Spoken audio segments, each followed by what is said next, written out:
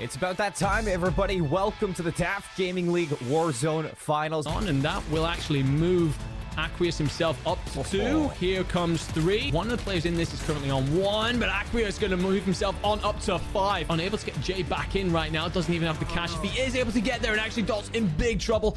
Just about manages to slip away. And it looks like he's going to go for it. The full send. Smokes out.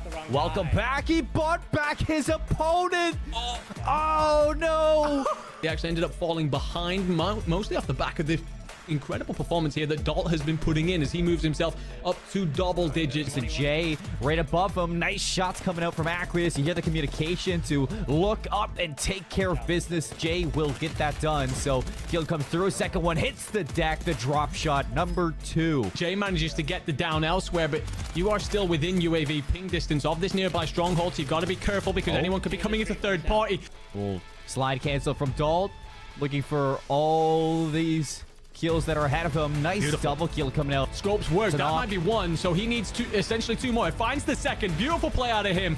Now, if this next kill comes through, if this comes through, it's a victory for Dalt. This will get busier now as we start to hit Old Town, and there's 1 for Dalt already. Replayed. Somebody's chasing him. Turns around. Oh, the burn coming out from Aqueous, and there's more. It looks like a lot of people like hitting out here nice and early, and oh, good lord, a lot of people like hitting out nice and early indeed. Joker's in big trouble. A very scary turnaround for that. Now looking to kill another player before he gets that gun, and that's an MCW. Away, there's 2 in his sights. The first one gets knocked. The second one is on the prowl. Pounds with a double kill. Joker clutching up for his squad. Beam Season Boogaloo looking to tie us up here in our second semifinal. Tones is going to pop up, see if he can find these kills. He's going to walk away with it. That's his 3rd inside of the map. SWAT team comes running down the main street. Joker's going to get aggressive. Got to use these tight alleys to isolate some gunfights. Oh, Joker. Oh, Joker. Joker's on 10 kills right now. He's going to find another knock. Player's just not ready for what Joker is bringing to the lobby. 1 HP against him. Another player goes down. Joker is unstoppable. Here we go. The race is on. Drops down. Armor's cracked. Finds the kill. And that's it. That is it. Dalt and Tones about maybe 1 or 2 kills behind, but this is a race now. From Tones, it's going to be locked. We are tied, and now for the win, Dalt, he is hunting, and there we go. The DAF Gaming League Champions. It's the Goofy Gopher Gaming Squad. In any other setting, I'm not going to be able to compete like I do in the Air Force Gaming. I enjoy that aspect of it, and they just have a lot of cool tournaments and stuff, and since I've been in for a year, it's grown a lot. Welcome, one and all. It's time for the DAFGL Fall 2023 Finals. Excited to cast some awesome Rocket League. Fits and bursts, but nothing really to control. That a lot better infield pass, and that is the opening goal. The Orange, you can see here, they're kind of playing a little slower than I said. No. Just too slow. Tut takes the lead on that one. William, the MVP, to round things off. Still no goal to show for it. At the other end, though, another post is hit. Finally, a shot properly on target. It was strong defense, but clearly not strong enough. Persistence is key. Eternal Reign has not let a single goal in these last 2 games. But round the corner, we might have a chance here for free agents. Oh, they got a goal! H3, not to the... Well, I mean, they were actually going to set up themselves, but Hydration kind of takes it off them. Every single goal that goes in, that's only going to fuel the confidence. It is a double hat-trick. Do you want to see them be punchy and throw caution to the wind, or would you rather see them build into things as we actually saw demonstrated from them in the semi-finals? Well, we're going to get that answer immediately. Downfield, Lurtek has stolen that 100 boost back into the middle for William. Oh, the team that has gone behind first has now got into the lead, and they can't stop scoring. That seems quite egregious from... Oh, it's a double commit. Oh, no. It was a wonderful buff by Will. The momentum, oh dear. The mistakes continuing to pile up. Crucial demo to try and get the ball up the field with a nice shot from Zarison and a goal. Tut back down to earth, misses out on that follow-up, and it will be overtime. Upfield opportunity. It's hydration. Going to be going out of position, but that is properly good. Kind of swinging towards Eternal Reign And just as I say that, static comes through. Down to low tech. Is that on target? Just high? That's certainly going to be on target. 3-0 William. Kind of loft this ball in. Okay. Samson picks it up and gets a goal with 1.5 minutes left. That's not enough time, folks. Spiked. It's Static who come out on top. A brand new set of games, a brand new game in general. We got Smash Ultimate up. Be fast to maybe get this one back. Trying to punish off stage from this Bowser Jr. looking to recover, but Kid Carlton making it so hard. Even if he does take a stock away from Cancel, but the jab, that's the kill. Is it? There are a lot of jazz hands when you look at that. Oh, whoa. I feel like this is the highest percentage we've seen from both characters, and that's going to be it for Kid Carlton. Game number 1, total traitor. Oh no. Just these little chip shots, and then we jump out for forward airs to close out games as well. XP making Greninja look godlike. Of course. Oh, the counter. Barely hanging on. Healed now, looking to recover. Maybe take him down with him, but instead the freeze hits Shmove, and Healed makes it back. There's kind of a counter response to the aggression, but Greninja is so fast. Is that it? That's it. Let's hop into this grand final. Game number 1. Shmove on one side, Cancel on the other. Trying to see if he can catch Cancel lacking, but that's not the case. It's hard to catch this Bowser Jr. lacking. Sench move into game number 2. Oh, barely getting that shield up, and the jab, and there it is. Guard there for the Greninja, but excellent agility coming out from this Bowser Jr. Back in towards this edge guard, but Shmove with the substitute. Bringing it back. Here's the Bowser Jr. Shmove looking to recover, making it very difficult. Oh, this is getting very intense. He's literally barely holding on to strings right now. The jab, and that right there is exactly what you're trying to avoid. It has to be flawless smash from this Greninja from here on out, and Cancel has not allowed him to even play some sort of smash. Cancel also has tricks that he hasn't shown just yet, and he has ways to adapt to this Greninja, and right here he finds it yet again off the stage. That's game. That's the grand final, and Cancel sitting on the throne here of Smash Ultimate, your brand new champion in the DAFGL Gaming League. Congratulations on the win. Feels pretty great. I'm looking forward to that jersey again.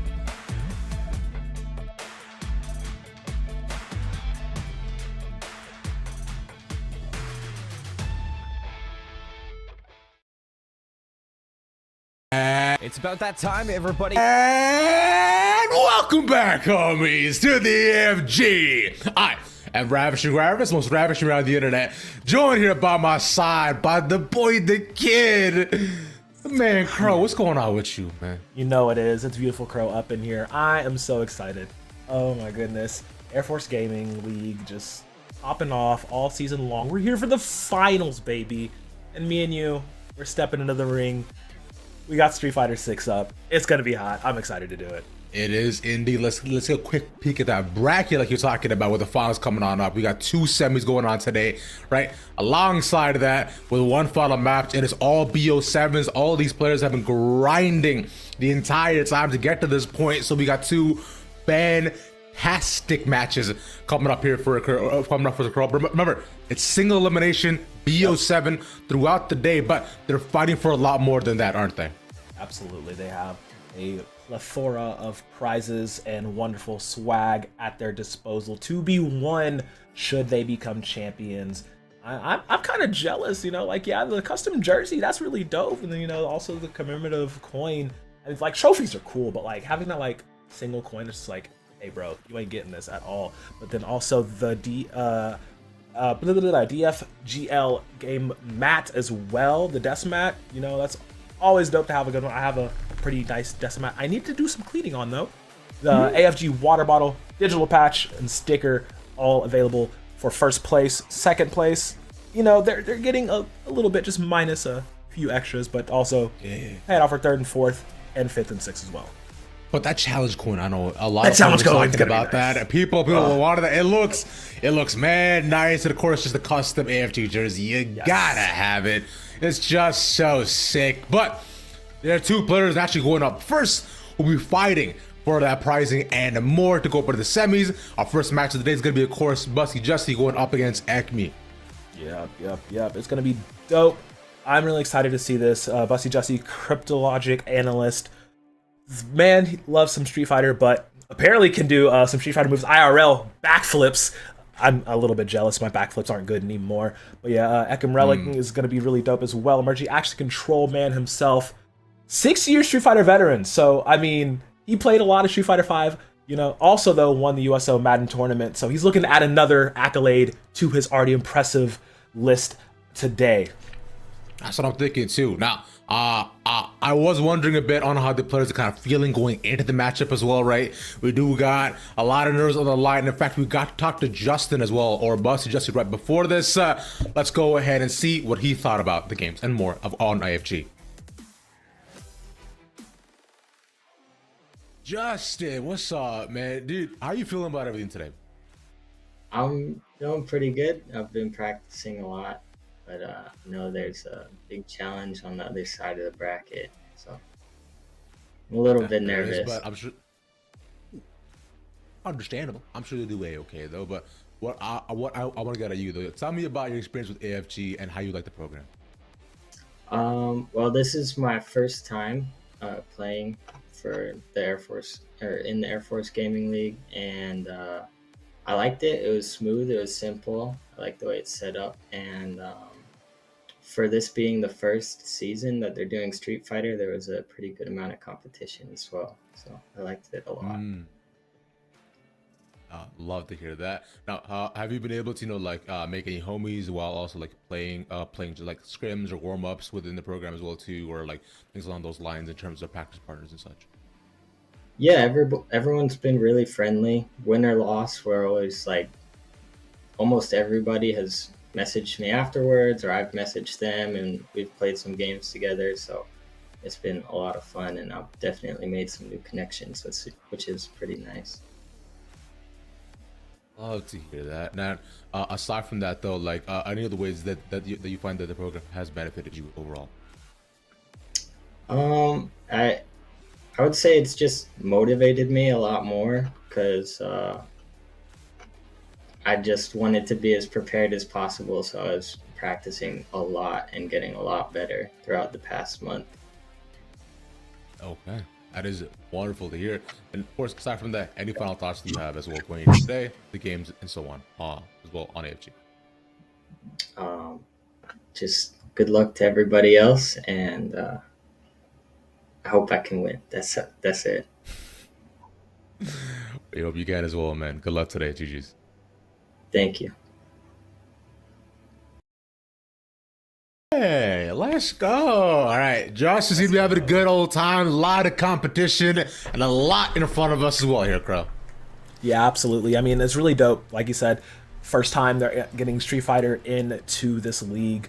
Lot of interest in the game. I mean, it's been so hot. It hasn't even been a full year since the game came out, but it's still so hot all across the globe without how much everybody loves the game and loves playing it. And honestly, I feel the same way. Like, as a longtime Street Fighter fan, literally since I could crawl, had a controller in my hand, playing Street Fighter 2, got the retro shirt on for today, the original core World Warriors. But yeah, it's just really dope seeing. We're down to the final 4. Yeah, so final quattro. Yeah, I mean, I may not be as much of an OG as you. I must admit, I've been here for SF specifically. I've been here since SF X Tekken, because that was bad. Bad days for all of us. Hey, fun system mechanics. It was. But then, I played Street Fighter 4 Turbo, and then I was like, wait, hold on. Unit's busted. Let me just run that. Oh my god. It was so sad being a Sea Viper stan, just watching all your matchups be just, oh yeah, now you're not winning that at all. It's just, yeah. But hey, I also played Rufus as well because I'm a good boy, man. But as we get into the game, though, to look at this with the Manon v DJ. Oh, okay. All right. So, all goods on the Manon, going into Justy on the DJ. So this is going to be really interesting because as someone that's played against a plethora of Manon, also using the second best Manon skin. I really do like this new skin of hers, but the Lady Gaga jacket just soars above. So this is going to be interesting because Ecom can really jail out Justin over here, you know, using the air slashes to high effectiveness and like not allow Justin to get in like he is right now. Get in, get that one command grab. Oh, they're already up to 2 medals here. Justin's on the back foot. Yeah, it's a scary situation because he could just jail him out real fast. But if Manon gets in at 2 medals, which do carry over by the rounds, by the way, that's fat damage on every single command grab. Is just right there. Now up to 3. Once you get to 4, that's when you start to panic a little bit. Yeah, because I'm thinking like you're already losing about a quarter of your health, though. Trade's not going in his favor at all. Although Matrix gets low, K's into nothing. Good defense of the Aoki, but past this, yeah, he just dodged it at all. Maybe. No way. No. Oh. Okay, good. Yeah, I was really scared. Like the wake up level 1 is like, okay, yeah, you can throw it out, but is it actually gonna land? But no, the parry is perfect right there. And yeah, it's like burnout on Manon against a charged projectile heavy character. Oh man. Oh yeah, you're feeling awful. About to come back. He needs to do something, but the gets blocked. At least gets one back for Justin. Yeah, that was a little bit of a Hail Mary special thrown out right there. I mean, you just kind of have to, right? Exercise your option. He didn't think he was going to be able to block it or parry it that fast. Fortunately, not the case. But like I said, Ecom's still on those 4 medals. Now Justin has to mount this comeback, make sure he secures this first game. It is a best of 7, so it is a long haul for the series. Oh yeah, 3 into the level 3. That's going to do a significant amount of damage. Not quite the round, but it's going to all but ensure it. Yeah, well, it's like it won't kill, but you have a quarter of your health remaining. You get off 1 command grab, maybe a Renault, maybe 2. You're back at the game here, but you're struggling. You're hoping. Into the end we go. Let's fly. Wake up, OD up kicks.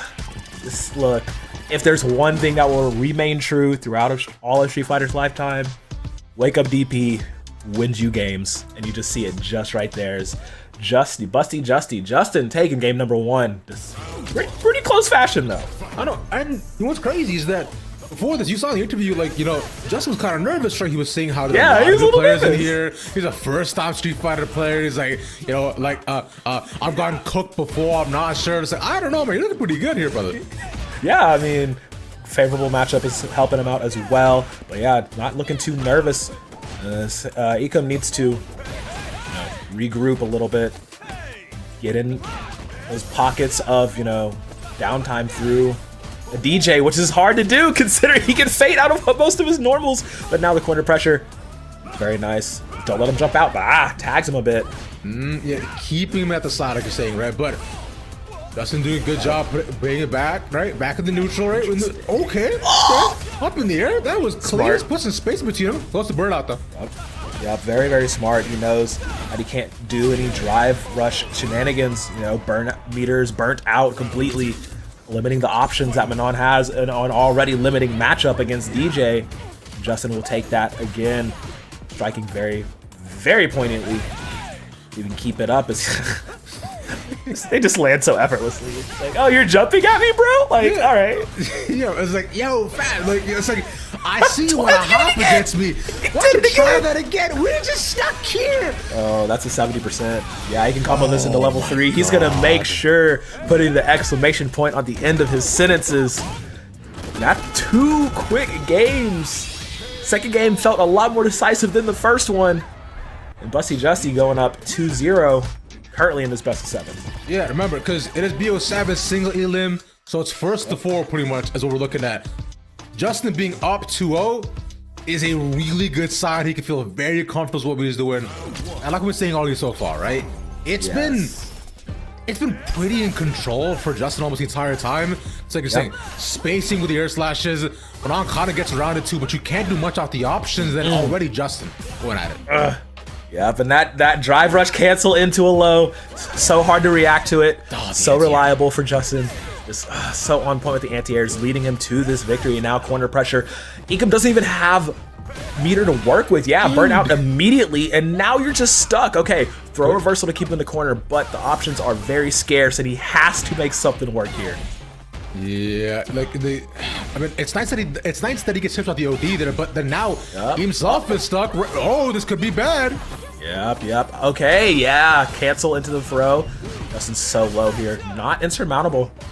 One well-placed aerial or low can win it. The sway back was so smart of an option there as well. It doesn't want exhaust meter though. There's about half meter rest. He could pop in for the drive rush once more, but there it is. Woo! That low sweep is so good. Okay. Ikem getting something on the board finally. Has 2 medals to work with going into this as well.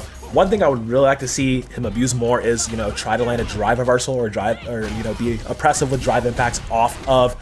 look, they're reading my mind. Ravish, are they listening in? Like, what? That's literally what I wanted to see. Bro popped in and said, yo, let me go make this a movie in slow-mo real quick, and that's gonna be a lot to his face. Oh my goodness. Yeah, this should be all but over. But maybe Justin can put something back. He has level 3. Heavy kick lands.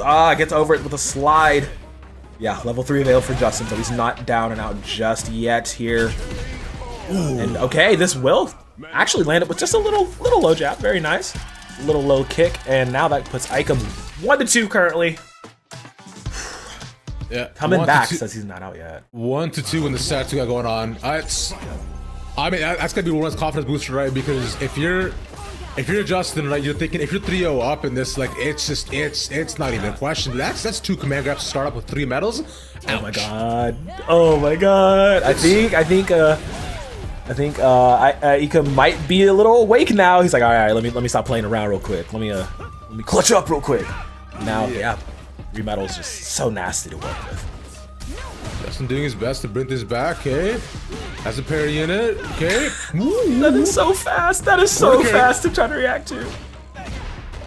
Can't too much off it. Finally with the low again. Oh, you switching sides. Get over here. Yo, are you kidding me? With that one interaction, managed to burn him out perfectly in the space to hop over, get the cross up, drive impact, secure that round. Ikem, oh man, we need to see you in Capcom Cup, buddy. Oh, what are we talking about right now? That was clean. Both got level 2s. Justin again close to the burnout though. He's a lot of meter early on, but anti-airs are good. Oh no, that's 5. Oh, that's 5 medals. Oh, thank God, we've reached maximum overdrive for Ikem Relink here. It's okay, he got all the beats to the level 2 though. So Justin managing to close that life differential real fast and still has 1 bar at least to work with for super. Anti-air again though, keeps him in the corner. He's possible to get it. Oh no! Can't find the second. We switch sides. How does he get out of that? He's done. Oh no, but he dropped the combo. No, goes for the level 2 and it cuts straight through. All hits are gonna land. Oh, what a clutch up. Okay, Ikem's sending it to 2-2 now in this match. Oh my god. Dude, that was crazy. Oh man, absolutely. Maybe just maybe a few little panic moments from Justin there. You know, those wake up DPs, you get a little bit lost in the anti-air sauce. It happens, I understand, but gotta keep that composure. I mean, like, I understand. He's been reacting too well, like you're saying, and he's managed to carry the anti-air off in a couple more hits after that, but now sort of pressure on. He's so close to burnout though already. He's used so much to meter. Just continue chipping. Okay. Good run up throw and the slide, overdrive to extend it. Yeah, that's the thing with these DJ initial like rushes. You have to commit so much of the drive meter to get it done, but when it's done effectively, like you just saw, you can effectively 80% somebody off of 1 interaction. You're right. He did exactly that. Good on the anti-air once more. Pressure's on again on Emmy. This is what we're looking at in the first 2 sets as well for Justin, where Emmy's kind of lost. Justin was doing his thing. Here again, though.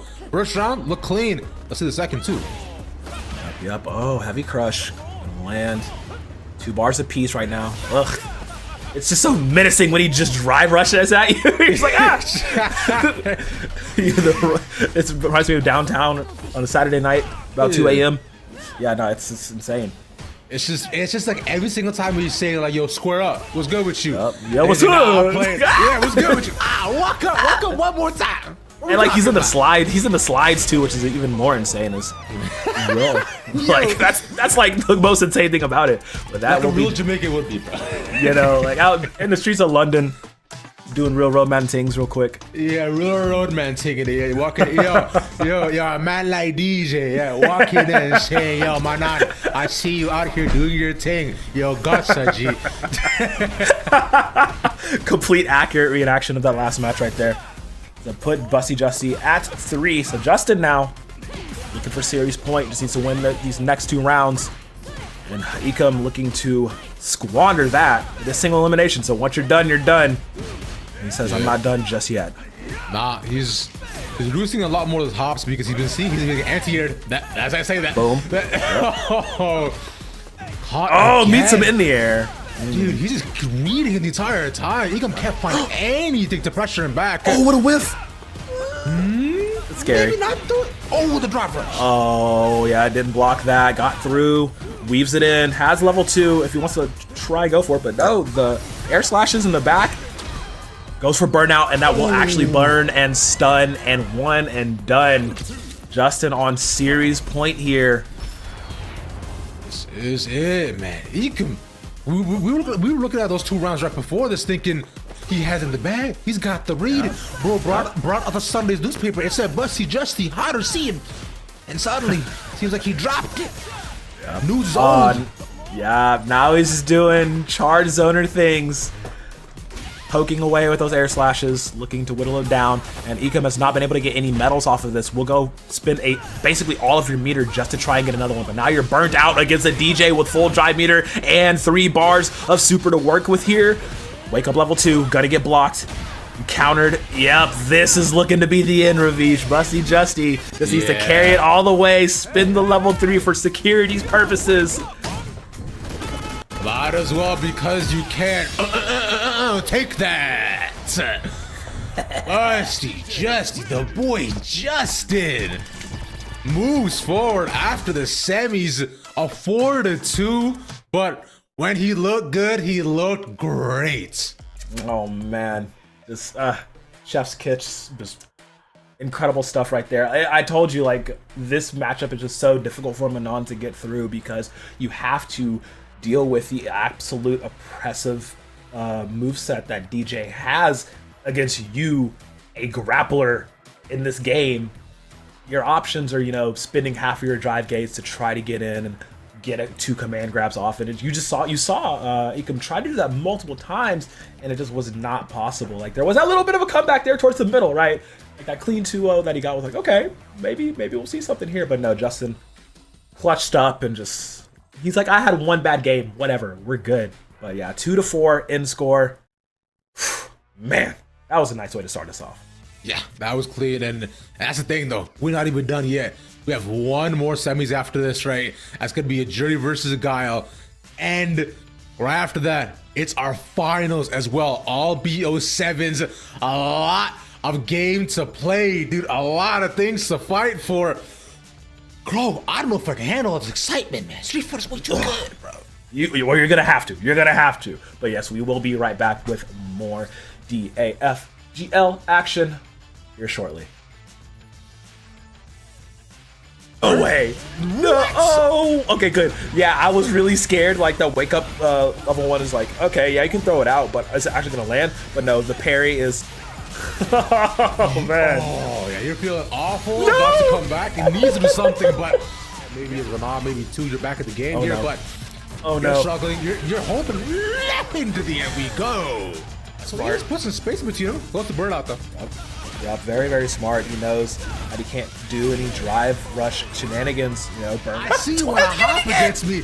Why don't you try that again? We're just stuck here. Oh, that's a 70%. Yeah, he can combo this into level 3. He's gonna make sure putting the exclamation point on the end of his sentences. Not 2 quick games. Second game felt a lot more decisive than the first one. For the drive rush once more, but there it is. Woo! That low sweep is so good. Okay. That's to bring this back, okay? That's a parry in it, okay? That is so fast. That is so fast to try to react to. Oh, you switching sides. Get over here. Yo, are you kidding me? With that 1 interaction, managed to burn him out. Oh no, but he dropped the combo. No, goes for the level 2, and it cuts straight through. All hits are gonna land. Oh, what a clutch up. Okay, Ecom's sending it to 2-2 now. One more time. And like he's in the slides too, which is even more insane. Like that's like the most air slashes in the back. Goes for burnout, and that will actually burn and stun and one and done. Level 2, gotta get blocked. Countered. Yep, this is looking to be the end, Ravish. Busty Justy just needs to carry it all the way, spin the level 3 for security's purposes. Might as well, because you can't take that. Oh, maybe. No way. No. Oh, okay, good. Yeah, I was really scared. Like the wake up level 1 is like, okay, yeah, you can throw it out, but is it actually gonna land? But no, the parry is. Oh man. Oh yeah, you're feeling awful. No! About to come back. It needs to do something, but maybe it's Renard, maybe 2. You're back at the game here, but you're struggling. You're hoping into the end we go. So he just puts some space between him. Close to burnout though.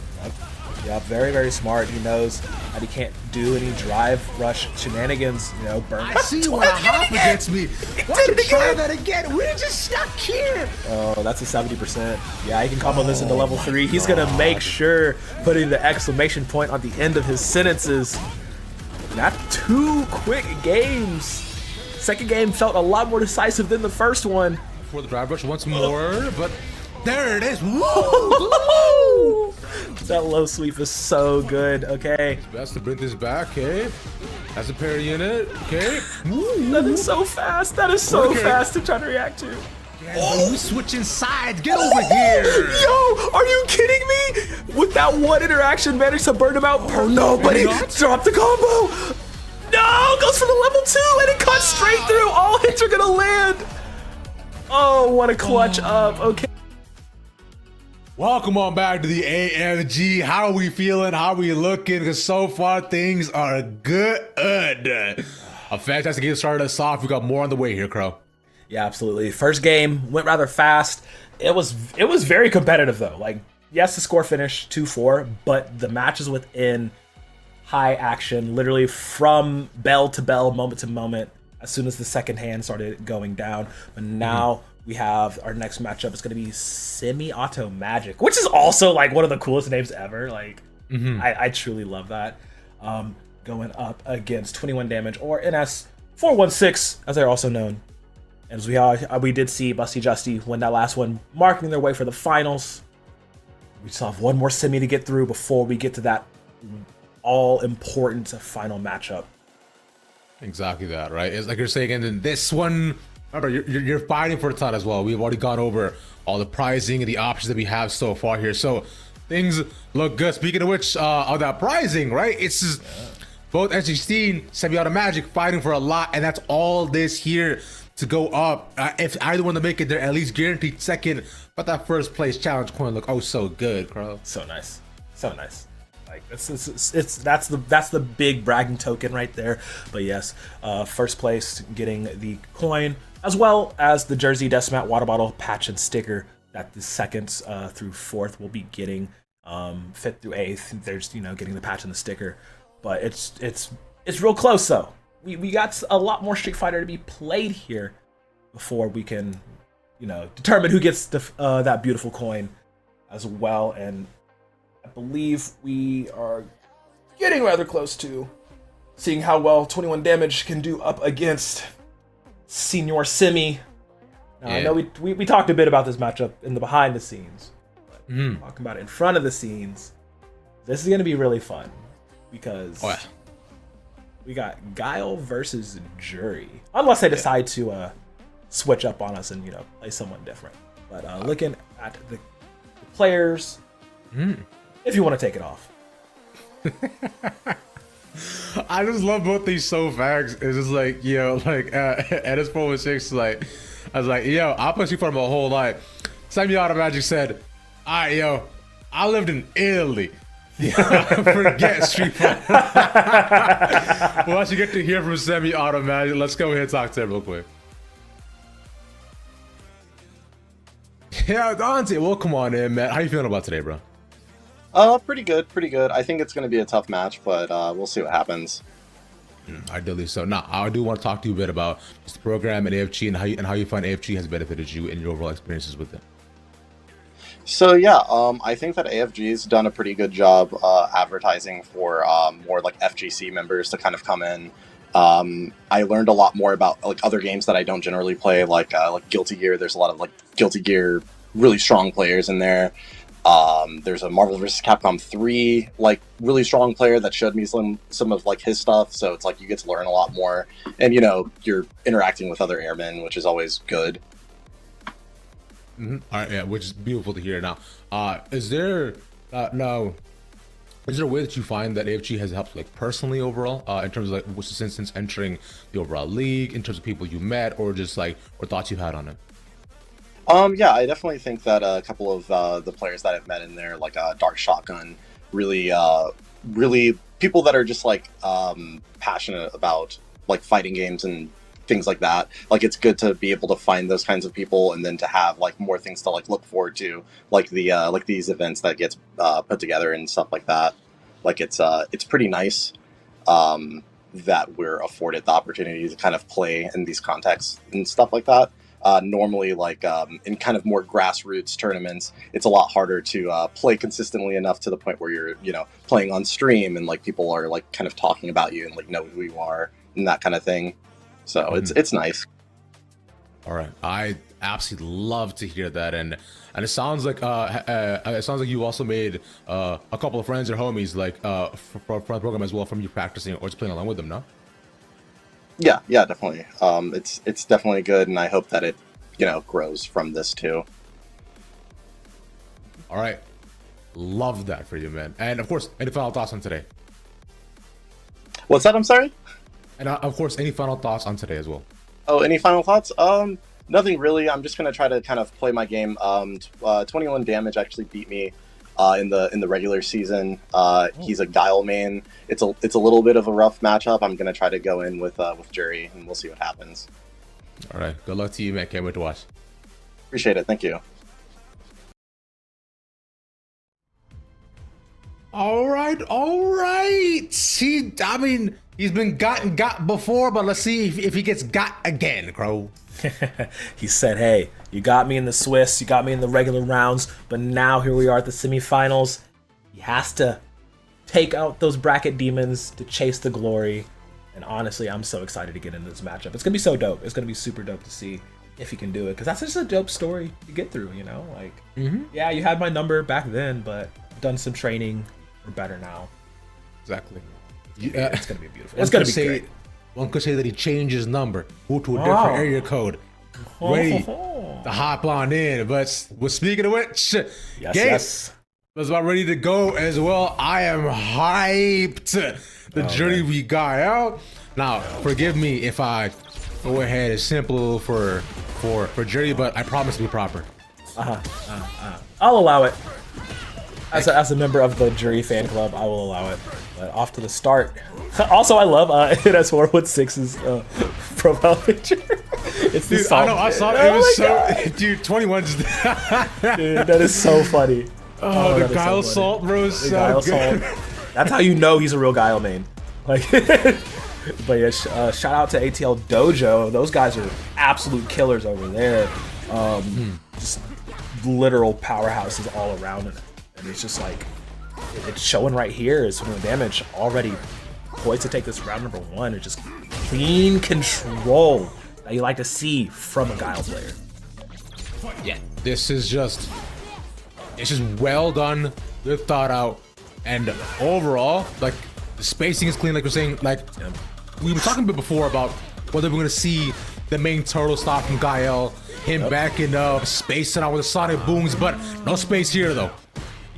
Yeah, getting forced in the corner here now. Simi has to, guess shimmies correctly. That's the correct play there. Jump back into dive kick is very nice because of how much in time there is on the sonic booms to be allowed to do that. Keep that throw open in the corner, drive rush, but you have to be careful because you're up against a Guile in the corner. And what is his main option? OD flash kick. Yeah, and now with this, he spaces all back, but magic, level 3. That was talk cozy. To him. Give me your number. What's going on? Hey, that what's was up? Cozy. The fact that you're able to do that because it dashes low, so it covers that option whenever he throws out the sonic booms. but unfortunately not going to be enough to secure that round back for him. 21 damage, taking game number 1. It was great right in the midst of it.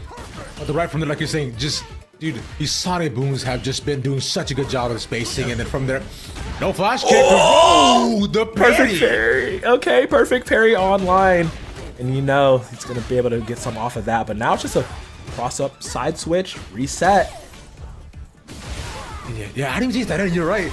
He's perfect parrying on 2 frames online. Because online? God knows who these people are. The ping might be insane, but it don't matter. Shout out to Netcode of Street Fighter for doing work on that. Yep. Shout out to Cannon Brothers for making our dreams come true. Absolutely insane movement here now, but it reversed it already. Damage, putting fat damage on him. No, he did it again. He did it again. Oh dear. Oh dear. He may actually be in fact gaming. No, that's so shit.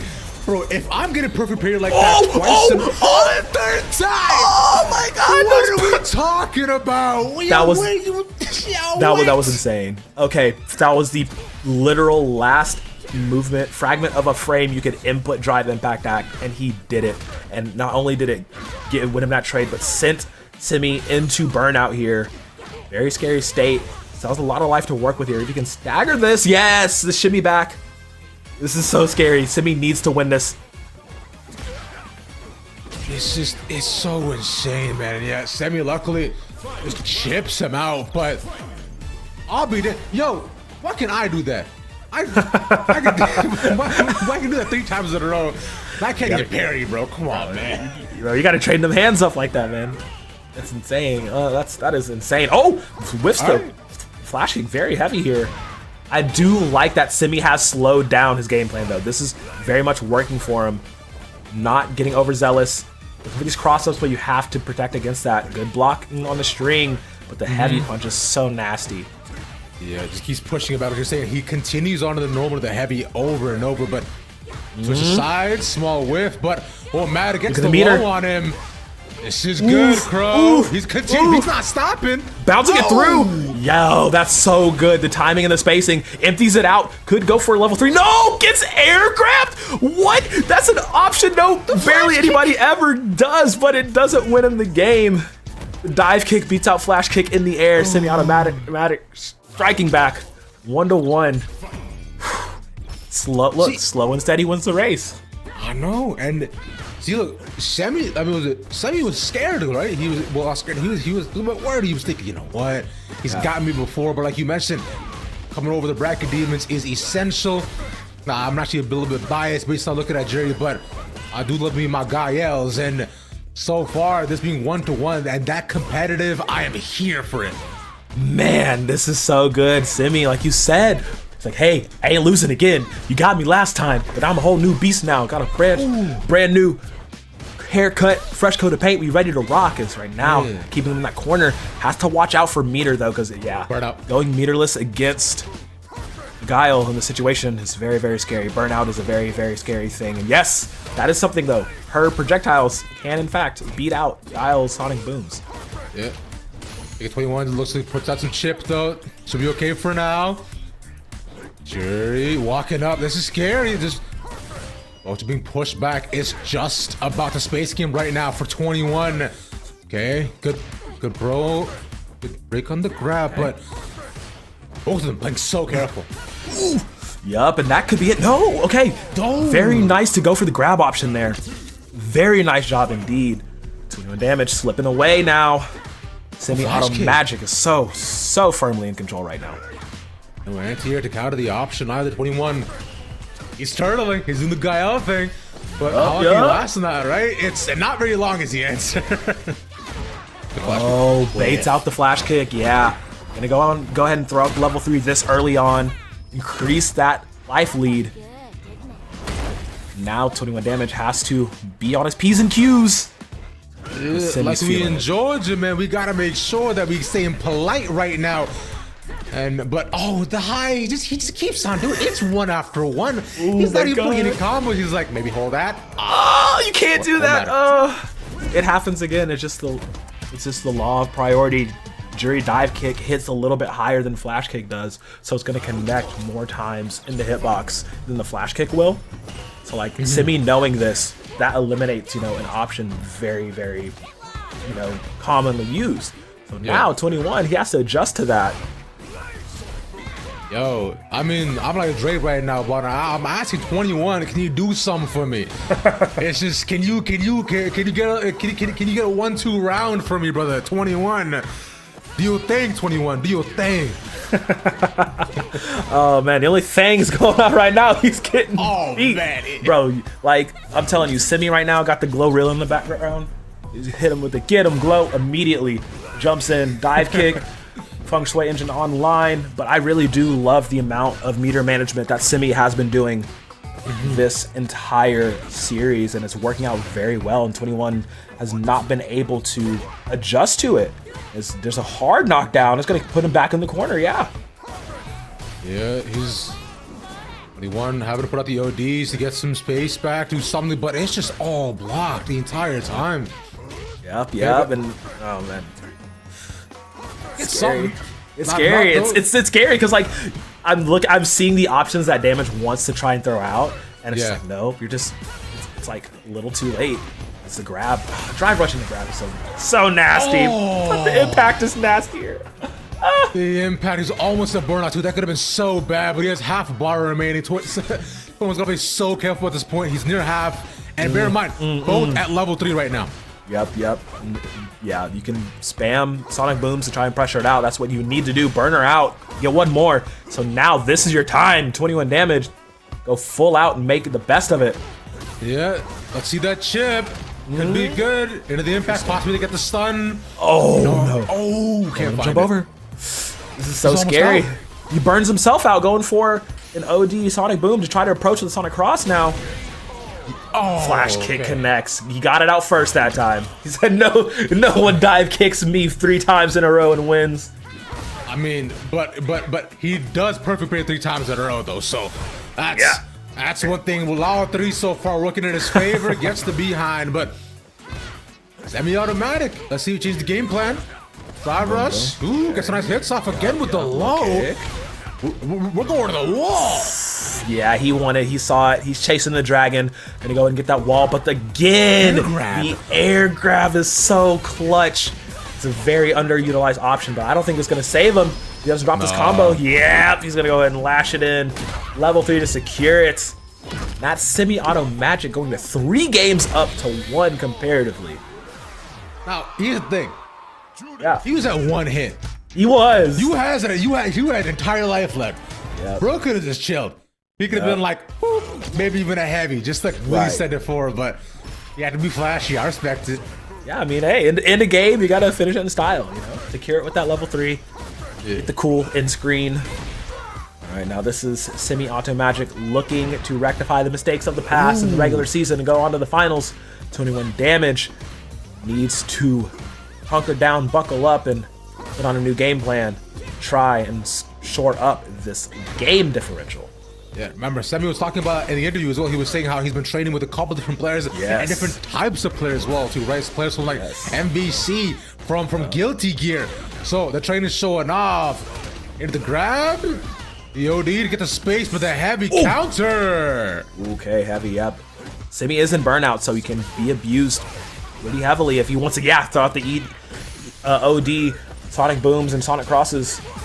Gets tagged by the low again. The low slide lands again after time, and it is resulting in just about a win for Simi, but 21 says, bro, I still got drive reversal ready. Throws it, lets it fly, steals that round away. Yeah, and 21, he's deciding to play a lot more aggressive in the previous round, right? Just with the spacing, reading that, cutting off the options as semi-auto magic has. Does not want that to be a 4-1. We saw previously. Slower on the approach, though Semi changing his playstyle. The anti-air finds the low again. That carries forward. Yup. He's gonna get the optimal combos, but yo! He stops the impact! Yo, OD flash kick before it comes out. Perfect parries the initial hit, but the throw is still so good. He can take off as long as he doesn't drop it. He does. He does drop the combo. Okay, this gives 21 damage a little bit more breathing room. Gets caught in the jump. Doesn't watch his toes. Oh, dude, and now. It's crazy because I know 21 wanted a flash kick there, but he knew that, yo, he's probably going to dive kick. So he's only gotten the flash kick off twice each time before Semi has. So Semi also adapted here. This looks good, but it's going either way. Oh no, what a whiff. Goes for a drive reversal completely. What's going to eat a lot of 21 damage's drive meter, but manages to not get, you know, punished by that from Simi. The cross up is not good. It's not in your favor, boyo. Stays alive for now, but that was real scary. Simi is on series point here. 21 damage needs this to stay alive. Yeah, and 21 knows he needed to build back up, but that's not what we wanted. The level 3, that should kill. No, it's not gonna kill just quite yet, but it's gonna put him right on death's door. The Grim Reaper is standing outside, ringing your doorbell. Simi has the key to let him in. Oh, that's crazy. I feel like Sage Jam right now, bro. That didn't kill. That's crazy. Give me my channel points. Okay, 21. Little bit of drive gauge to work with here. Goes to the heavy boot. Blocks low this time. Doesn't get caught. Throw escape is teched. The card available. OD rangs. Pushing him forward. This is so scary. He misses the jump. The dive kick is not there. He takes a step back and says, eat this heavy forearm. 21 damage staying alive. Just barely 21. I'm loving the adaptations. He was cutting off the options. Yes. He kept pushing out the projectiles, and then from there he was like, no. I'm not even gonna go up. You gonna come to me. You gonna come to me. Yeah. Absolutely. Oh, man. Okay. Staying alive, 21 damage. Needs to do it 2 more times to achieve total victory. Simi just needs this one game. The adaptation proved to help out. It was still a little scrambly. Oh, the whiff. Damage. Yo, what a whiff. That's just so bad right there, but at least some semblance of hope. Almost some burnout, though, gets saved just barely, but it might not be at the dive kick again. The blocks, he's been so good about reading that. Yeah, he's gotten better about it for sure. Just, you know, slight little shimmy, taking 2 steps back, or blocking in that case too, as opposed to looking for a counter option. Simi, barely any life, but Level the control is no way. Oh wow. Oh, that's gonna cost him. That's gonna cost him. Oh, he doesn't finish it. No, wait. No anti-air either. Oh no. Burnout. Oh, just the heavy. Standing heavy kick. He got it. He got it. Oh, wow. 21 damage. Literally scraping by with that round. Oh, that was a scramble. That was such a scramble. The eggs are literally on the floor. Oh my god. No omelets. We're wasting resources here. This is bad. The chickens are mad. Oh, man. Party people in the background loving what they're seeing, though. You know how crazy it is to just be like, have a fight stage on a bar on the beach? I mean, I guess it's a regular Saturday or Sunday for them, you know. Like, bro, one shorty is falling over. She's not even standing up no more. She ain't even standing up. She is just there. Oh man, it's down to the final round here. Okay, 21 damage. Has 2 bars to work with, so you know, throw out maybe a level 1, level 2 install, etc. But Simi has been doing so well capitalizing when they have full 3. Oh, okay, cool. Yeah, goes for the install. Very nice. So this will, Oh, God, no. Oh, that was nasty. My man had the parry on deck, rendering the level 2 install just about useless. Would have loved to get the storm off, but unfortunately it was not going to happen. And now 21 spins more. Catch. Yeah, OD and burnout, though. Having to use OD for the spacing and now costing him a little bit, but not being notch, no punish off of it. Oh, the impact. It's just an easy carry to the wall. Okay. That's about a half, but no. Okay, so that was the drive reversal used, so he doesn't get the pushback like it would for a regular drive impact, but it still did a lot of work for Simi in that regard. But now, wait, are you going for it? Oh my God, Ravish, wake up level 3 to save his bacon. That's gonna close that life lead significantly. Now, within literal spitting distance, one combo could end it all for 21 damage here. Simi auto magic. He's playing immaculately. Bro, press every button to load to carry. Ah, you got it! Semi-auto magic from the wake up. A hard fought fight each time. Red one by one. But closes it out. Not in exponential fashion, but clean and controlled. Man, he was throwing them out crazy at the end there. Those last 2 rounds were so ridiculous. Oh my goodness, Semi-Auto Magic pulling a rabbit out of the hat and exercising his demons on this beautiful Sunday. Getting to the finals. That was hot. That was a hot set. That was a hot set. That was sick. That was sick. Remember, like you were saying, beating his bracket demons. Yeah. Overcoming them. Learning from them, watching, VOD reviewing, taking notes. He's out there like Stan going to Eminem like, hey Slim, I seen what you've been doing. Scribble game heavy.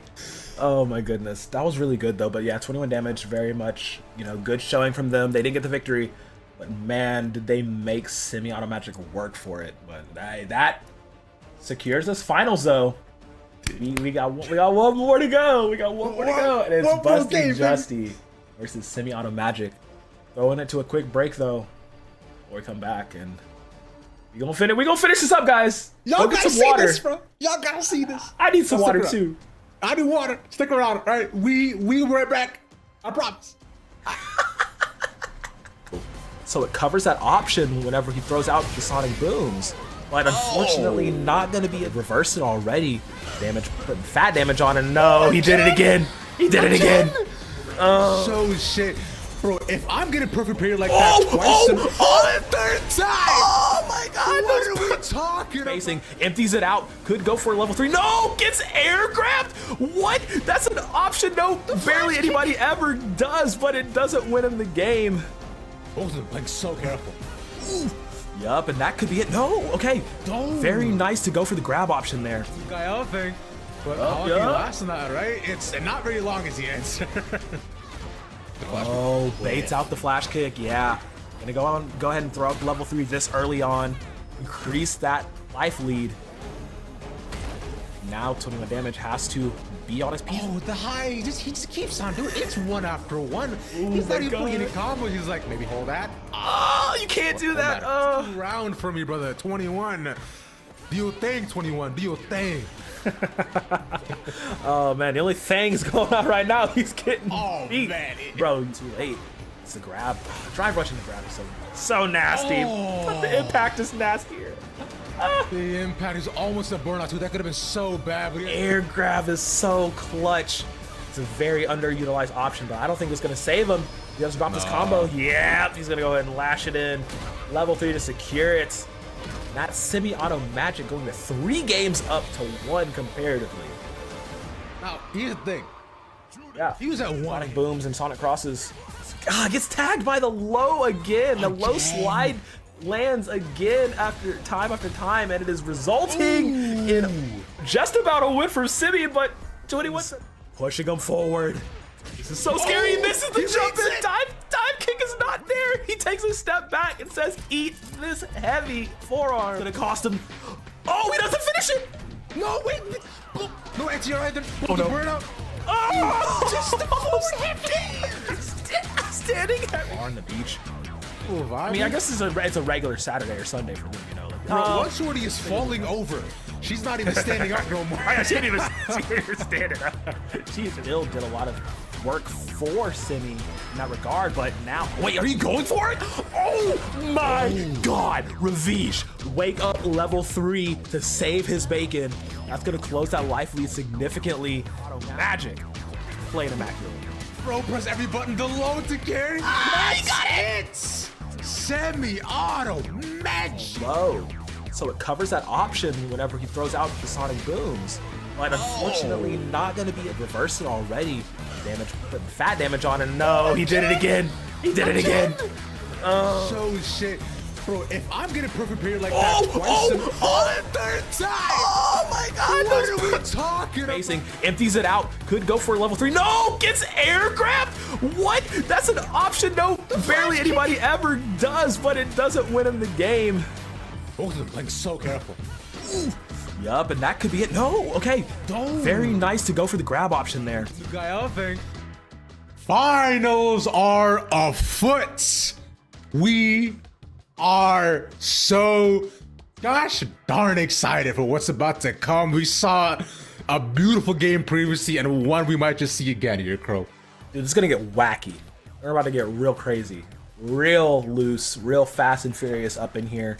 Busty Justy on the DJ versus Semi-Auto Magic on the jury. This is gonna be sick. I'm excited. Oh my goodness. Best of 7. One best of 7 decided all. Once again, playing for the beautiful, beautiful first place prize spread. As we look at the bracket, see their journey and how they got here at DAFGL. As you can see, it's been pretty dope. Pretty good journey for Busty Justin, you know. 2-4, like a 4-1, a 4-2. Yeah, and even on Semi-Auto Magic side, right, you know, he got just the full set there, and here too, a 4-2 to close it out. So on its own, pretty much the exact same score lines on both semifinalists. We might just see more, but they're fighting for a lot here as well too, Crow.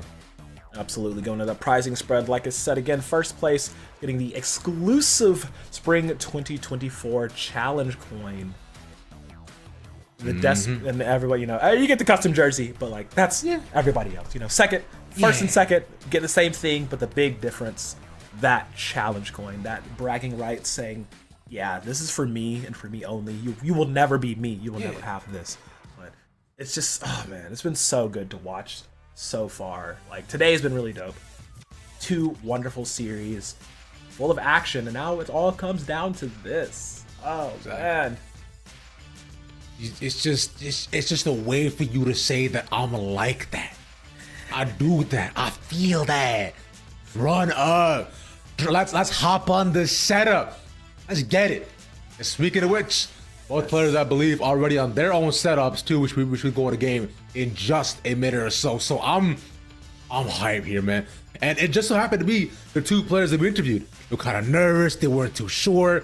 And now, as we get in the game, we can talk a bit more about the matchup too as well. But it's DJ v Jury, right? Jury's gonna have to play a very similar game to the Gael. DJ have to play way more aggressive, but remember, DJ just does what Gael does, but better. It's interesting. Like if I were describing like DJ's gameplay in Street Fighter 6 specifically, it does have a lot of aspects of both Jury and Gael gameplay with the way they work around the projectiles and their dashes. But the way both of these 2 players play their respective games, this might just turn into a game of DBZ, in all honesty. Like, they're just going to be rushing at each other, jumping back, throwing projectiles, parrying and blocking, and then rushing back in. Like, it's going to be insane. And we're getting into it. They are loaded up and ready to go. Busty Justy on the DJ, Semi-Auto Magic on the Jury. We are in the finals, guys. It's about to be so good, man. Like I said, both these guys just play their own respective sets, of course, too. So, you know, maybe they're probably stretching their wrists a little bit. They warmed up. Yeah, but they're looking good. It's just straight hits back and forth. Plus, just who's about half his health bar already. Yep. And that's one thing Semi-Auto Magic did very well in the last series, is abusing those throw loops and just abusing that corner pressure very effectively on this Jury. And Busty Justy has to be able to adapt to that. Yeah. He's been the kind of ran down before. Oh, come on, man. Just reads that we're gonna enter through. Throws out the one, and then he's in forward, and we're not stopping here. Another one? Nah. Yeah, he's like, all right, cool. Calling him out. Oh man. Justy not having the right answers currently. Gets tagged by everything, and it's so good. It's not just great, it's perfect. Semi-Auto Magic taking game number 1 emphatically, stylishly. Yeah, that was clean. That was just some good gameplay as well there from them, because they, like you saw, Semi-Auto Magic seemed very used to how, you know, Gael wanted to play. But now he's getting good read on Busty Justy as well here. Justin's got to find some ways to adapt so far. Semi-Auto Magic down low a bit. He's getting hit with a lot of those. Nice. I do love that he's, you know, abusing the, rather utilizing the DJ sways you know, allowing him to cancel out of these normals to go for another attack right after. You know, mixing it up just a little bit more, just like with the feints, like right there. Look, if you see the man get low, you know he thinking something. He plotting on you. And Exactly. right there. Like this is not Lil Jon right now. We're not talking about just getting low. He's getting low.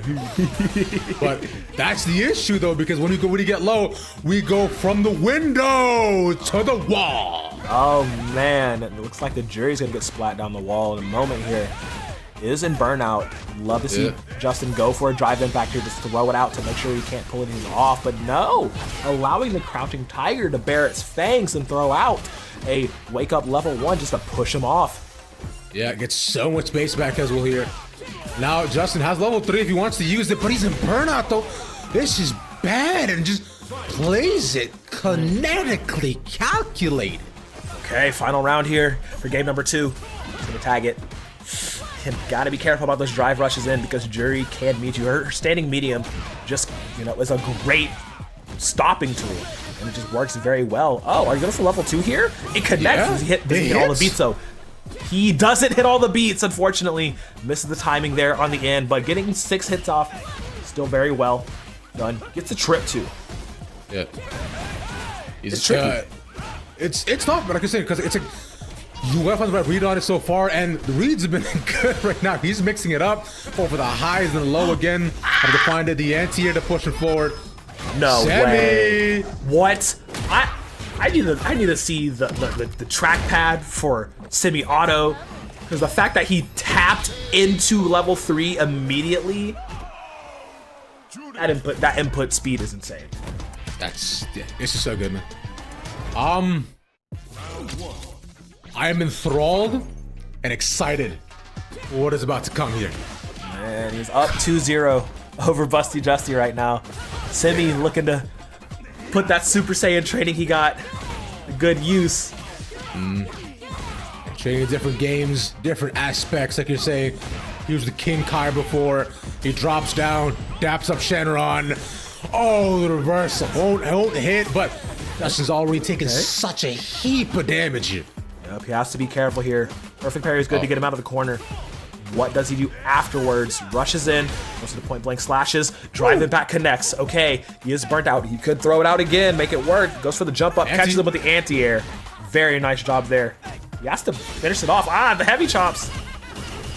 Won't connect with that. Carry Blocks it all. all of it. That's punished. Okay. That's so good.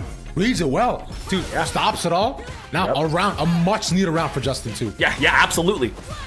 Must win for Justin. Manages to get it off of just the parry discipline. Doing well, but now he's forced into the corner. Guessed correctly. Gets jumped over. No anti-air from Simi. So now, Justy managed to keep him in there, but he's going to wake up OD it. Oh. They're just trading OD DPs for each other? All right. Wait a minute. Yeah, we really just trade. He's gonna sit down. Don't you drive me back. What are you doing? Exactly. Get off of me. Get back there. That's where your seat is. Don't be switching up now. Justin. We went real dirty arcade gaming for a second. Just trading back and forth. Wake up DPs and just trade, drive it. Starting off real hot. That's how we started? All right. It's the finals, baby. Feeling? I like it. Oh, that crushes that. Okay. Up against the wall. I thought he had a bit of space, but nah. It escaped. Punished again. He was open. So fast! Get back there. He said, put baby in the corner. It's me. You a timeout. Sit down. Get to below. Wait, a bit more. Why don't you? No pacifier for you. Sit. Man. We whiffed it. I can't whiff that. Oh, get splatted. If it lands, it does. Every single hit should hit. Stays alive. Oh. Yeah, it's the low every time. The dirty low every time. I'm telling you. It just works. It just makes sense. Okay, and now we get the anti. All right, cool. The OTP. Okay, all right, man. I can't take more of this, bro. Bro, I'm telling you, it's just the safest option and it's working, but it's not check the low. DJ, you wearing open-toed shoes. You have to watch your toes.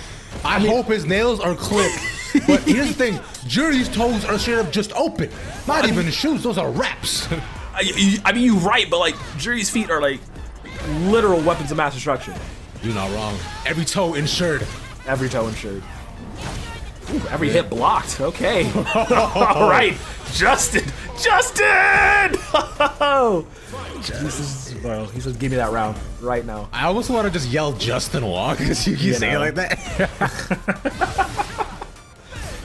Good. The OD, the projectile, blows are blocked here though, and it gets one of his own, but nice. See, just the grab trade. What are we doing? He's getting okay. He's getting to get in. He's like, no. Let me stop playing. This is the finals. You need to clutch up. Hit the gamer lean. Clutch up. Yeah. Go ahead, drink the stops and burnout though. He's got to dodge those. He could just chip him out here. Yeah. Ooh. Okay, go for the Russian, knowing he can't parry it, knowing he can't drive impact it.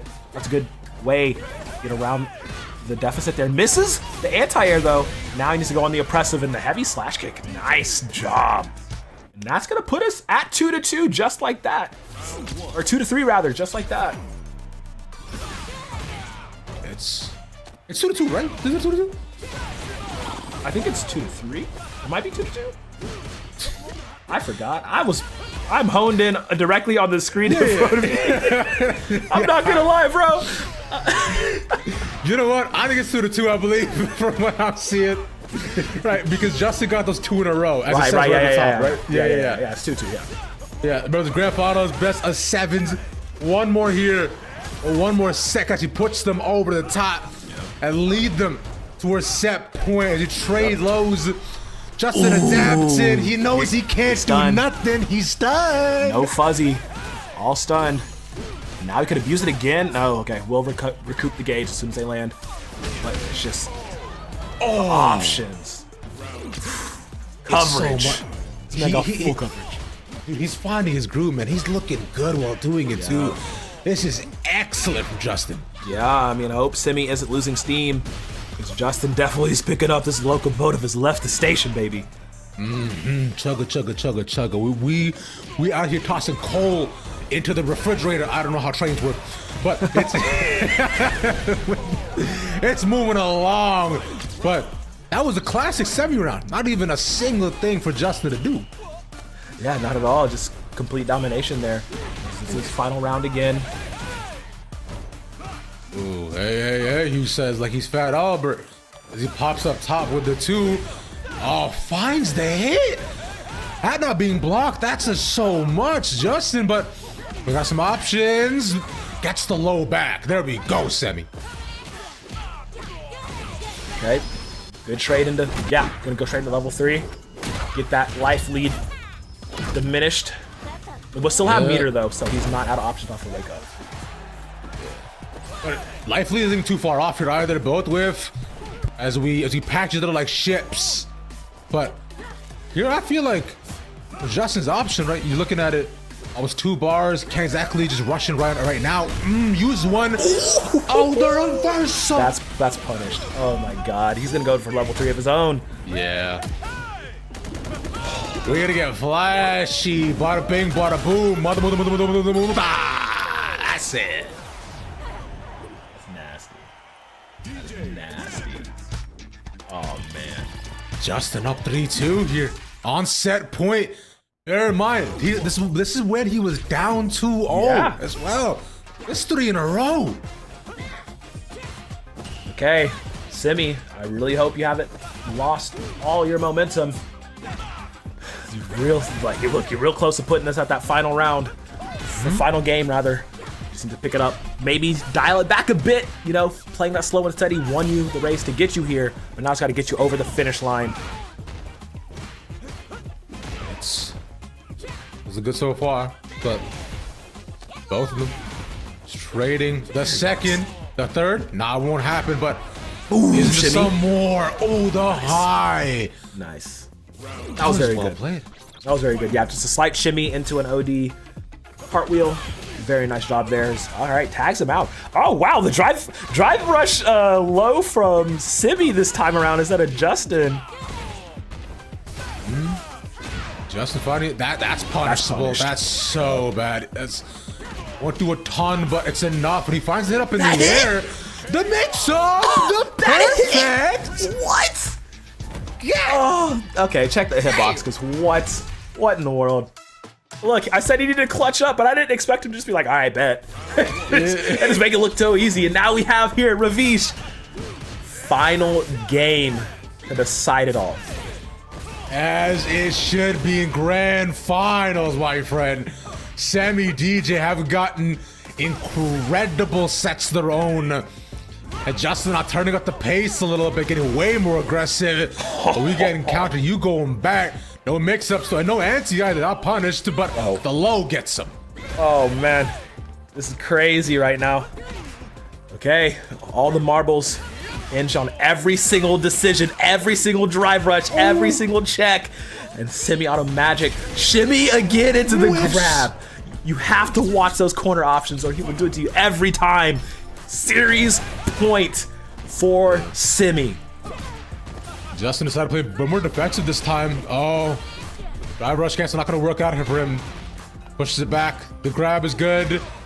Now, gets it with the anti. Oh, the ODDP. At the edge of the hitbox, the ODDP is going to work for Justin here. Gets the trip. This is so scary. The feint step.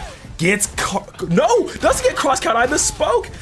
That's a heavy knuckle to the corner. He has level 3. Doesn't drop the combo. Checking it. It's one more hit. Oh, Simi gets caught. We're doing it, Crow. We get the final round in this game. Oh, man. Let's go. Let's go, bro. 3 bars for both. They're putting everything on the table to get that chip. And now Simi is completely burnt out. Justin could go for the kill right here if he gets this combo. He's starting it off. He's launching him high, stacking it up. Goes for the rumble in, looks for level 3. He wins, but now he's burnt out too. Corner cross up, it's countered. It's, oh my goodness. Level 3. They're cooking with oil. It's all hot.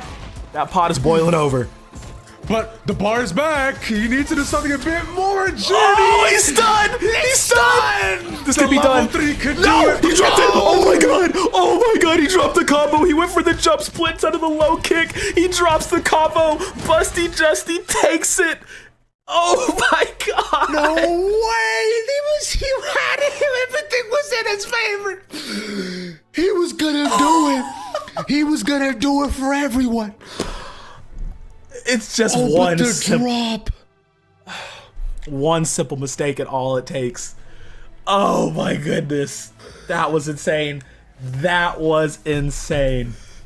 Man, just to end it like that though, absolute hats off, because wow. Just absolute cinema right there.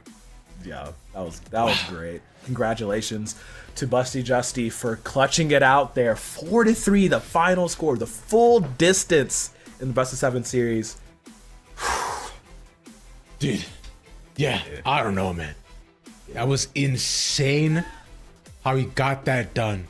Yeah. And now again, when we look at this, we're I'm thinking Semi Automatic might be thinking a lot about that drop combo there for a while. He's gonna he's gonna think about that for a hot minute, but I'll be damned if it wasn't the boy, and we're gonna get to speak to him as well in just a couple of seconds. Y'all make sure to stick around. We got Justin on deck for the winner's interview. See you back here in a couple of minutes.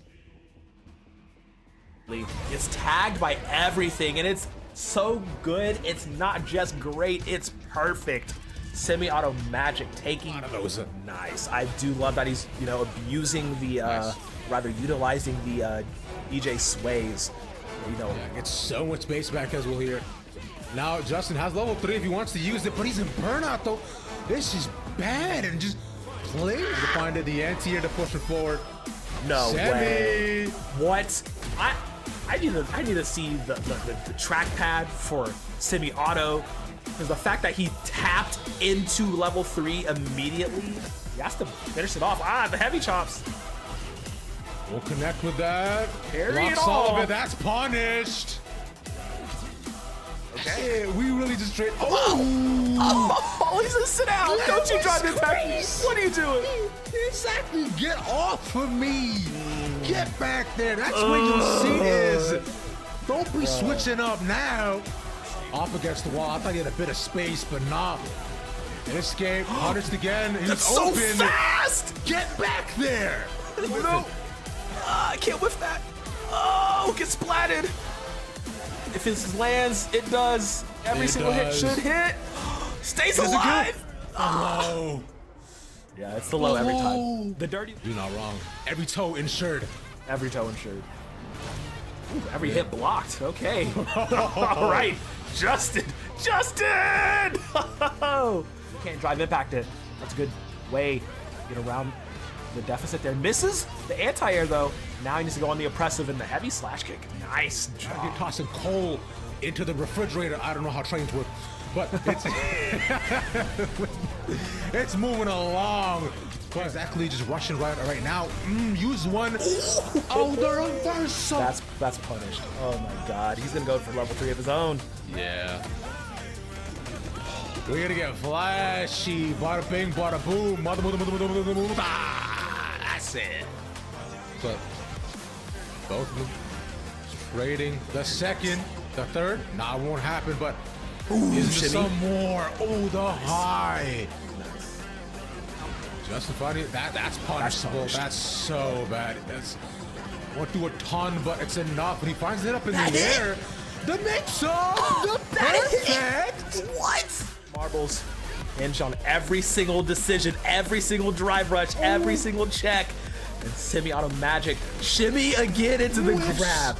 You have to watch those corner options or he will do it to you every time. He has level 3. Doesn't drop the combo. Checking it. It's one more hit. Oh, Simi gets caught.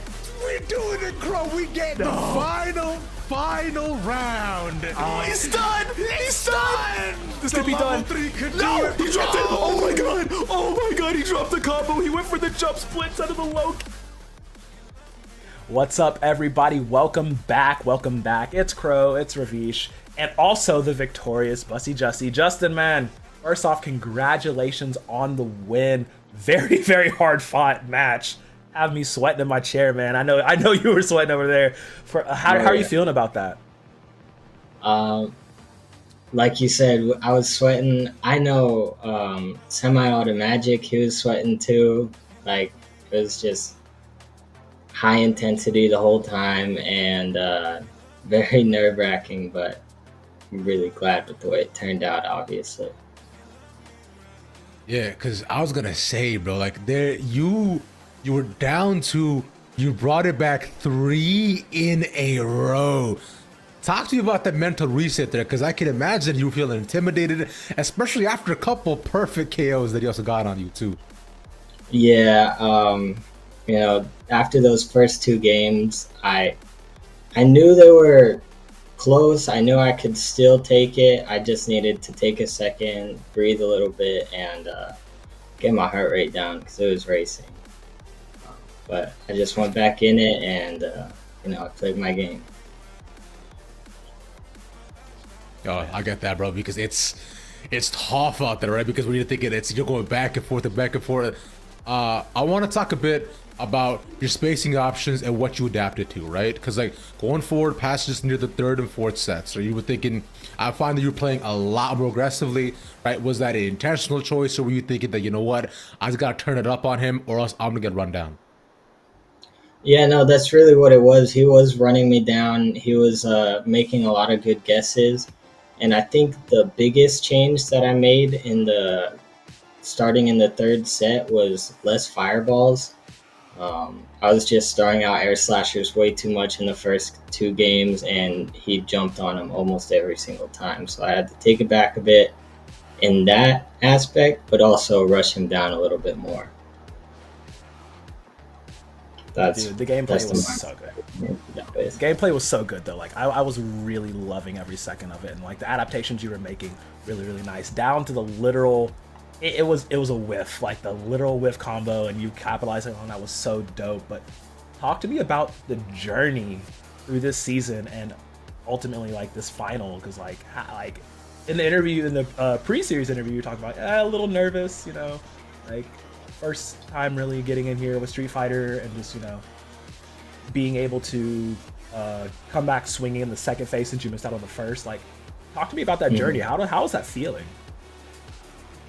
You know, it's I don't really know how to explain it other than it being really rewarding. Like starting out with less points than everyone else in the second phase. I missed out on a bunch of points in the first phase, but I knew I really had to give it everything I had. I needed to practice every single day. I needed to study the matchups, everything. So I'm really proud of myself for being able to make it to top 8 with coming in late. And then a huge thing for me was the first match of top 8, Zoda.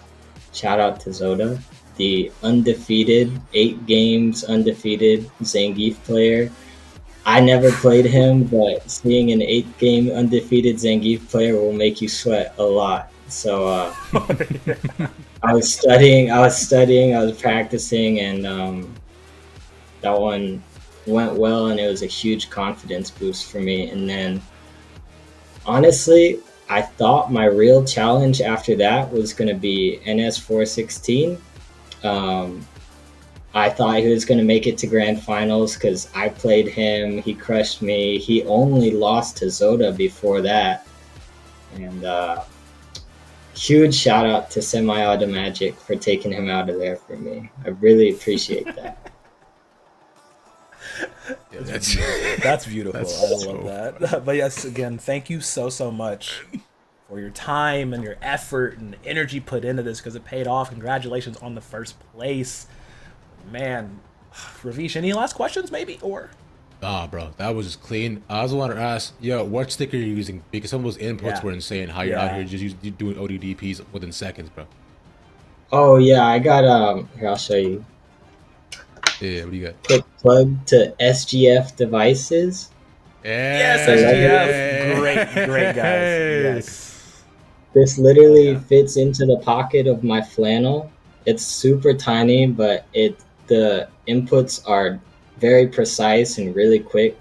I'm actually going to get new buttons for it from their website soon, because these are like flat buttons, and I want the convex ones that are like rounded on the top. So I think I made that switch like a year ago, right when I got the game pretty much, and it's been really good. Hell yeah. It makes a difference for sure, absolutely. Leverless superiority, just, I get it. Yeah, but again, thank you so much, man. Again, congratulations on first place, getting that dope coin as well as all the other prizes on top of that. Yeah, thank you.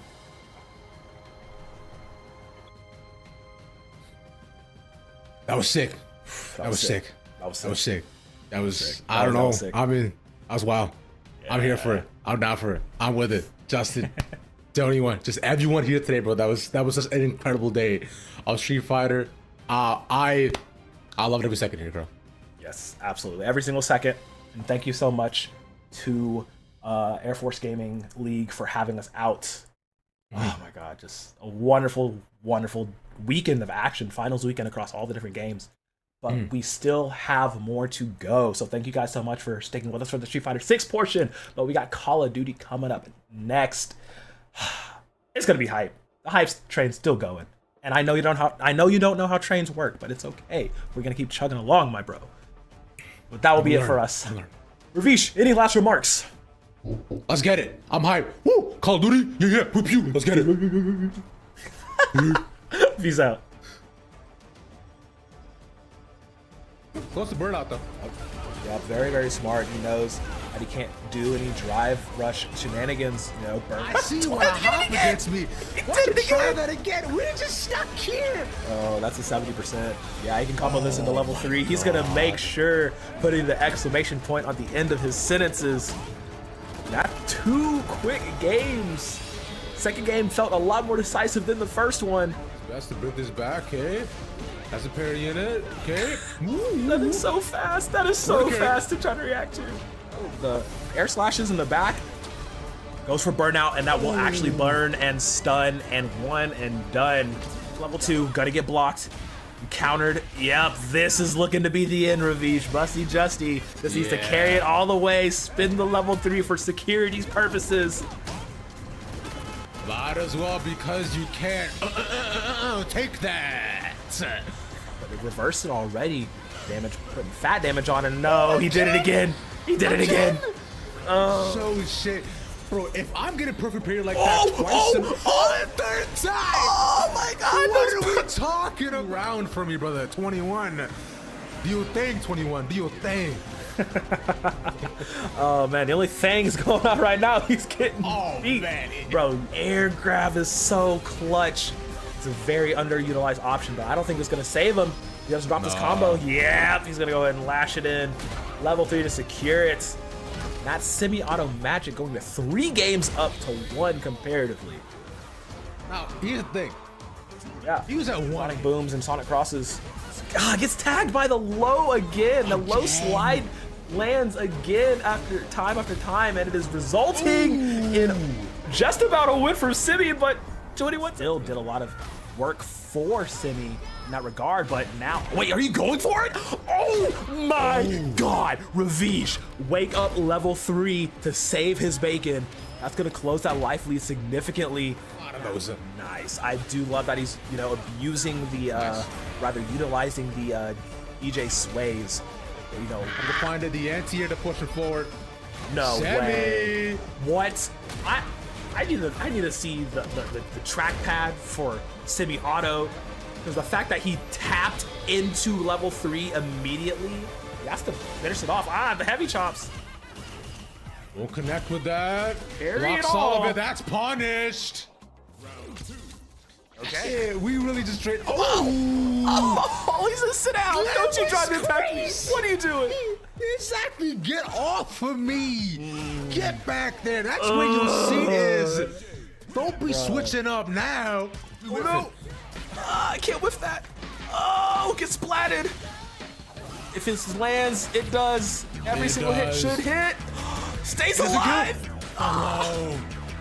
Yeah, it's the low every time. The dirt. You're not wrong. Every toe insured. Every toe insured. Ooh, every hit blocked. Okay. All right. Justin.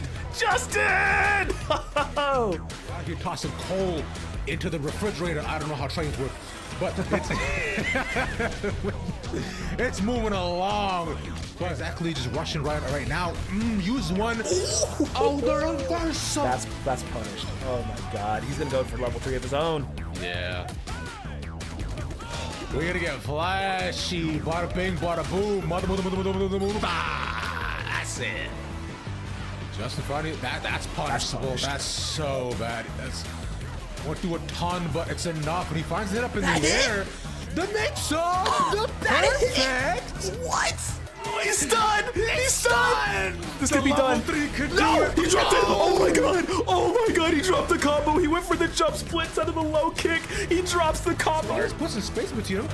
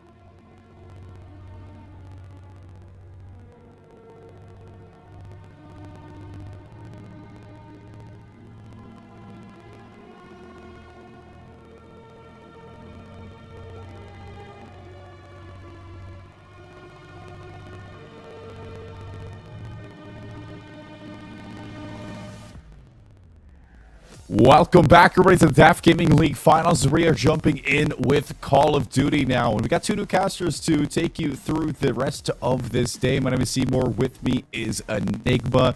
Enigma, how you doing today? I mean, I've spoken a little bit to you in the back room. Had a big football game today. I'm battered and bruised physically, but very, very much so excited for what we've got lying ahead. All the same, I'm looking forward to the kind of. We've already taken a look through the map set. We've already talked a little bit about the teams in the back, and can't wait for this one, buddy. Not American football though, English football, right? Yeah. Real football. When you kick the ball with your feet, yeah, that one. No, it's we're out of football now. We're into Call of Duty time, and I'm really excited for this one because we have a bracket stacked full of teams that we get to see play for the title of the DAF Gaming League Champion today, as we're going to be heading into the semifinals between Deployers versus Chalked and Duckbroth versus Whamage Control. Very interesting runs, very separate on both sides of the bracket, Enigma. Yeah, definitely. It looks like we've got, clean sweeps here at the top for Deployers and Chalked, whereas Duckbroth and Whamage Control definitely had to make things happen right in theirs, especially Whamage Control coming through on that Game 5. So, be interesting to see how that then plays out when we start talking final situations. Whoever gets through to that, be interesting to see if it's a case of Deployers and Chalked are just that extra bit better than everyone else through this, and maybe you're eliminating a big dog here in the semifinals. Or is it just a case that there's been a stacked bottom series and Duckbroth and Whamage Control have it all to bring still and have had to really punch through a gauntlet? Yeah, I mean, a gauntlet it's been, I'd say, and a gauntlet it will be when we do get into these series. It has to look close on either side of it.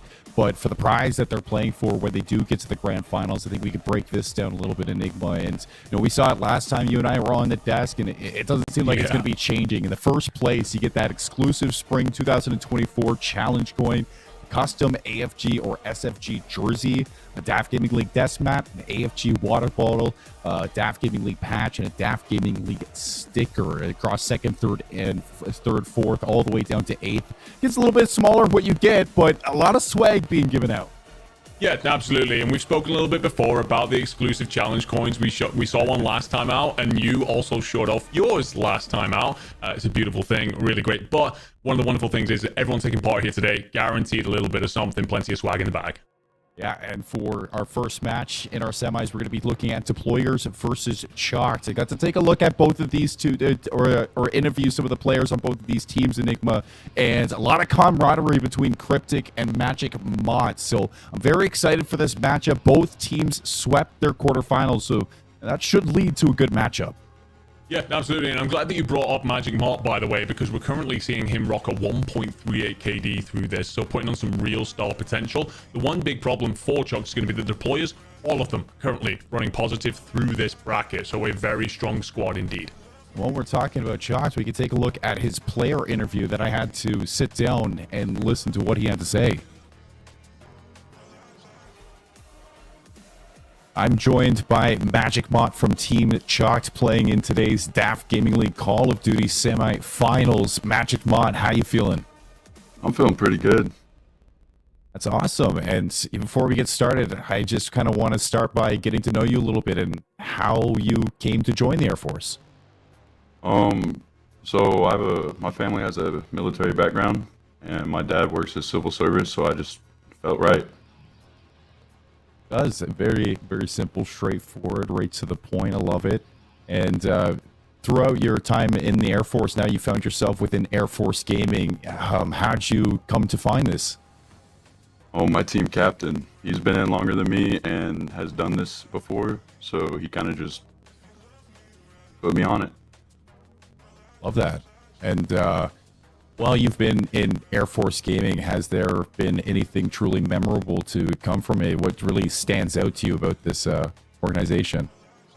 I kind of just like the competitiveness, and it's kind of like my first competitive scene that I've been in, so yeah. Yeah, and you got a big match today versus Deployers. We saw Cryptic just a little bit earlier. He said the team's been practicing, ready to go. How are you guys feeling for this match? We're feeling pretty good. We definitely practiced a lot, stayed up late.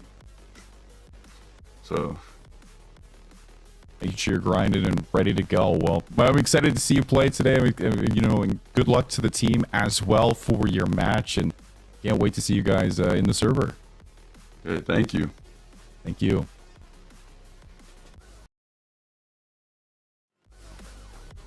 Well, Enigma, Magic Mod, man of many mysteries and few words when I was getting to interview him. But I loved everything that he had to say, you know, very straight to the point. And, you know, when it came down to this match, they have been practicing together, and that's what I like to hear. Yeah, absolutely. I mean, apparently it turns out I'm not the only Enigma here today, as Magic Mod keeping all of his cards close to his chest. But, you know, strictly business. I like it. You know, we've spoken a little bit about how a couple of these players across the teams know each other. There's a bit of camaraderie there and a bit of friendship and whatnot. That all changes when we step out on the battlefield, and clearly Magic there feeling a way that is very much so making sure he's locked in and ready to take this on. Yeah, we can take a look at his opponent for today, Cryptic, over on the Deployers. I also had the chance to sit down and interview him, so let's listen to what he had to say. Good evening. Today, I'm joined by Cryptic as we're heading into the semifinals for the Call of Duty DAF Gaming League Finals. He's a part of the team Deployers taking on Chalked later on today. Cryptic, welcome to the interview booth. How you feeling? Thank you. I'm feeling good. I'm excited to play today's matches. I know personally I play my boys on the other team, so I'm excited to see how this goes out. Awesome. And before, you know, I guess we talk a little bit about the match that you're going to be playing a part of, I want to know a little bit about you and, you know, how you came into joining the Air Force. So pretty much I joined right out of high school. My older brother's in the Air Force. He's about 4 years older than me. Pretty much wanted to follow in his footsteps. So I kind of followed him along, and then, you know, just after high school enlisted, and now I'm here. It's awesome. Very, very simple, very straightforward. And now you're going to be playing in the DAF Gaming League semifinals. How did you come about getting in touch with Air Force Gaming? Yeah, so pretty much I was newer in my enlistment, looking kind of just for people to play games with. And one of my buddies was like, hey, I'm in this server called Air Force Gaming. Like, has a whole bunch of, like, different games that you can play on. At the time, I was really into, like, Halo and COD. So I joined, and pretty much from there, I was just playing tournaments as they came and meeting new people. And I've met some amazing people since I've joined as well. And I like that you're talking about how you've met, you know, amazing people. And I'm sure there's a lot of benefits that come from being inside of Air Force Gaming. Is there anything that really stands out to you from your time within Air Force Gaming? I honestly say just the opportunities that they've given me. I really, you know, I'm grateful for everything that I've worked for, at least in the Air Force Gaming scene, and all the opportunities that they've, you know, provided me. I'd really say it's honestly probably like the most like grateful thing I'm for is just the new experiences, because never in my life could I imagine playing Call of Duty or you know, Halo for anything other than, you know, just for fun. It's an awesome feeling for sure. And you're heading into the semifinals versus Team Chalked. How's the team feeling about this matchup? We're feeling pretty good. We played a little bit last night. We actually haven't played in a little bit, so we're kind of a little rusty. We had to dust the rust off last night, but I think we're ready. I think we're ready to go. We're going to come out there swinging, and we'll see what the best team wins. Well, I'm excited to see you guys play, and good luck in your match. Thank you. Thank you. Take care. Cryptic, a man who knows way to my heart when I was getting to interview him just before Enigma showed off his dogs to me. And I mean, it's lovely to see a Cryptic just happy to be ready to play some video games. Yeah, absolutely. I mean, very excited by the sounds of it. Another man keeping his cards a little bit close to his chest, but definitely ready to go when it comes to it. You speak about ways to your heart and favorites because of dogs and stuff. I'm actually taking a look at Medicated Goblin. I know on this side of the desk we're not supposed to have favorites, but he's got a wiener dog named Finn. And then me and my missus are currently talking about potentially getting dogs, and that's definitely one that's come up. So really? I'm backing Medicated Goblin all the way through this. I mean, when I was growing up, I had a wiener dog myself, so I'm right behind, you know, that opinion. But we got to get into the game now, Enigma, and we got our map set ready to go between Deployed and Chalked. And I'm excited because we kick things off with Sub Base, that hard point, headed to the Karachi Search and Destroy, High-Rise Control Map 3, and then we go the distance and we sprinkle it with a little bit of the brand new 6-star hard point, a map that I haven't really been able to cast yet, brand new, added to the rotation. That's going to be an exciting one if we get to that map 4. Yeah, absolutely. One of the things is, by the way, when it comes to both hard points, chaos. Absolute chaos. We're going to have a great time here. Sub base is nothing but just straight shooting and straight slaying. You do get one of your big money hills in 4, but a lot of it is just big slaying out. 6-star, I've played a little bit of it, not had the chance to cast over it yet either because it is so fresh in the rotation. Be interesting to see how much these boys know about this and how much this team know about this.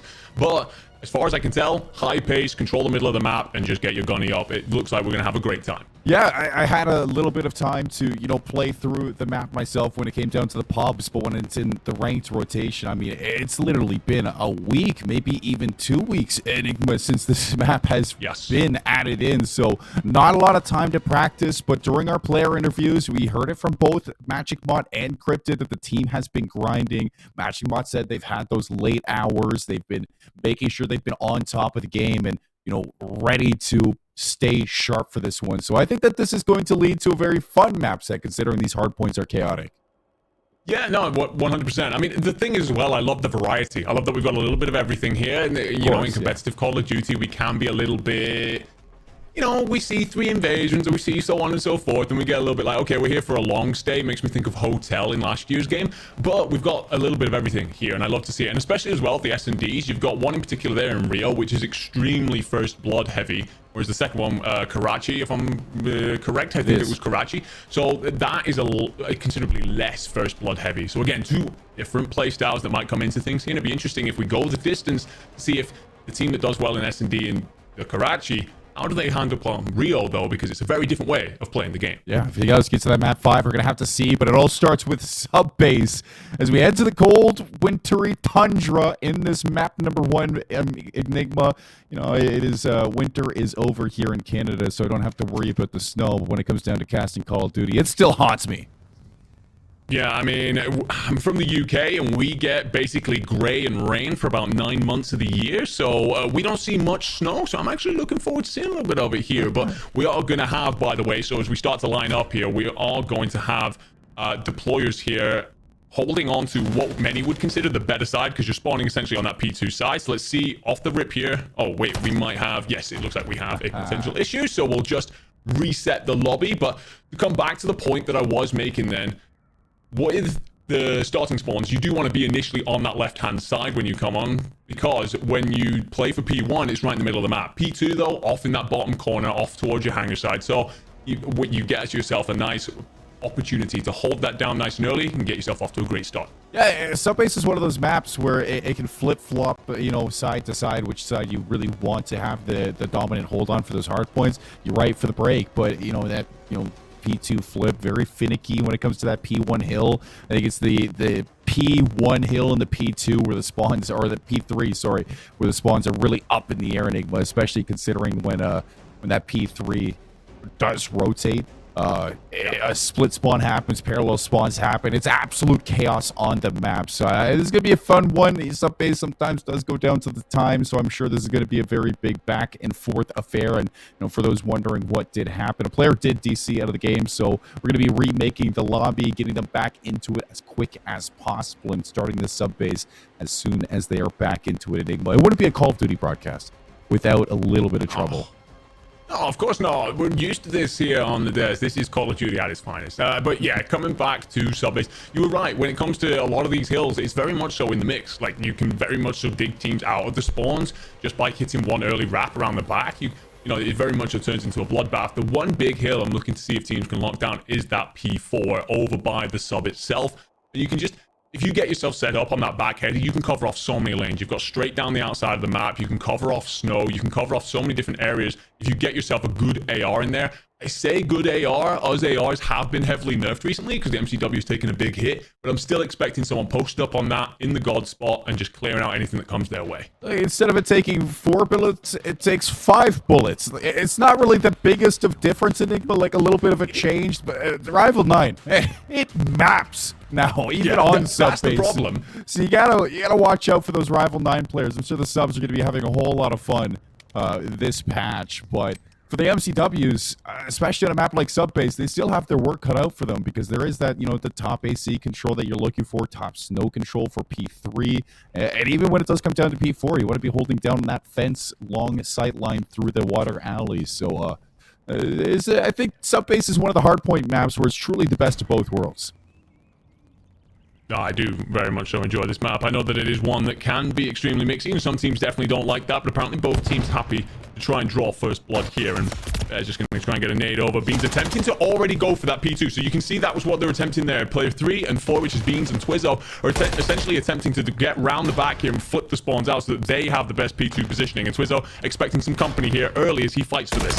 Twizzo going to take his sights over towards the hill, clears it out, 3 in a row, shut down, and Deployer's doing a great job at focusing on making sure that player doesn't flip the spawns. The job's not done yet. Magic Bot traded continuously. Deployer's holding on to that left side of the minimap, making sure that the P2 rotations will be in their favors, but not for free. Twizzo's giving them a run for their money. Yeah, I'm a big fan of that, by the way, from Deployers. They essentially know that they can give up a little bit of time here and fall behind slightly on P1 because they want to hold down P2. They made sure it was cleared out. It's a great attempt to flip things out nice and early from Chalk, but Deployers make the right call. However, right now they are in trouble as they get surrounded from all sides. Looking to hop in the window. Good for the break before go down, and Deployers locking in some early time here. Should get an early flip in the lead.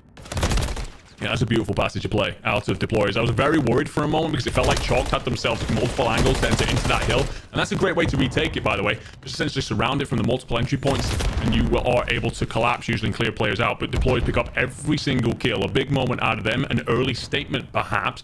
30 seconds still left on this one. And the one thing is, though, if you are Chalk, you've got to start to think about that rotation because P3 can rack up some points, even though it's not your big money hill here.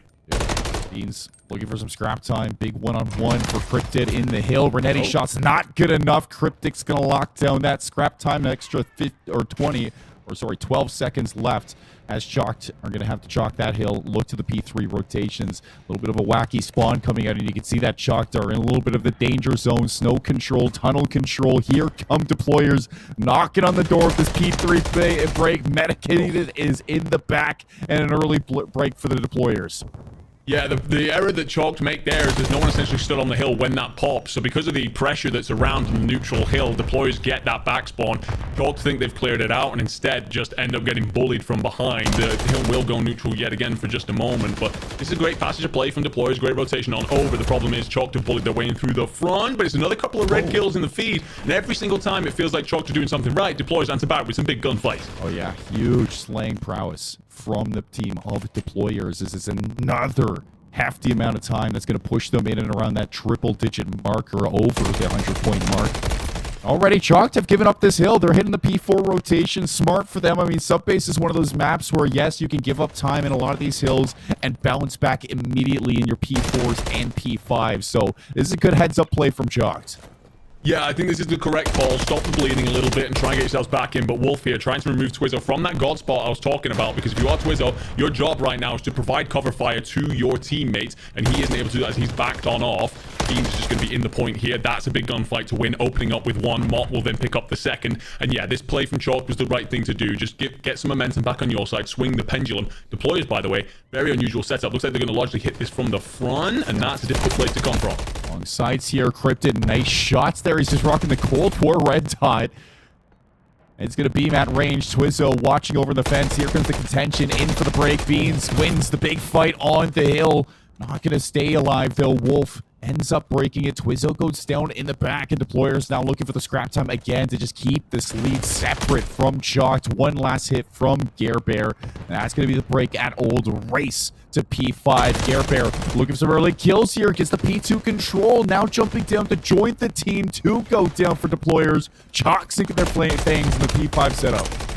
Yeah, Deployers do really well, actually, there to pick up any scrap time on that hill, because it seemed like things were locked down, but then the rotation's really good out of Bear to get them inside. But however, split spawns at the minute. An opportunity for Deployers to hit from all sides. And Medicated will open up with one, Cryptic with another, and Cryptic now will have the high ground. Trophy will prevent that for just a moment, but Mott will no doubt get pushed. Oh, we got some spice! Nice and early, Seymour! I told you, Cryptic and Mott, there's a little bit of camaraderie that he adds to the competition, and a little extra spicy spice with Arnetti there, and Deployers get an immediate break yet again here on P5. Another 30 seconds to fight for. Wolf through mid. Lovely shots there. Actually looking now over to reinforce the site. A second in a row for Wolf, as I'm sure a couple of these Deployers are looking to get the scrap time at P5. Set up TP1 and look to put this game out of reach. Yeah, I'm going to say, I'm going to give a lot of credit to Chalked because I think they're making a lot of the correct decisions in terms of rotations and so on, but Deployer's bringing that extra bit of heat right now when it comes to the gunfights. Then again, Mott's going to find too. I called him out before. He's been the standout player for them throughout the bracket with a 1.38 and trying to do exactly the same here to help his team get back into this one. But right now, Deployer's just scrapping here for P1. Also have P2 control. Chalk needs to go massive. Yeah. Needing this win here. Mott, what a shot there. Twizzo backs him up. That's the break-in for Chalk to look to get some time. Wolf sliding in for the contest, and he wins the fight again. 2 go down, back and forth, and it seems like Chalk are still going to hold on to a little bit of time here. Still fighting for this P1. Gare Bear gets 3 in a row. And now this is going to decide for Deployers. They need this P2 under wraps again. They have a player who spawns out. This is a chance for Chalk to hopefully get a rotation. Yeah, huge kill there, by the way. I'm not sure who it was from. Maybe Medicated, maybe Cryptic, but it was onto Magic Mott. He was 1 away from a cruise, and we know how good they can be at opening up certain hills. So a massive moment there, potentially. We might well look back at that one. What I will say, though, Chalked have slowly brought this game back within a considerable distance, and now just less than 50 points in it. But that's 2 big kills from Deployers yet again. Another moment where it seems like Chalked are just getting some momentum, but Deployers open it up with some huge fights. Medicated. Showing up with both the rival and the MCW. 163 playing 104. Magic Mott around the outside gets shacked. 3 go down again for Chalked. Trying to fight their way out of the warehouse, but it's just not working. Deployers winning fights on every side of the field. Gare Bear is going to get out to P5 behind the armored van. It's only 30 seconds here. They need to work fast if they want some time on P2. And Itemeg going to be watching over the rest for the cross here. Magic Mott clears him with the Renetti. 19 seconds for this. There's no time to get P2. And now Chalk, they have to be careful not to give up the P3 rotation again. Yeah, absolutely. You've got to shut down Medicated here as well. You got to not allow him to just control this top area. Also, he's 1 off a crew, so whoever finds him is a huge kill. Actually, Medicated's just going to slip the net and might well get him behind him. This happened last rotation, right? Ended up not working out, and a couple of big gunfights there. That's exactly what Chalk need, because it kind of felt like deja vu for a moment, and there was a 100-point gap here, looking like it could be over pretty quickly. But that should allow them now, to lock this down and start to win a couple of gunfights, and there's 2 big ones. A good 60 would bring them right back into this game. Twizzo, top snow. Be able to secure this kill. Now Wolf with the bait and switch. Lovely plays out of Deployers yet again. Top snow control. Looking to lead into the break. Cryptic open above. Nice shots. Not going to secure the kill onto Beans, but the break comes through. Magic Mott going to have to go big. Only good for the 2. Tama going to take the player out from the back of P3. Here is the break that you're looking for. Deployers getting closer to a win. They are indeed. They won't be able to win it here, and Chalks will have rotated in towards the money hill. And for me, Bear, you just got to give this up. Don't bother pushing this. I'm not 100% sure about why you're pushing this, because your teammates need you elsewhere. The fact that you pushed out old means that you're going to be getting the spawn essentially on top of you, and you also left so much of the map open, and this is now going to allow Deployers an opportunity to punch through the front. The fact that item stays up there is not good for Chalk. They've got to clear him out. Thomas stays alive, waiting for the rest of the team to group up. You have a flank coming through. It's Wolf. Can he blow this up? The first kill comes through. Beans goes down. Now the reaction from Chalk is not good enough. 3 down. Gare Bear, the only one inside. Here's the break. 20 seconds left for Deployers to win it.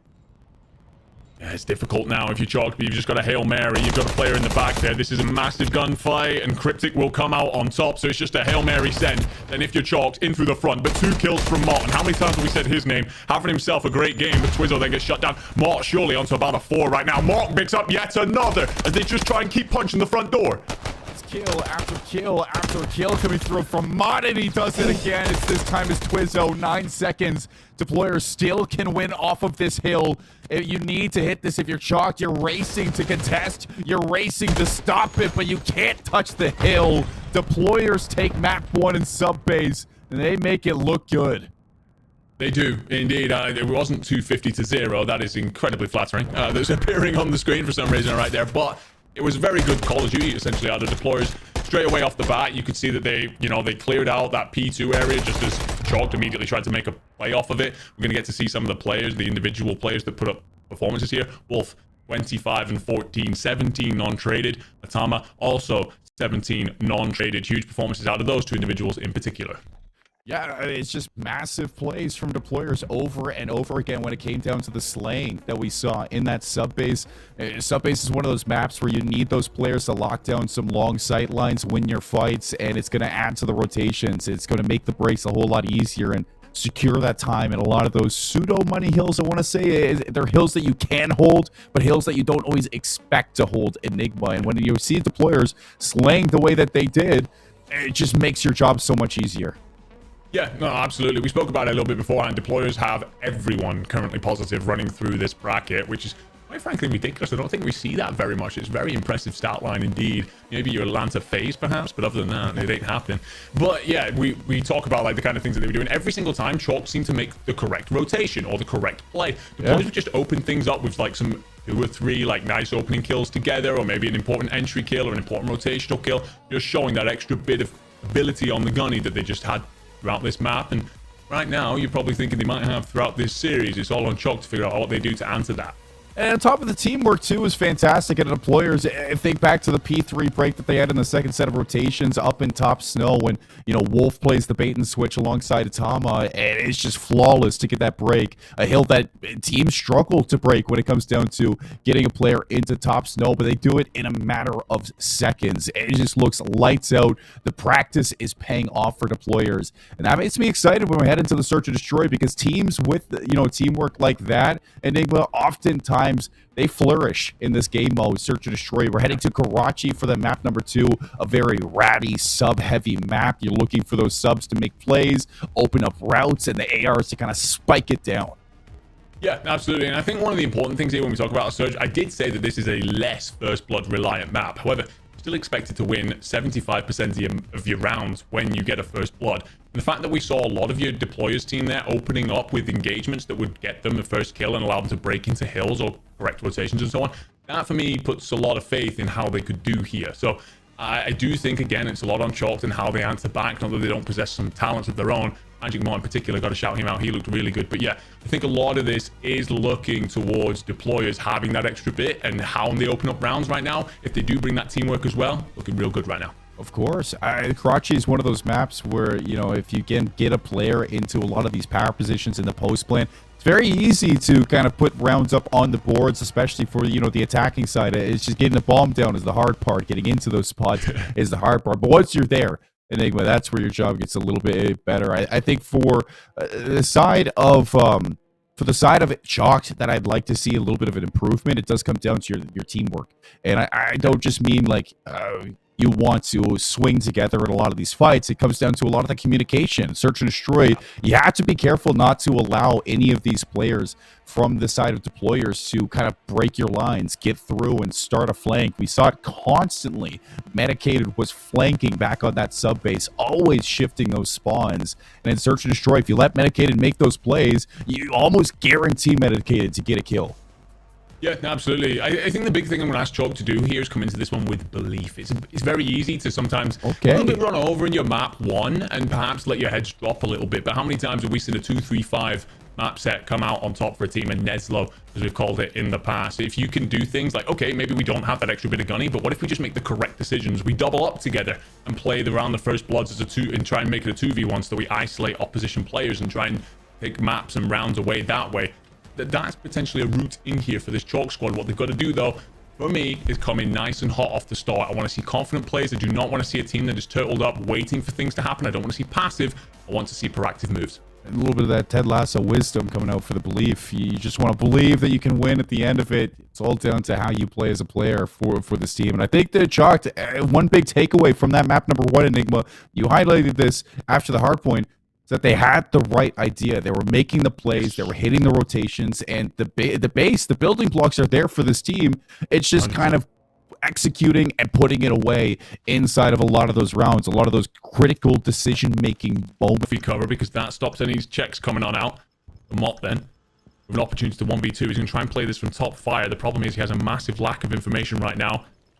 Only a rival 9 in hands. As much as it's a god gun, it's not going to help you if you get shot in the back, and he just about stays up, and he will be found. So yeah, lack of information there, and Deployers here just continuing to roll on through this, looking real good. We've spoken multiple times about first bloods, but also when we come towards the end there, there's just a numbers advantage at all times at the minute if you are this Deployers lineup and they're just putting it to bed. Not only because you've obviously got the extra guns to bring to the fights, but you could see that setup there that Deployers had when it came to post plant, just allowing them to essentially isolate off the corner of the map that belongs to them, provide covering angles over each other, in come the communication, the bullets into Mott's back that leave him weak. There's a nice tidy cleanup from there. Absolutely lovely there, Mott. I thought for a second, if he just lays prone for a few more seconds, maybe he gets the timing Enigma, but he does not. And Deployers 3-0 so far to kick off this search and destroy after what felt like a very dominant hard point. Cryptic already again, top third. He's going to rip Beans away from the blood. Coop, and that's a first blood going towards the team of Deployers. Twizzo falls as well. Wolf a second in the round, and Chalk just cannot get anything going. Yeah, and Bomb is essentially trapped as well. Bear here just going to be tucked away in a corner. We'll get some support from Mott, who's going to be backed on down. So Bear's still in a little bit of a difficult spot. And you do have Cryptic coming in on the flank potentially, but he's actually lost him here. Will he have read that he's dipped into tools? Not sure. Cryptic, though, very patient. Because he doesn't have to make a move. Knows that Chalk is going to have to be the one to enter his domain. Nice shots from Bear. Fantastic in the hard point. Now going to have to go extra big in the search and destroy, though. Wolf playing it patient, hiding away in Coop. Puts that bomb down again. Mott's going to have to hunt it down. 18 seconds to get the plant in a 1-versus-1. Fortunately, he has a chance to get some time here. Atama rushed down. What just happened? Huge out of Mott there, by the way. Like, goes absolutely massive. Essentially in the 2v3, you've only got a limited amount of timer there. I actually thought the Deployers made the right call to essentially push up close and set up a kill box there. They just didn't account for how good Mott was. The fact that there was such little time on the clock meant that he was stuck in a situation where he wants to take those gunfights. Because Deployers essentially don't have a player far away from that, there's an opportunity for him to clutch it up. Even said, the opportunity's there. It's all about execution, and he looked fantastic in the hard point. It wasn't his map, his team that came on top in that map, but he looked real good continuing that here in the S&D.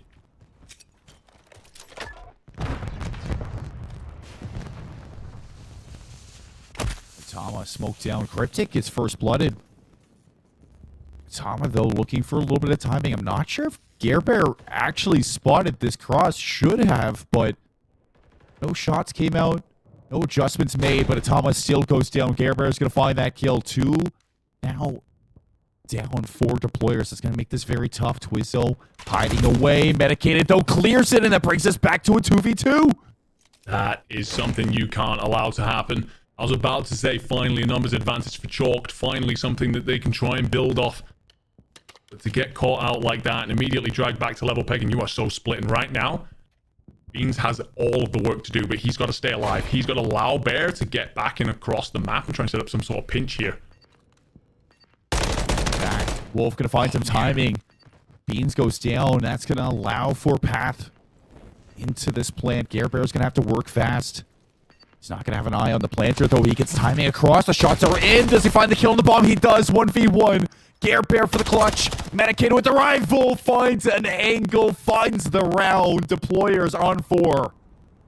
Yeah, the problem there is because of the 2 kills that come on through being essentially at different points of the map.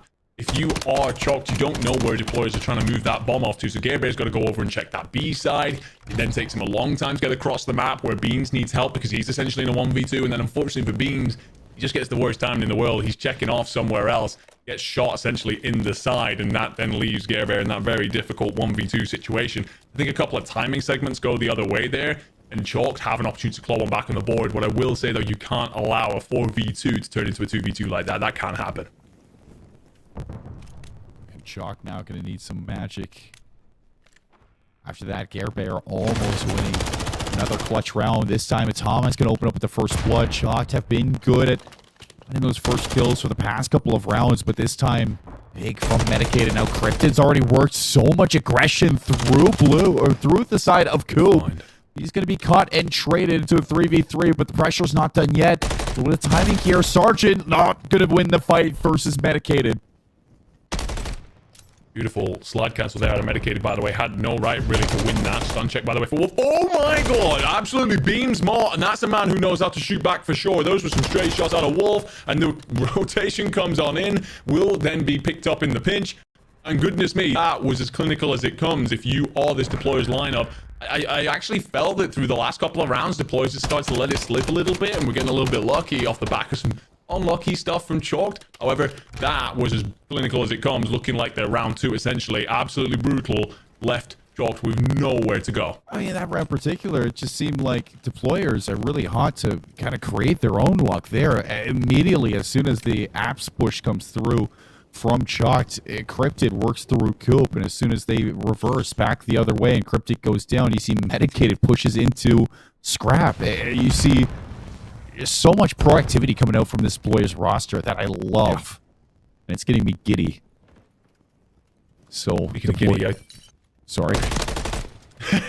Gare Bear, sorry, I was about to say, Gare Bear completely missed Medicated for a moment there, but just because of the fact that Medicated ends up checking out, and Gare Bear actually spots him, so gets away with that one. Still an even drawing board here. And Deployers with bomb in hand, they want to get it on this B site. How fast Medicated is. All the way around, 8-1 Cryptid. Looking for an angle for Magic Mod. He's going to win it. That's a huge one to open up this B site. Going to put a lot of pressure onto Gare Bear, who just gets spotted now. All angles pointed towards it. Gare Bear goes down, and so will the bomb. And how do you retake if you are 1v4 with bomb down? Twizzo here, needing a miracle. It's just not going to come. And he just will not find it at all. Atama will steal that one off. And I gotta say, Deployers looking absolutely superb here. We were wondering how this top half of the bracket was going to look, considering that both teams here had clean runs all the way through to the semi-final stage. It looks like right now Deployers are making those clean sweeps for very good reason. They are undeniable, absolutely unstoppable stuff. Wolf goes 11-3. What a performance. I mean, Medicated was just on wheels when it came down to the Rifle 9, but Wolf has just been undeniable in this MCW role. Just the flex AR, always in a position to trade, always in a position to find a kill at the start of round, to end the round. It doesn't matter. Deployers setting themselves up for success in the search and destroy, as they are just all over Chalked in every moment of the game. So I'm just loving what I'm seeing from this team. I mean, you highlighted that heading into this game, that everybody had a positive kill-death ratio, and it's reflecting in what we're seeing. Yeah, absolutely. You can see why. They've got a good mix of things as well of Deployers. I think Chalked, you know, they make a lot of good decisions. We've spoken about the foundation that they have there, and they could well do certain amount of damage throughout this series. But with Deployers, it feels like they not only have the Gotti, but they also have great setups. They also have great communication. They also seem to prioritize the correct things. So, for example, playing out those opening bloods, finding plays around clock, right? They spotted that Magic Mott in particular on the defense there like to play around that clock side. They're like, that's the power piece that we have to remove from this chessboard. That's the queen. Let's just send everything towards it and remove it. And then we've got ourselves an open bomb site. They're just doing a great job of assessing things and adapting as they go on. Honestly, I don't think I can speak about Deployers highly enough right now.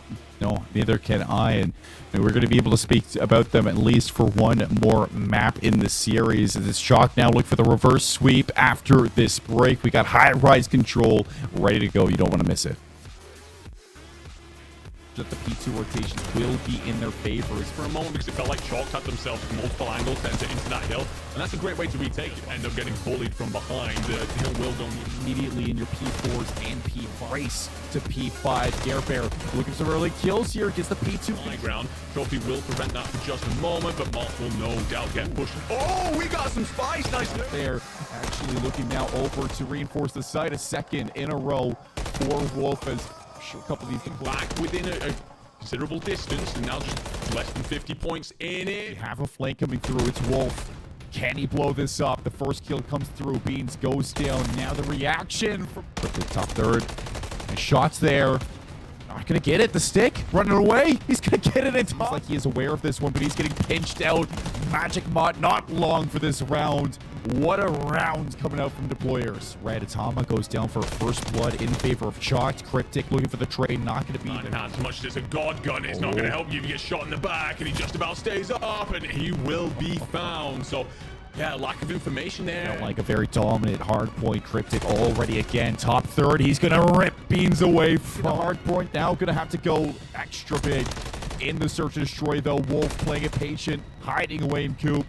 Puts that bomb down again. Mott's going to have to hunt it down. 18 seconds to get the plant in a 1 versus 1. Fortunately, he has a chance to get some time here. Atama rushed down. What just happened? Warriors is going to make this very tough. Twizzo hiding away. Medicated, though, clears it, and that brings us back to a 2v2. Some sort of pinch here. Back. Wolf going to find some timing. He's not going to have an eye on the planter, though. He gets timing across. The shots are in. Does he find the kill on the bomb? He does. 1v1. Gare Bear for the clutch. Medicated with the rifle. Finds an angle. Finds the round. Deployers on 4. So much aggression through blue, or through the side of Coop. By the way, had no right really to win that. Stun check, by the way, for Wolf. Oh my god, absolutely beams Mott, and that's a man who knows how to shoot back for sure. Those were some stray shots out of Wolf, and the rotation comes on in, will then be picked up in the pinch, and goodness me, that was as clinical as it comes. Needing a miracle. It's just not gonna come. And he just will not find it at all. Atama will seal that one off, and I gotta say, Deployers looking absolutely superb here. We were wondering how this top half of the bracket was going to look. The mini-map, making sure that the P2 rotations will be in their favor. For a moment, because it felt like Chalk had themselves multiple angles to enter into that hill, and that's a great way to retake it. End up getting bullied from behind. The hill will go immediately in your P4s and P5. Race to P5. Gare Bear looking for some early kills here. Gets the P2 high ground. Trophy will prevent that for just a moment, but Mott will no doubt get pushed. Oh, we got some spice. Nice there. Actually looking now over to reinforce the site. A second in a row for Wolf, as a couple of these back within a considerable distance, and now just less than 50 points in it. Half a flank coming through. It's Wolf. Can he blow this up? The first kill comes through. Beans goes down. Now the reaction for the top third. The shots there. Not gonna get it. The stick running away. He's gonna get it. It's like he is aware of this one, but he's getting pinched out.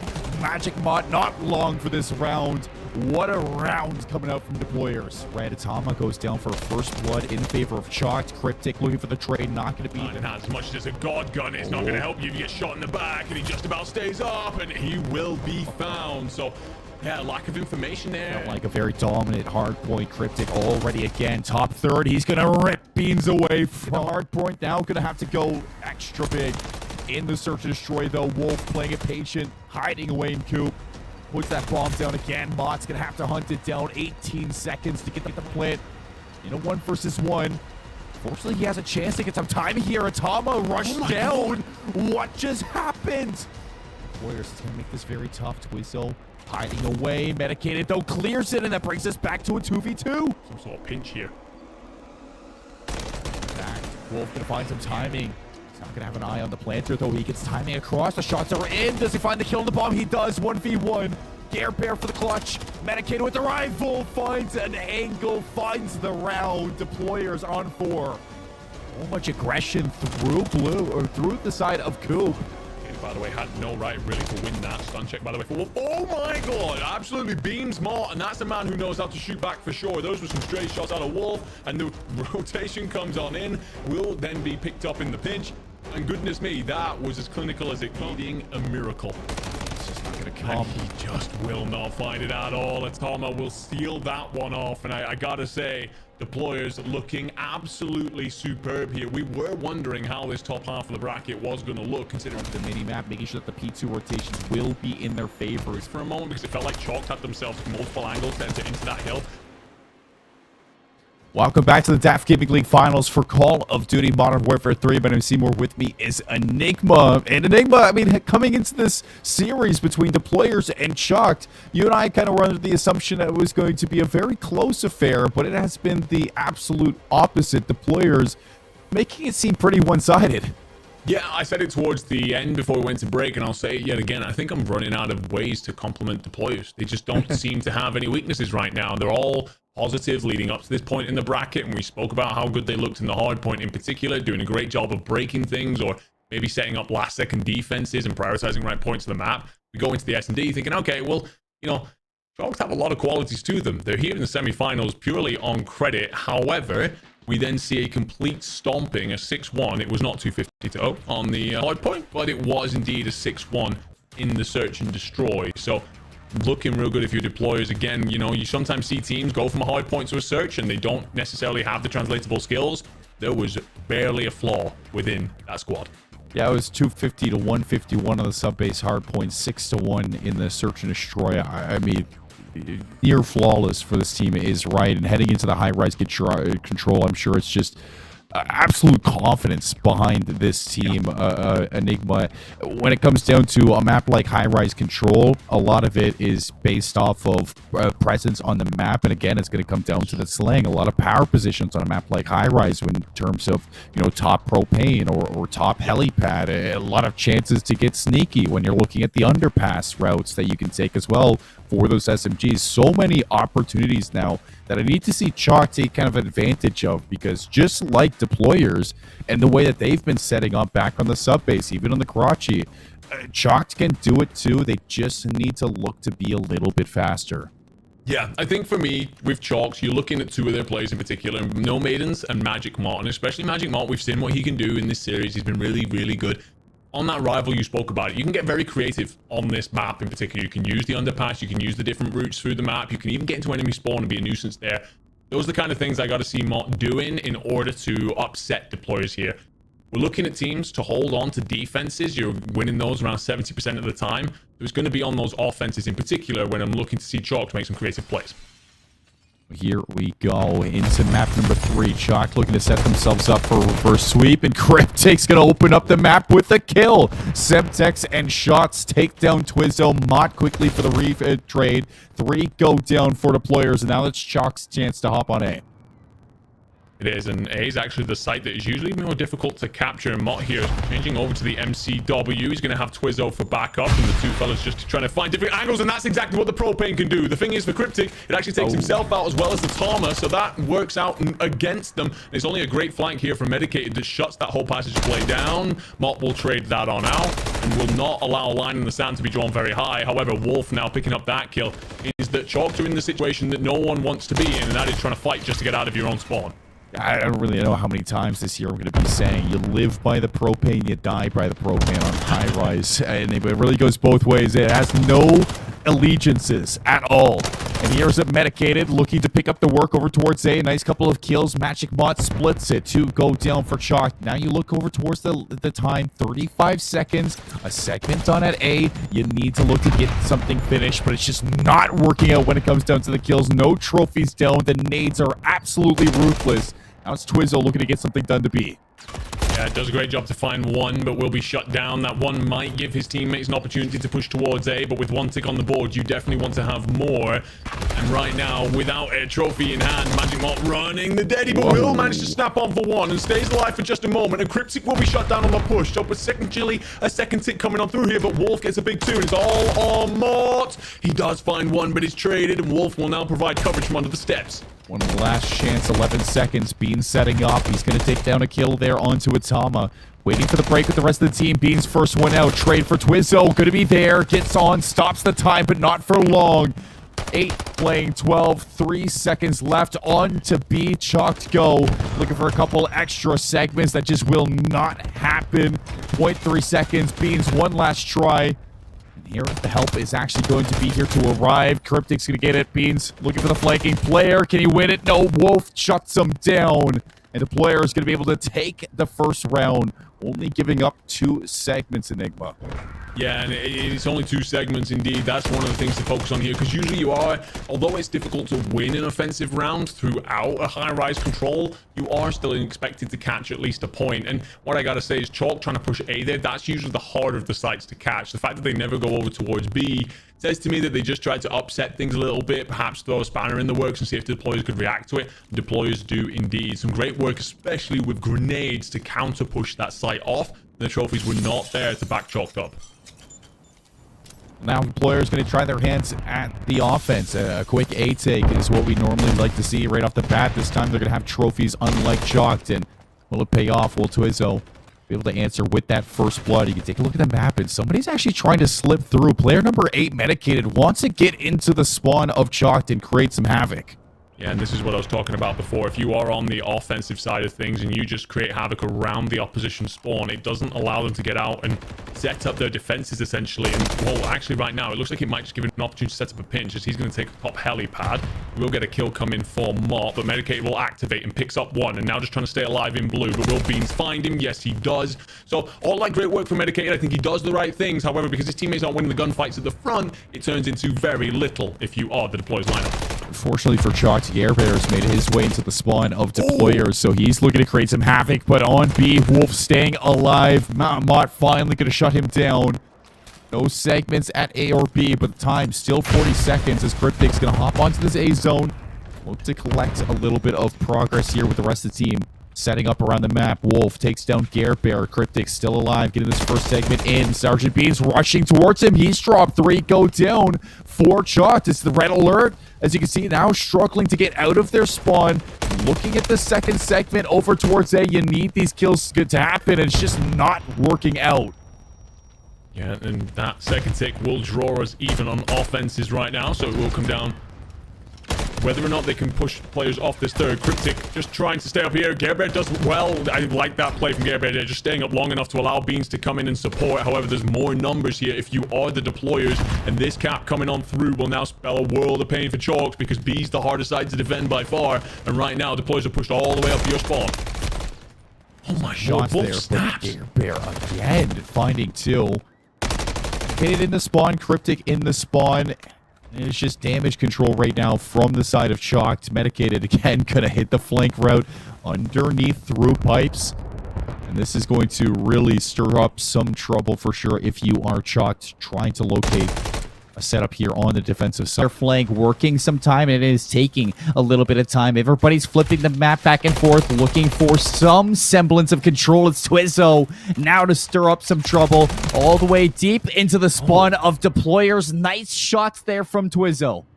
Yeah, currently only 6 and 14, but 2 huge kills here to give his team an opportunity to retake that B site.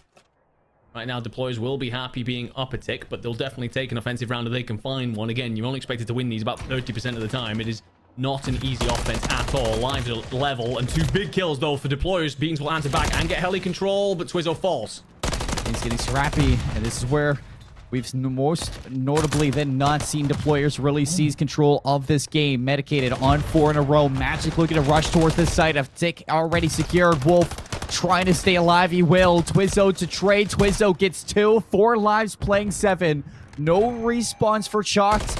Only 1 segment left at B to get rid of Itama. Still holding on to this time. Kills still coming the way of Deployers. 2 lives left. Working that last tick of progress. It's going to go through. They secure it. They get the offensive round win, and they get every segment on the map. Yeah, and that feels like a dagger all of a sudden, right? I wasn't going to say it, but Chalked, you know, they look a lot more competitive in this control than they did throughout the search and destroy. However, the problem is when you give up that A site, you end up backed in towards B, and it turns into an absolute mixer in there. And right now, especially off the back of that sub-base hardpoint, we've seen who prefers that kind of scenario. It is Deployers. They love turning things into a pot of chaos that Chalked currently are unable to deal with. So when it comes down to that B site, it does indeed fall for Chalked, and Deployers now just looking to hold on to see a 3-0 and through to the finals. Alrighty, as expected, Medicated hitting a route. Rival 9 at the ready. Player on the heli stepped. It's Bear to actually watch for it.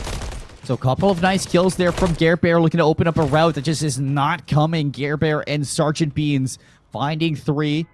Deployers with 3 to answer right back. Cryptic now looking to run a route outside.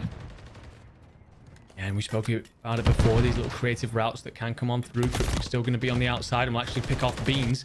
And will now answer up with another as well. So a huge 2-piece there from Cryptic. Again, if you are just joining us here, Deployers have had all the save throughout this series. And if they hold on here defensively, if they manage to shut out Chalked, they will book themselves the path through to the finals.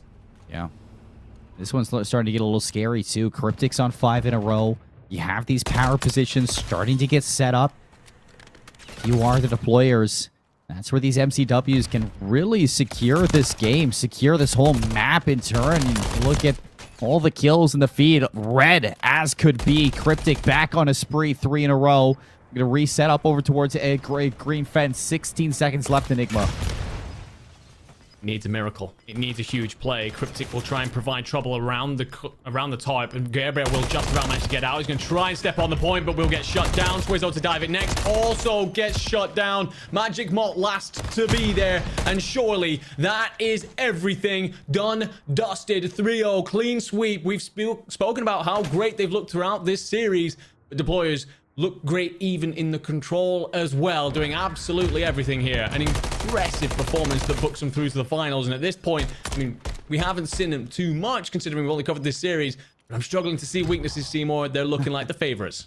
Of course. Wolf 29-12 at the end of the control. Absolute dominance. The sweep in the control, the sweep in the series. And I just think the players that just never really let go of that map. The guns looked good, the routes looked good, the pacing was on fire, and they were making little to no mistakes across the map. Maybe that first defensive round was a little bit back and forth. Their offensive round is tough, but you know, offense in any control map, it's a little bit difficult than most other game modes that we have seen here in MW3s. And for deployers, the fact that you just win it outright in a 3-0 sweep, that is going to be a big confidence boost heading into those finals. You've secured your spot, the first team to secure your spot, and they make it look really, really simple. On the other side, we're going to have to be saying goodbye to our first team, and unfortunately, it's going to be chalked here, going away 3-0 in the semifinals. But as we saw, you know, they're still going to get some prizing, Enigma.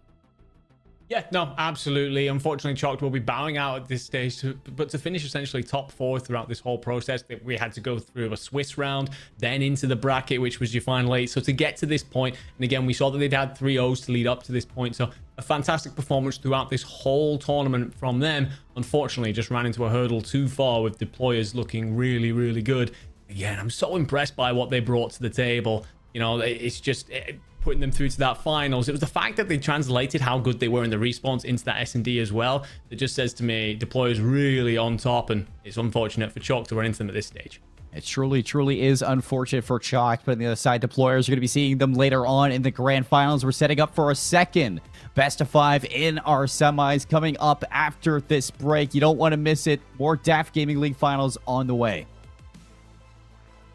That the P2 rotations will be in their favor for a moment, because it felt like Chalks had themselves multiple angles to enter into that hill, and that's a great way to retake it. End up getting bullied from behind. The hill will go immediately in your P4s and P5. Race to P5. Bear looking for some early kills here. Gets the P2 high ground. Trophy will prevent that for just a moment, but Mott will no doubt get pushed. And oh, we got some spice. Nice there. Actually looking now over to reinforce the site. A second in a row for Wolf, as sure a couple of these back within a considerable distance, and now just less than 50 points in it. You have a flank coming through. It's Wolf. Can he blow this up? The first kill comes through. Beans goes down. Now the reaction from the top third. And shots there. Not gonna get it. The stick running away. He's gonna get it in top. Seems like he is aware of this one, but he's getting pinched out. Magic Mott not long for this round. What a round coming out from deployers. Red Atama goes down for first blood in favor of Chalked. Cryptic looking for the trade. Not gonna be in hand. As much as it's a god gun, it's not gonna help you if you get shot in the back, and he just about stays up, and he will be found. So yeah, lack of information there. Felt like a very dominant hard point. Cryptic already again. Top third. He's going to rip Beans away from the hard point. Now going to have to go extra big in the search and destroy, though. Wolf playing it patient, hiding away in Coop. Puts that bomb down again. Mott's going to have to hunt it down. 18 seconds to get the plant in a 1 versus 1. Fortunately, he has a chance to get some time here. Atama rushed down. What just happened? It's going to make this very tough. Twizzo hiding away. Medicated, though, clears it, and that brings us back to a 2v2. Some sort of pinch here. Wolf going to find some timing. He's not going to have an eye on the planter, though. He gets timing across. The shots are in. Does he find the kill on the bomb? He does. 1v1. Bear for the clutch. Medicated with the rifle. Finds an angle. Finds the round. Deployers on 4. So much aggression through blue, or through the side of Coop. Katie, by the way, had no right really to win that. Stun check, by the way, for Wolf. Oh my god, absolutely beams Mott, and that's a man who knows how to shoot back for sure. Those were some straight shots out of Wolf, and the rotation comes on in, will then be picked up in the pinch, and goodness me, that was as clinical as it comes. Needing a miracle. It's just not going to And come. he just will not find it at all. Atama will steal that one off. And I gotta say, Deployers looking absolutely superb here. We were wondering how this top half of the bracket was going to look, considering Map number 3, Chalk looking to set themselves up for a reverse sweep, and Cryptic's going to open up the map with a kill. dedicated that shuts that whole passage play down. Mott will trade that on out and will not allow a line in the sand to be drawn very high to have more. And right now, without a trophy in hand, Magic Mott running. Cryptic's going to get it. Beans looking for the flanking player. Can he win it? No, Wolf shuts him down. Very little if you are the Deployers lineup. Fortunately for Chalk, Bear's made his way into the spawn of Deployers, so he's looking at Bear. Cryptic still alive, getting this first segment in. Sergeant Beans rushing towards him. He's dropped. No respawns for Chalk. Only one segment left at B to will just about manage to get out. He's going to try and step on the point, but will get shut down. Swizzo to dive it next. Also gets shut down. Magic Mott last to be there. And surely that is everything done, dusted. 3 of the mini-map, making sure that the P2 rotations will be in their favor. For a moment, because it felt like Chalk had themselves multiple angles to enter into that hill. And that's a great way to retake it. End up getting bullied from behind. The hill will go immediately in your P4s and P5. Race to P5. Bear looking for some early kills here. Gets the P2 high ground. Trophy will prevent that for just a moment, but Mott will no doubt get pushed. Oh, we got some spice. Nice. There, actually looking now over to reinforce the site. A second in a row for Wolf, as I'm sure a couple of these back within a considerable distance, and now just less than 50 points in it. Have a flank coming through. It's Wolf. Can he blow this up? The first kill comes through. Beans goes down. Now the reaction from the top third. His shots there. Not gonna get it. The stick running away. He's gonna get it in top. Looks like he is aware of this one, but he's getting pinched out. Magic Mott not long for this round. What a round coming out from Deployers. Red Atama goes down for first blood in favor of Chalk. Cryptic looking for the trade. Not gonna be 9 in hand. As much as a god gun, it's not gonna help you if you get shot in the back, and he just about stays up, and he will be found. So yeah, lack of information there. Felt like a very dominant hard point. Cryptic already again. Top third. He's going to rip Beans away from the hard point. Now going to have to go extra big in the search to destroy, though. Wolf playing it patient, hiding away in Coop. Puts that bomb down again. Mott's going to have to hunt it down. 18 seconds to get the plant in a 1 versus 1. Fortunately, he has a chance to get some time here. Atama rushed down. God. What just happened? Deployers is going to make this very tough. Twizzo. Welcome back to the DAF Gaming League Finals. After we saw the semifinal between Deployers and Chalk finish 3-0, we now have Cryptic joining us in the interview booth. Cryptic, welcome back. It's nice to see you. A quick 3-0. How you feeling? Feeling good. Honestly, super stoked. The series went just the way we planned it to. You know, obviously those guys are my boys on the other team, but at the end of the day, you know, business is business, and I didn't come here to lose. So. Well, fighting words coming on out, and we heard a couple of fighting words in the back as well. And we look ahead to your final then. Is there anyone in particular that you want to play, whether it be Doc Broth or Whamage Control? Is there any extra bit of spice there for you? So, personally, we played Duck Broth, I want to say last year in quarters before we lost to the team that took us out last year. So it would be nice to play Duck Broth again and see what they've been cooking up this year, because I know they've been playing definitely a lot more than us. So I'm excited to see kind of what they have going on, but I'm honestly just super stoked to see whoever gets through, and, you know, hopefully they could just give us a run for our money. Yeah, and I think the one thing that really stood out to me when you guys were playing was the teamwork. I think your teamwork was just out of this world during your game, and I was a big fan of it. Outside of just kind of playing recreationally here in the DAF Gaming League, do you guys play together outside of the game as well? You know, maybe play other games as well? So it's actually funny you say that, because this team isn't our original team. So shout out to my boy Grath and Jake Piano. They were our 2 original teammates, but we're called Deployers because they deployed midway through the season. So I actually had to find these 2 guys, Dante and Medicated Goblin. I know them from the Space Force. They're my boys from the Space Force. I know they can play good COD. So we played like 8s here and there, but, you know, never really anything like crazy. But me and Wolf have been playing together since the beginning of the season. So. Sweet, awesome. Enigma, do you have any finishing questions before we head out? No, I mean, the thing is, like, it was an impressive sweep. Let's put it that way. It was a 3-0, and me and Seymour here sitting gassing you boys up, talking about how good you are and that you seem to have no weaknesses going out there. Is that how you boys feel right now? Or is there still a little bit of uncertainty about this final? Now we feel pretty confident, honestly. You know, obviously my ego's going to show a little bit here, but you know, we don't plan to lose. So we don't plan to lose. So honestly, I hope for the best for the guys that we play in finals personally, because it's going to be fun. I'm wishing you the best of luck. Yeah, I'm excited to see you play Cryptic for sure, but I don't want to hold you for too long because you guys got to get ready for this grand final. It's getting into that grand final mentality, so we're going to let you enjoy that win with the rest of your team. Thank you for coming on. Thank you. And Auntie, I mean, the confidence is unreal coming out from Cryptic. Fighting words, like you said, you love to hear it from our point of view, but he's got to talk the talk and walk the walk in that grand finals. Yeah, absolutely. I mean, look, it's gonna, if you're one of your boys in the back, you're thinking, look, that's my leader right there. He's talking like that. I'm about to put on in this grand finals 100%. I mean, again, we talk about like we shouldn't really have favorites on the back end of the desk, but the fact that he highlights Duckbroth as a team that he potentially wants to play, if he's going to talk that talk and walk that walk, I definitely want to see if it happens against Duckbroth in particular. Yeah. Either way, of course, don't really mind who makes it through to the finals, but yeah, looking spicy nice and early. We got the bracket here for our second semifinal. Duckbroth and Whamage Control up next. And I think, you know, from Cryptic's point of view, you know, talking about this Duckbroth team, it seems a bit dangerous. I'm not really familiar with either of these two rosters. Haven't seen them compete, but looking back at their records from the quarterfinals, Duckbroth 3-1 over Pickup, Whamage Control 3-2. They've gone the distance all the way to a Game 5. So they've been tested a little bit so far through this bracket.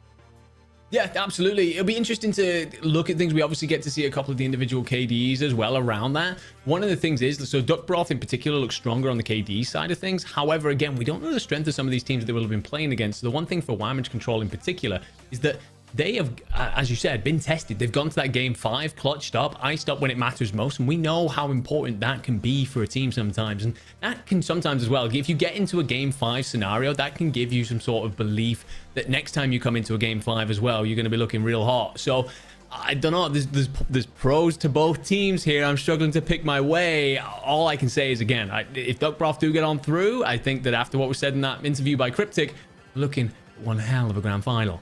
Yeah, Duckbroth outside of Tinker Air Force Base. I'm a big fan of, you know, both of these teams when I got to interview them. But from Duckbroth, we got to sit down and talk to Spry. So let's toss it over to the interview with Spry and see what he had to say.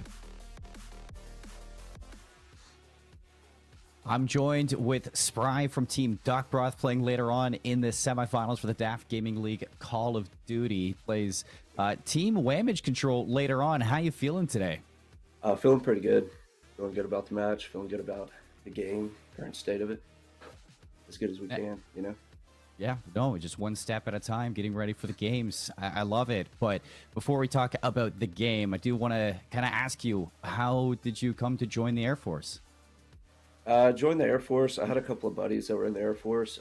First in my family to actually join, and then my girlfriend at the time, now my wife, her dad retired Air Force, so kind of talked me into it, gave me all the pros and cons. She's like, what are you going to do, you know, after high school? I was like, sounds like Air Force is a good plan. So and here you are. And here I am. No regrets, you know.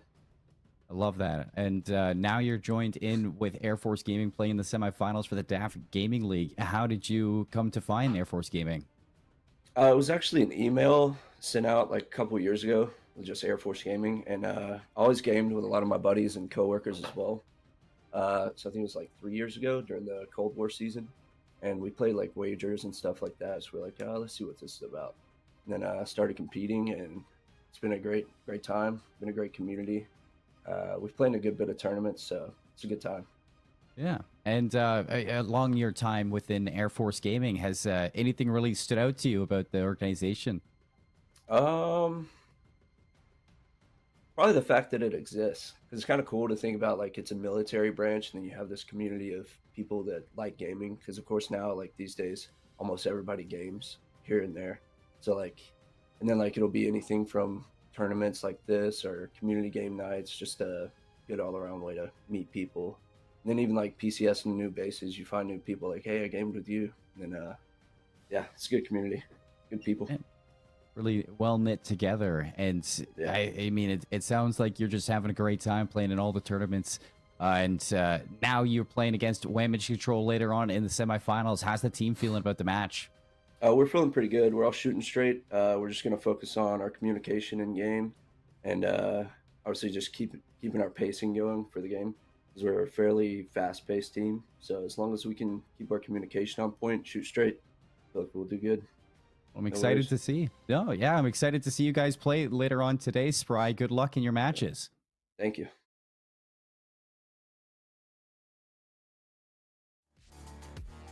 Love sitting down with Spry Enigma from humbling beginnings, you know, friends, family in the Air Force, and then joining Air Force, and you know, within his time for Air Force Gaming on this Duck Broth roster. I'm really excited to kind of finally get a look at this team because he said they're a really fast-paced team, and that piques my interest.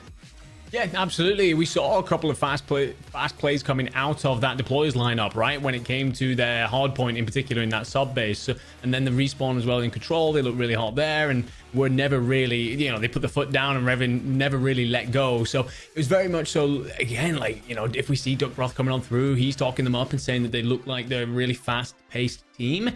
It could be in for one hell of a grand final as those two teams come together. But then again, if you've got this Duck Broth side coming out saying that they are fast-paced and that they're confident and everything else, if Whamage Control come out on top, then I don't know, maybe we get an even better than predicted grand final. So I don't know, these teams looking real good, this whole tournament looking real good. Blessed to do my job sometimes, Seymour. You and me both. I'm excited for this one. It's a big toss-up. Only speculation at this point, but let's take a look over at Whamage Control as I sat down with Folded Lettuce to kind of get the know on how he's feeling. I'm joined by Folded Lettuce from Team Whamage Control as they're going to be playing in the semifinals for the DAF Gaming League Call of Duty side later on today. Folded Lettuce, welcome to the interview booth. How you feeling? Great. Love to be here. How you guys doing?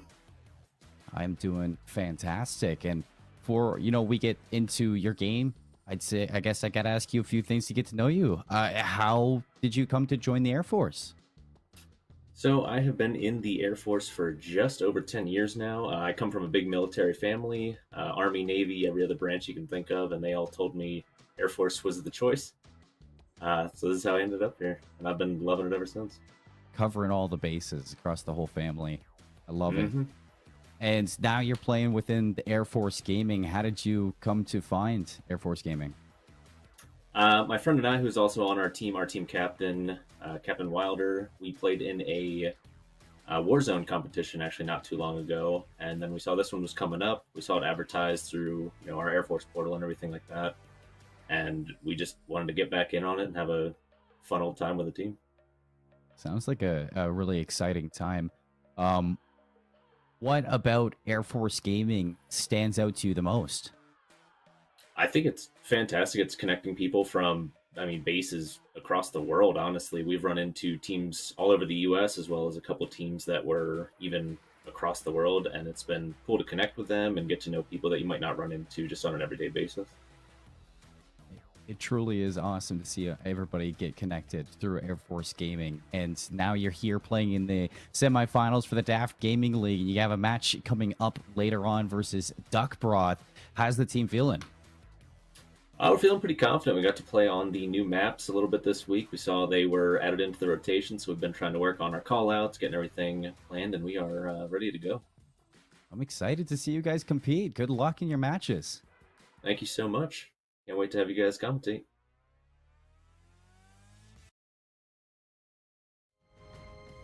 Well, Folded Lettuce, not only kind of making me a fan by name, but by the jerseys as well for Whamage Control. I love the vibes coming through from Folded Lettuce on this team, and I'm excited to see what Whamage Control can bring to the server. Yeah, absolutely. I mean, Folded Lettuce, yeah, we both chuckled about that, and that's a wonderful name, by the way. But yes, you spoke about, you know, the kind of things that they might be able to bring. But one of the things I want to kind of draw on from both of those interviews is that both players basically spoke about how it, you know, playing with their colleagues and so on helps build that camaraderie and helps, you know, I relate that to times where I've played in sports teams with my colleagues and so at work, and it does help make you extra close knit. It helps you grow not only those relationships but skills within the team and an ability to truly communicate and rely upon each other in terms of your teammates and so on. And obviously that translates to your colleagues and so on. I think that projects like this, the DAFGL League and so on, are absolutely fantastic things, and we see it in the interviews how much it means to these players. Wonderful stuff. It really builds a lot of chemistry when you and your coworkers are playing through a real hard point, I will say. And it's funny enough that we say it because looking at this map control, Enigma, we get a real hard point to kick things off in our map number 1. 6-star, finally, we're going to get a look at it as this is going to be the search and destroy in map 2. Karachi control, then a 6-star hard point, and a Karachi search and destroy if this goes the distance. Yeah, so we're seeing 2 lots of 6 stars. So that's going to be something at the minute because we haven't seen that so far throughout this broadcast. Again, that new map coming into the map set. We want to see exactly how that plays out. There's been some of it played so far tonight through the CDL, and it's been an interesting result. But when it comes to that real hard point to get us started, I personally love this map. I think it's got a nice flow to it. I think you've got some great setups for both your AR players as well as your sub players, that they can both have huge impacts. And I think that teams that like to kind of scrap and, as you said, insert that high pace that Duckbroth are looking to bring, then you start to control that midpoint of the map and just make the flow of it so easy for yourself. Yeah, I'm a little fearful right now for Wamage Control because I didn't really get to hear what kind of tendencies they bring to the server in comparison to Duckbroth. And when you look at this map set overall, I mean, 6-star is not a very big map in general. The Rival 9 will be able to punish. On top of that, a Karachi as well. This is going to be a sub-heavy series when you look at things. And if Duckbroth are that fast-paced team like they say, this is going to be a very difficult one for a damage control or Wamage Control. So heading into this real hard point right off the get-go, I think we can talk about how scrappy this is going to be and how if neither one of these teams are warm Enigma, soon, very soon, they will be warm. Yeah, well, I think an interesting thing here to look at is the bans from both sides here for the hard point. For Wamage Control, it was sub-based. That says to me maybe they don't like high-paced, mixy maps. And if so, this could be very difficult for them indeed. You said it should be a 3-sub meta here. 3 of your Rival 9s, 3 of the God Guns on the map. We get one nice and early here. 6 hiding away for the early time. It's the red team that gets, you know, the early setup, but an immediate break from Wamage Control. It's a nice time and back to Striker 9 for Crazy Legs Larry. A fantastic name and a gun we don't normally get to see here in competitive. No, absolutely not. Like, Striker absolutely on top, though. Crazy Legs Larry pops off with a starting 3-piece. Great stuff indeed. I'm not gonna lie, when it first started going off, I was like, something wrong with my audio, but no. Striker 9 on the map here, ladies and gentlemen. We are gonna see a lot of rivals as well. You probably, you know, you might see just 1 AR per team. However, right now, I don't think I've seen any AR do anything just yet. Wow. Kinsey trying to do magic work there. Will just be backed on down.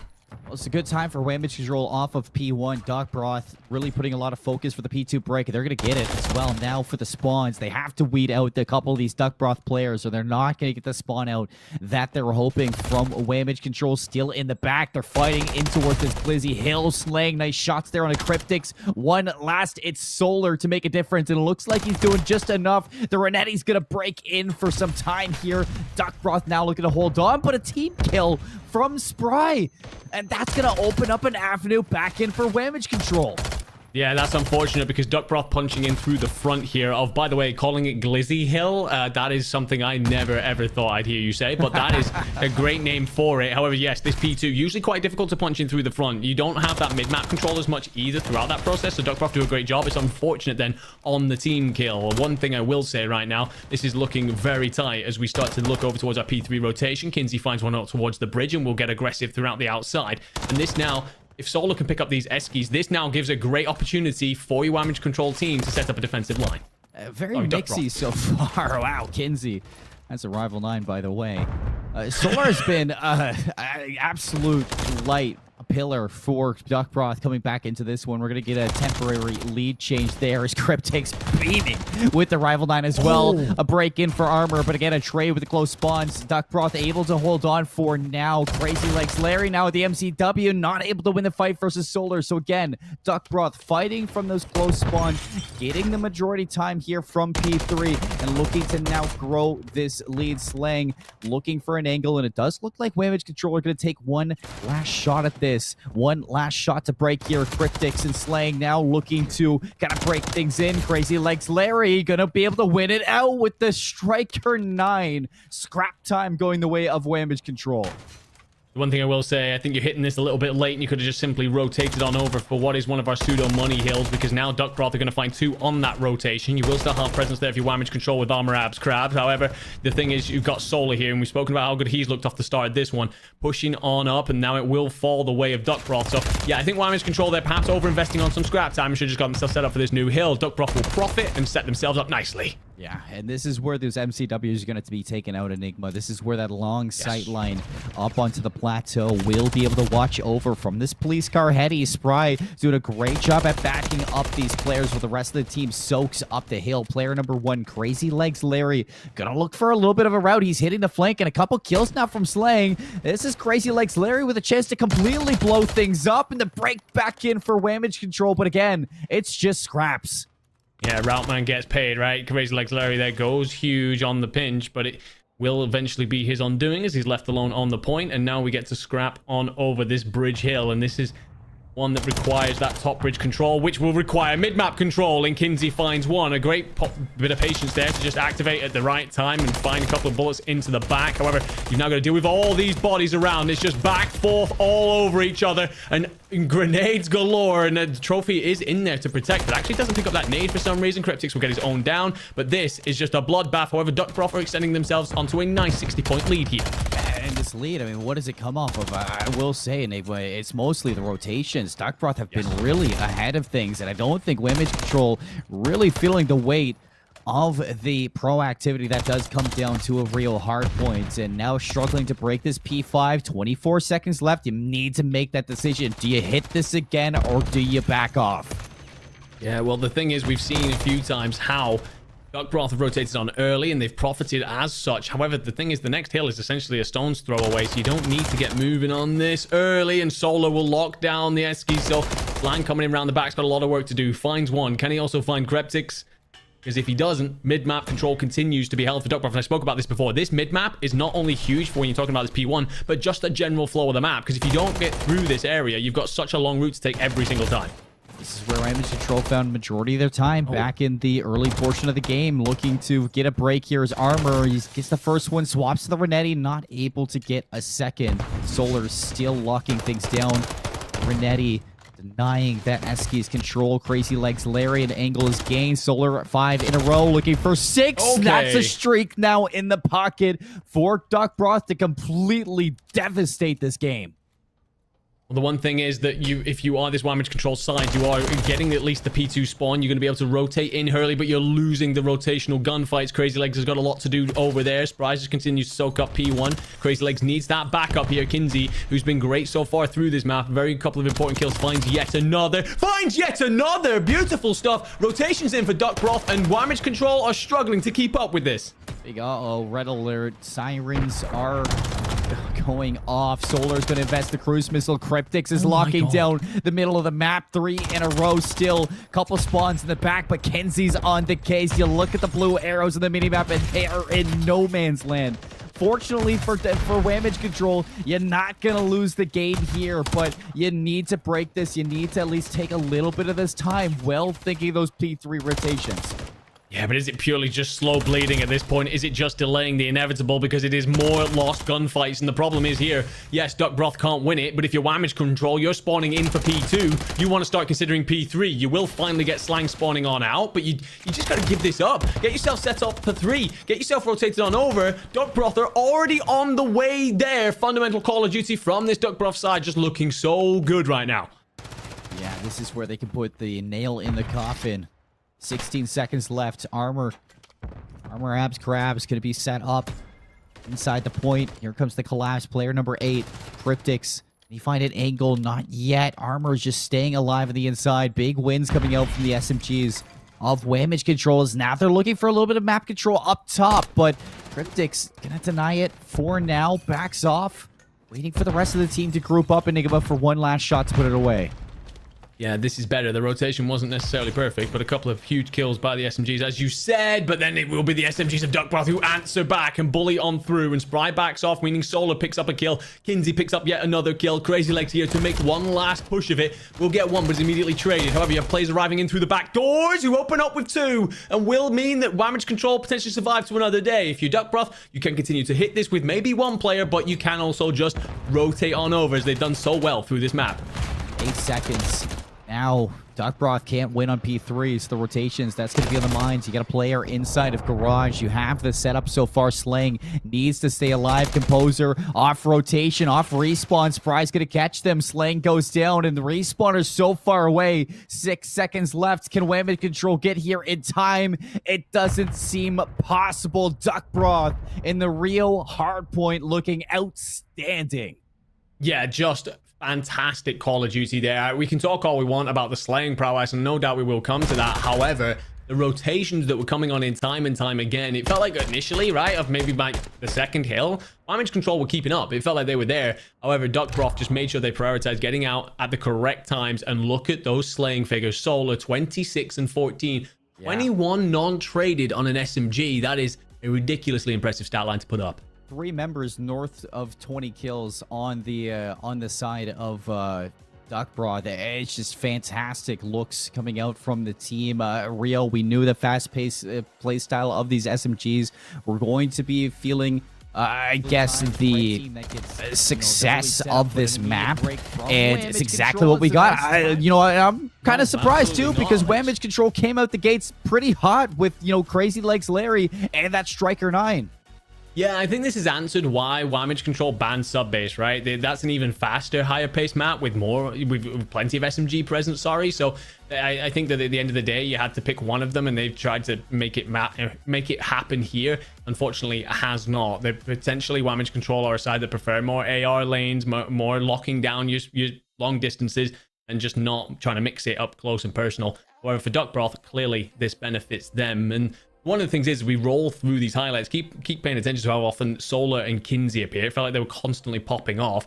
And coming into this, Kinsey was on a 1.3. I think that's the 3rd best out of every player that was in the bracket. Solar, a 1.22, so not far behind. 2 straight shooters, 2 superstars right in front of us. Yeah, it's, non-stop success that we get to see throughout these replays between Kinsey, Solar, Cryptics, everybody having their moment here for the side of Duckbroth. It almost feels suffocating just to watch. I think that for Duckbroth, or for Damage Control, a lot of the time they just could not find their bearings on this map. Towards the end, they denied the 100-point club from Duckbroth, which I definitely thought we were about to get a 100-point club on this real hard point. But Damage Control, they get to the 118 mark before the game ends, and maybe a little bit of confidence towards the end of the game that you can start to see yourself getting back into that form that we saw at the start. But, Rio doesn't go your way. We got 6-star Search and Destroy coming up next, Enigma, and this is a complete change in dynamic because, Rio's been around the block for,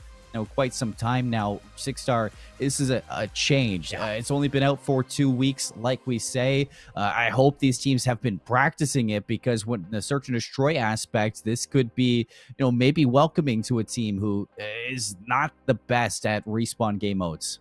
Yeah, absolutely. This could throw a couple of spanners in the works. It is going to be a complete change in dynamic. Honestly, this map makes me think a lot of Raid, and there's a particular map from AW that I think of that I can't remember the name, but it's kind of like a hybrid between those two. It is a beautiful map, very free-flowing. The one thing that stays the same, with Rio, you want that middle of the map because you have that nice transition and flow through. It will remain the same here. The middle of 6-star is such an important point to control, that bar area, just to allow you to transition between sites. It's going to... Any team that is controlling that bar area is, for example, let's say you're trying to get the bomb out towards A and you are getting pushed on back. If you have mid presence, you can safely transition that thing quickly across to B and change up on the fly. If you don't have that mid map presence, you're in big trouble. That's what I'm looking at the 2 teams to do here. Just control that bar area. Yeah, and so far off the weekend of CDL that we've kind of been able to pick apart a little bit of this map for what the pro teams are opting to do.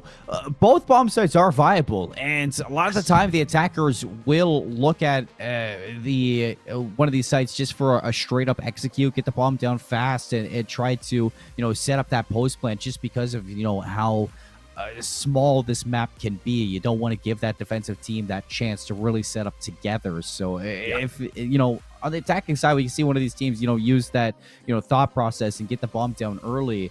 This could be a chance for Whamage Control to hopefully bring things back after that real hard point, but it's not going to just come down to that decision making. I think a couple of these players are going to need to step up. Composer not having the best map #1, and against a team like Duckbroth, who kind of just showed off their slaying prowess, I think that's going to be a big key factor throughout the rest of the series. Yeah, well, some interesting stuff. Obviously, we are very early in the lifespan of this 6-star map, right? So it's potentially not to read too much into this, but 6-star currently is by far the least first blood reliant. So what I mean by that is if you're picking up the first blood, how often are you expected to win? And when you're talking like Rio, for example, Rio S&D, you're expected to win like 83% of your rounds. On this, you're only expected to win just over half. I think it's like 60, low 60%. So, you know, plenty of opportunities for comebacks to come on through with some set pieces and some set plays. You know, it's not all about the opens.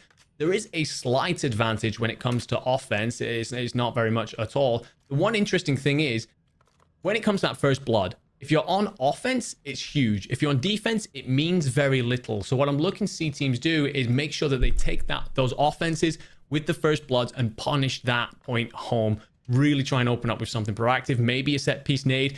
Whichever team has figured out timings this early on will no doubt prosper. Just hammer it home. Look for those round wins off those first bloods. Love it. And we're going to be starting off with Duckbroth for the attacking side. Looks like they're going to, you know, leave Spry lurking over towards B to try their hands at A right away. But the first blood coming from the defensive side, it's the Striker 9 of Crazy Legs Larry again to open up this map. Some timing here from Spry not going his way. And now for Duckbroth, they're being surrounded. And the thing is, right now, Cryptix actually answers back with a big 2-piece, and we spoke about this in our last series, right? You do not want it to be a situation where a 4v2 suddenly turns into a 2v2, but it will be finally then down to 1v2 Spry. Team captain, all to do. Armor App's going to push on out. Oh! And he absolutely beams him. Maybe this Striker's something I need to get on my book, Seymour. I'm telling you, the Striker is a little bit of a beamer. I won't lie. I feel it in my ranked games alongside the Swarm. I don't know why it's still in my ranked games, but, you know, that is...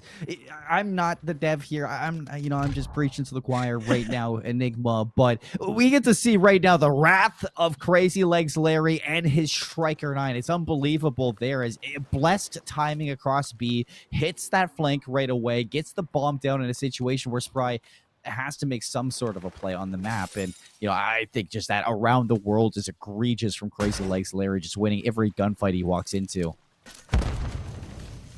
And this is what I was talking about before off the start. Especially on offense, can you open up with the first blood? Well, Slang will say yes, and I said before, this is something that is really strong right now for this map if you open up with first blood. But you want to catch Kinsey, and Slang does exactly that. He's one of the few players currently running an AR in this lobby and doing a fantastic job of just locking down these lanes. That's 3 for him, potentially an ace. Yeah, Slang looking for the ace. 3 in a row. Cryptix, he's going to make himself known, and here come the blue arrows to put away the round. Whamage Control. They're just not a respawn team, Enigma. This is a search and destroy team, 100%. Yeah, it certainly seems that way. Again, the one thing I will come back to is how much practice have the teams had here, and I wonder if Whamage Control have just managed to find themselves a setup that they really like, because it felt like Slang picks up that opening blood, right? But then he reads the flank coming on in. He reads that Kinsey's missing, and it's a great play, because we've seen just how important Kinsey has been to this Duckbroth lineup in there in map 1. Slang on a 4, definitely the current MVP of this map, and locking things down with his MCW, and he's going to get onto this, surely this jump up area to hold over the B spot. B hit from Duckbroth. Putting all their ingredients in over towards A. Only one player here to watch it. Composer gets caught through the mid. That's Cryptix opening things up. Crazy Legs Larry underneath the catwalk. That's going to be bombed down at A. And Armor makes a play through mid. Spry goes down its numbers over towards Whamage Control. Cryptix has to look for this flanking player. He's not going to lock down the kill, Enigma. Yeah, you want to clean that up. You do not want to let that get away. And the problem is Solar here has completely missed Crazy Legs, so he will get on through. But Cryptix reads it, finds one. Slang, though, to clean it up. How many times are we going to say this boy's name throughout this S&D? Onto a 5. And probably now just double up with Armor Abs Crabs. Play maybe for your cruise. Play off the back of him. Solar here just going to try a long wrap to B, and he will get blessed timing. Problem is, when you get this down, what angles do you have with your rival 9? And Solar's going to have to look for a little bit of timing, but not for the rewrap over towards B to get this bomb planted. Both members of Damage Control very isolated and separated into these 1v1s, so Solar's going to have a chance here to bring this into a 1v1. Will he have to read to Slang? He does, but Slang, 6 in a row, unbreakable on the map. The MCW treating him well. Yeah, it's one of the difficult things about planting at B if you've only got a rival in hand, because if you plant over towards A, you can try and make plays around the bar or the U area, or perhaps the underpass. When you're planting out by this pool side, there's a lot of straight lanes. The corners on this map as well don't work like traditional corners. They're more rounded, circular. They're very flowy, and it provides nice angles for your ARs very early. And Slang there, we've seen how good he's already been. He was never going to miss that opportunity to see out that round. Also gives himself the cruise missile. I'll be honest, I'm not too sure how effective they can be, but when we speak about that B site out by the pool, could well be huge for a post-plant situation. Slang 6 in a row. Let's see if he can open up this round yet again. Swapping over towards Solar in mid. Lots of mid control coming out from the side of Duckbroth, who have yet to find a round in the Search and Destroy after having a masterclass in the Rio hardpoints. If it's going to come down to this first blood, Composer going to be caught by Solar in and out with the kill. Solar doing a wonderful job there, just throwing shoulders. I like this play from Krabs, though, just to play the underpass. Could potentially be missed. Cryptics will look over, will take some damage. However, Trophy's potentially coming out late. I'm not sure if it's only just because it's arrived. Spry will pick one up mid-map. And all of a sudden, we're back to a 2v2. You cannot let this happen. Slang goes down, so it's Armor into a 1v2. Other player really known here. Bomb in his hands. Just gonna go through mid. Kinsey tucked away. The pinch is out. Armor, 11 health, running away. Spry's gonna hunt it, find the kill, find the round, and finally put Duckbroth on the board. It got scary there for a moment, right? I thought, you know, you go from a 4v2 into a 2v2. We've seen that happen a couple of times throughout this afternoon, but Duckbroth do enough, and you're right, finally get themselves onto the board. And against that mid-map control, it just allows you to quickly get out towards A or towards B, wherever you need to be. I love, by the way, the play from Solar early on, just to throw shoulders, get Composer to ring out a few shots, and as Composer thinks Solar's checked away from the fight, he ain't coming back at this, maybe we can push up. Solar comes back out, beams him, gets that first blood. Beautiful stuff indeed. Duckbroth, see if they can expand off of this round win. Back onto the offensive side. It looks like the bomb is leading over towards B this time. We've seen B plants, but they've only been audibles in the late rounds. Have to do one off of an execute. Is it going to pay off without this mid control? It is, again, important to have this mid control if you're on this map. The one thing I will say for this setup, if you are Whammage control, Composer's very much so by himself here. Very much I could flip the situation. Kinsey, however, with a lot to do. Oh, Composer could be in the worst spot for timing and actually could check away. And oh, Kinsey beams him. Kinsey beams him. That's going to be a wrap to A. Split push on in. Crazy Legs Larry looking to shut the doors on this round. Finds one. Looking for more. Wraps around. Still alive. Won't get the kill. Cryptics and Spry work their magic. It's a 3v1. Rotating around. Armor. Abs. Crabs. Looking for the clutch. Looks like the timing's going to work out. Double players line up. The shots don't hit. And Duckbroth going back-to-back with rounds. Gotta feel it for Krabs there. I think he thinks he's killed Spry. I think he thinks he's done enough damage, so he stopped shooting. He's trying to transition. We've all done it, right? We know where two players are. You're trying to get the first, snap onto the second, because you know there's a small window there, and you do it a fraction early. That's very unlucky if you are Armor Abs Krabs. But another fantastic execute here when it came to getting that numbers advantage for Duckbroth. The one thing I will say, Kinsey there with a huge first blood in the middle of the map. We spoke about how Composer was set up there, potentially a little bit isolated. But Kinsey snaps onto him and gives his team every right to get that plant down. Duckbroth making a comeback here. They just fly. I love that about Duckbroth. They just fly. All gas, no breaks into the rounds. And now it is a one-round difference at range. Slang has been a player you don't want to tangle with there. And we see why Spry's going to get caught. 2 down for Duckbroth. It's a 3-on-2. Kinsey make the play, chasing shadows right now. Kinsey in and behind. Slang, though, with the turn and burn.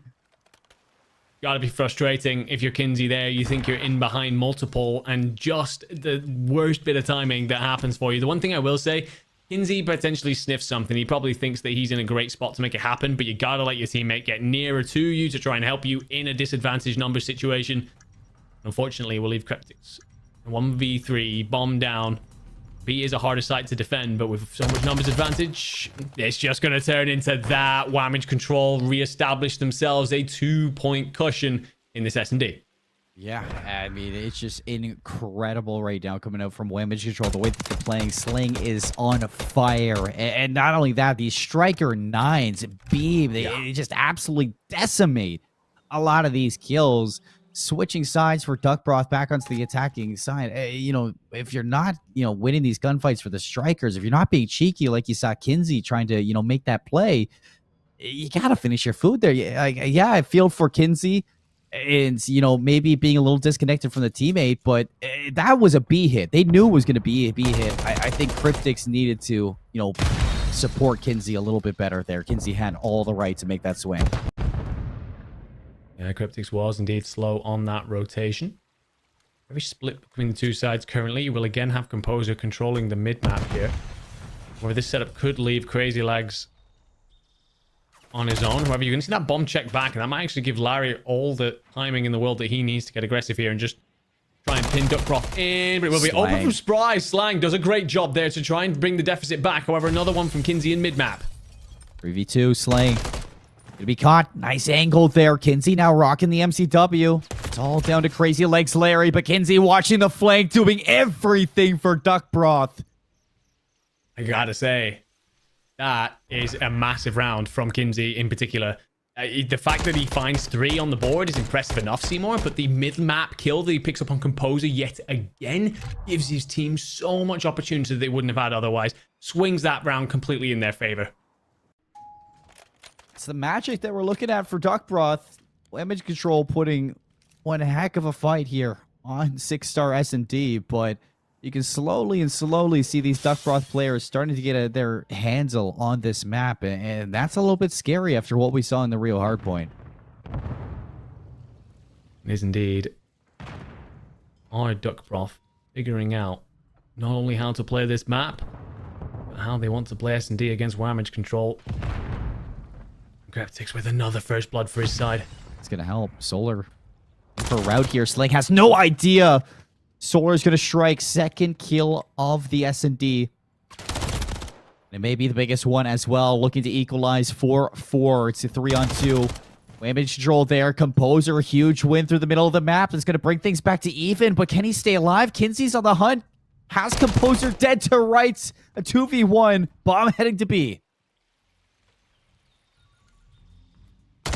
Krabs can make things happen with his striker, and he finds the first. But did he spot that Kinsey was right behind him? Kinsey will actually get some timing that says that he knows where this bomb's being moved to. Krabs has no idea. Krabs has no idea. Yeah, he has not a clue right now. Oh, Krabs got to turn around. Kinsey should have this round. 20 seconds left. Krabs thinking he's a shadow right now on the map, but on the heady, 13 seconds. Krabs is in trouble. Stuns out. Renetti's out, running straight for the hills. Duckbroth ties us up. It's Kinsey again. I mean, we could talk about that end play all we want. This is a great stun, by the way, that comes out from Kinsey. Sorry, a great read off the back of that stun from Kinsey. He knows that the push is coming in because of the amount of timing. Krabs doesn't have enough time to rotate, so he's going to have to push this. He also can't put the bomb down because of the angle Kinsey has. However, I want to go back to something that happened at the start of that round. We've spoken about how good Slang's been throughout this search and destroy. His positioning there, pushed up, essentially right next to the underpass on A. Awful spot to be in when you're an AR, especially when you're one as good as him. He needs to be up in the window looking over the long lanes. Whammage Control needs to go back to basics and what was working earlier on. Those long-range gunfights for Slang.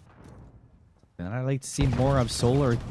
Keep the pacing towards the pool, making a lot of noise. Krabs, not sure if they heard this, but a lot of presence to be here to get this bomb down early for Duckbroth. He could get a free plant here. Obviously, he's unaware of that right now, but Slang has slipped in round the back. Our Observer doing a wonderful job there of picking that up, but have they read this? Slang will get one, and that will turn the pink arrows his way, and Spry won't clean it up. Slang gets 2. Still alive, being an absolute menace. If I'm Duckbroth, I am furious. To read an MCW flanking like that, it is unheard of. But now Spry 1v4 into a 1v3. Gonna have to be an ace clutch. And that's not going to help either. Tags up Slang a little bit. The bomb is down. Spry going to have to go above and beyond to win it. Down into a 1v2. 30 seconds. All right, Krabs now has him pinned. I like this call. Stuns him up and runs away. Yeah, no, I like that very much. So you, Spry's shooting straight right now. You don't want to give him an opportunity to drag this to a 1v1 as good as Slang has been. However, Spry only has 10 seconds, so he's surely got to move this bomb to B, and Slang will be surely looking over it. And can he answer? He will indeed. Slang, that's what I'm talking about. That's the kind of play that I want to see out of him. He's using those lanes, again, locking things down. It's what he was doing so well at the start of the map, and it's what he's done in this one to give his team a huge opportunity to get themselves a point in this series. Absolute money moves coming out from Slang. Enigma, the day I see an MCW flanking in search within the first 20 seconds of a round, I thought I was seeing things, but it was Slang and making not just the play to get that opening first blood, but gets two and gets out. That is just unreasonable coming out from Sir 21 Savage the third. It is what Whamage Control needed after a Rio hardpoint that just does not work in your favor. This is a brand new team. Skeptics, by the way, in trouble here. Definitely outnumbered. If Whamage Control decide to send this, actually seems like they're just going to back on off here. However, a lot of map presence afforded, and Spry's right here. Could he get the flank? Saw Slang do exactly this. The MCW is looking to make the plays. Bomb in the hands of Krabs, but the shot's just not there. Renetti, what is going on? Spry, you need this kill. And it's going to not go your way. Oh, the breakdown. On main stage, Spry, you can't have that happen. Absolutely devastating. And now Kinsey, the jig is up. 1v4. It's not going to work. Whamage Control. They take the search and destroy. And Enigma, we're getting a map 4. We will indeed see a map 4 later on in this series. I've got to say, throughout this S&D, we said his name over and over again. A lot of great things that Whamage Control did. But Slang, how many things did he do well on the map? In particular, those early rounds looked a little bit shaky throughout the middle. I said about his positioning at points. However, he fixes it up towards the end and does a fantastic job with that MCW. It has been recently nerfed. Rival 9 is your guard gun, ladies and gentlemen. It is not an AR world anymore. However, Slang making it all his world to carry his team on through that S&D. Yeah, it's Slang's world. Forget about the Rival 9. Forget about the MCW. You know, which is better than which Enigma. When Slang has a gun in his hand, I mean, that's just the gun to use, apparently. On top of everything, I'm loving how fresh it is not seeing just Rival 9s on the map. You know, Whamage Control, they bring the Striker 9s out. It works totally in their favor, and it just didn't seem like early on you really saw an answer from the side of Duckbroth, and I think Whamage Control playing to their strengths, brand new map, they've been practicing, it works off, and now we are tied 1 apiece heading into the Control, folks. We're going to send things off to a quick little break, and we will be back for the continuation of this semifinal soon. For the early times, the red team that gets, you know, the early setup, but an immediate break from Whamage Control. It's a nice time. No, absolutely not. Like, Striker absolutely on top, though. Crazy. Back, they're fighting in towards this Blizzy Hill. Slang, nice shots there on the Cryptics. One last, it's Solar. This is looking very tight as we start to look over towards our P3 rotation. Kinsey finds one out towards the bridge and will get aggressive throughout the outside. And this now, if Solar can pick that, I'm sure just got themselves set up for this new hill. Duckbroth will profit and set themselves up nicely. Yeah. Activate at the right time and find a couple of bullets into the back. However, you've now got to deal with all these bodies around. It's just back, forth, all over each other. And grenade. The thing is, the next hill is essentially a stone's throw away, so you don't need to get moving on this early. And Solar still locking things down. Renetti denying that Eski's control. Crazy Legs Lariat angle is gained. Solar 5 in a row, looking for 6. Okay. That's a streak now. Over there, Spry just continues to soak up P1. Crazy Legs needs that backup here. Kinsey, who's been great so far through this map, very couple of important kills, finds yet another. Rings are going off. Solar's going to invest the cruise missile. Cryptics is locking down. Win on P3s. The rotations, that's going to be on the minds. You got a player inside of Garage. You have the setup so far. Slang needs to stay alive. Composer off rotation, off respawns. Two-piece, and we spoke about this in our last series, right? You do not want it to be a situation where Team captain, all to do. Armor App's gonna push on out. And he absolutely beams him. Maybe this strike is something I need to get on my 3 in a row. Cryptics, he's gonna make himself known, and here come the blue arrows to put away the opening things up. Crazy Legs Larry underneath the catwalk. That's gonna be bombed down at A. Will he have to read to Slang? He does, but Slang 6 in a row, unbreakable on the map. Ninja's out, armored, 11 health, running away. Spry's gonna hunt it, find the kill. However, with a lot to do, Composure could be in the worst spot for timing and actually could check away. For the clutch. Looks like the timing's gonna work out. Double players line up, the shots don't hit, and Duck Broth going back to back with round. It is a 1 round difference at range. Slang has been a player chasing shadows right now. Kinsey in and behind. Slang though with the turn and burn. The hardest site to defend, but with so much numbers advantage, it's just going to turn into that. Whamage Control reestablish themselves. A 2-point. He needs to get aggressive here and just try and pin Duck Broth in, but it will be over from Spry. Slang does a great job. Gonna help. Solar for route here. Slang has no idea. Solar's gonna shoot. But can he stay alive? Kinsey's on the hunt. Has Composer dead to rights. A 2v. Krabs can make things happen with his strike. 13 seconds. Krabs is in trouble. Stuns out. Renetti's out. Running straight for the hills. Duck Broth ties us up. Good job there picking that up, but have they read this? Slang will get 1, and that will turn. If I'm Duck Broth, I am furious. To read an MC down. Spry gonna have to go above and beyond. Welcome back, everybody, to the semifinals between Duck Broth and Whamage Control. Enigma and Seymour on the desk. Enigma, after the 6-star Search and Destroy, some brand new life breathed into this series. I'm a little bit surprised after what we got off the real hardpoint. I thought Duck Broth were kind of rearing to run away with it like we saw in our first series of the day, but surprise, surprise, Whamage Control with an absolutely sublime Search and Destroy. Yeah, I think I'm still leaning towards Duck Broth taking this one, purely because of how big the gap was in map 1. You spoke about it there, the real hard point. Like, just looked so impressive. As a Duck Broth, their respawn fundamentals looking very much so on top, as well as their ability to bring the gunny to the fight. However, yeah, a map 2 there that was very well pulled off by Whamage Control. The one thing I will say is, how much did both teams practice this? Perhaps this is something that's been thrown in as a bit of a spanner in the works for Duck Broth. We will find out when we head to our Karachi Control. The one thing as well that still leads me to lean Duck Broth is the fact that there are obviously 3 respawns in a 5-map series, so a lot of things leaning the way of that squad still, but Whamage Control making it interesting. We will see a map 4 today.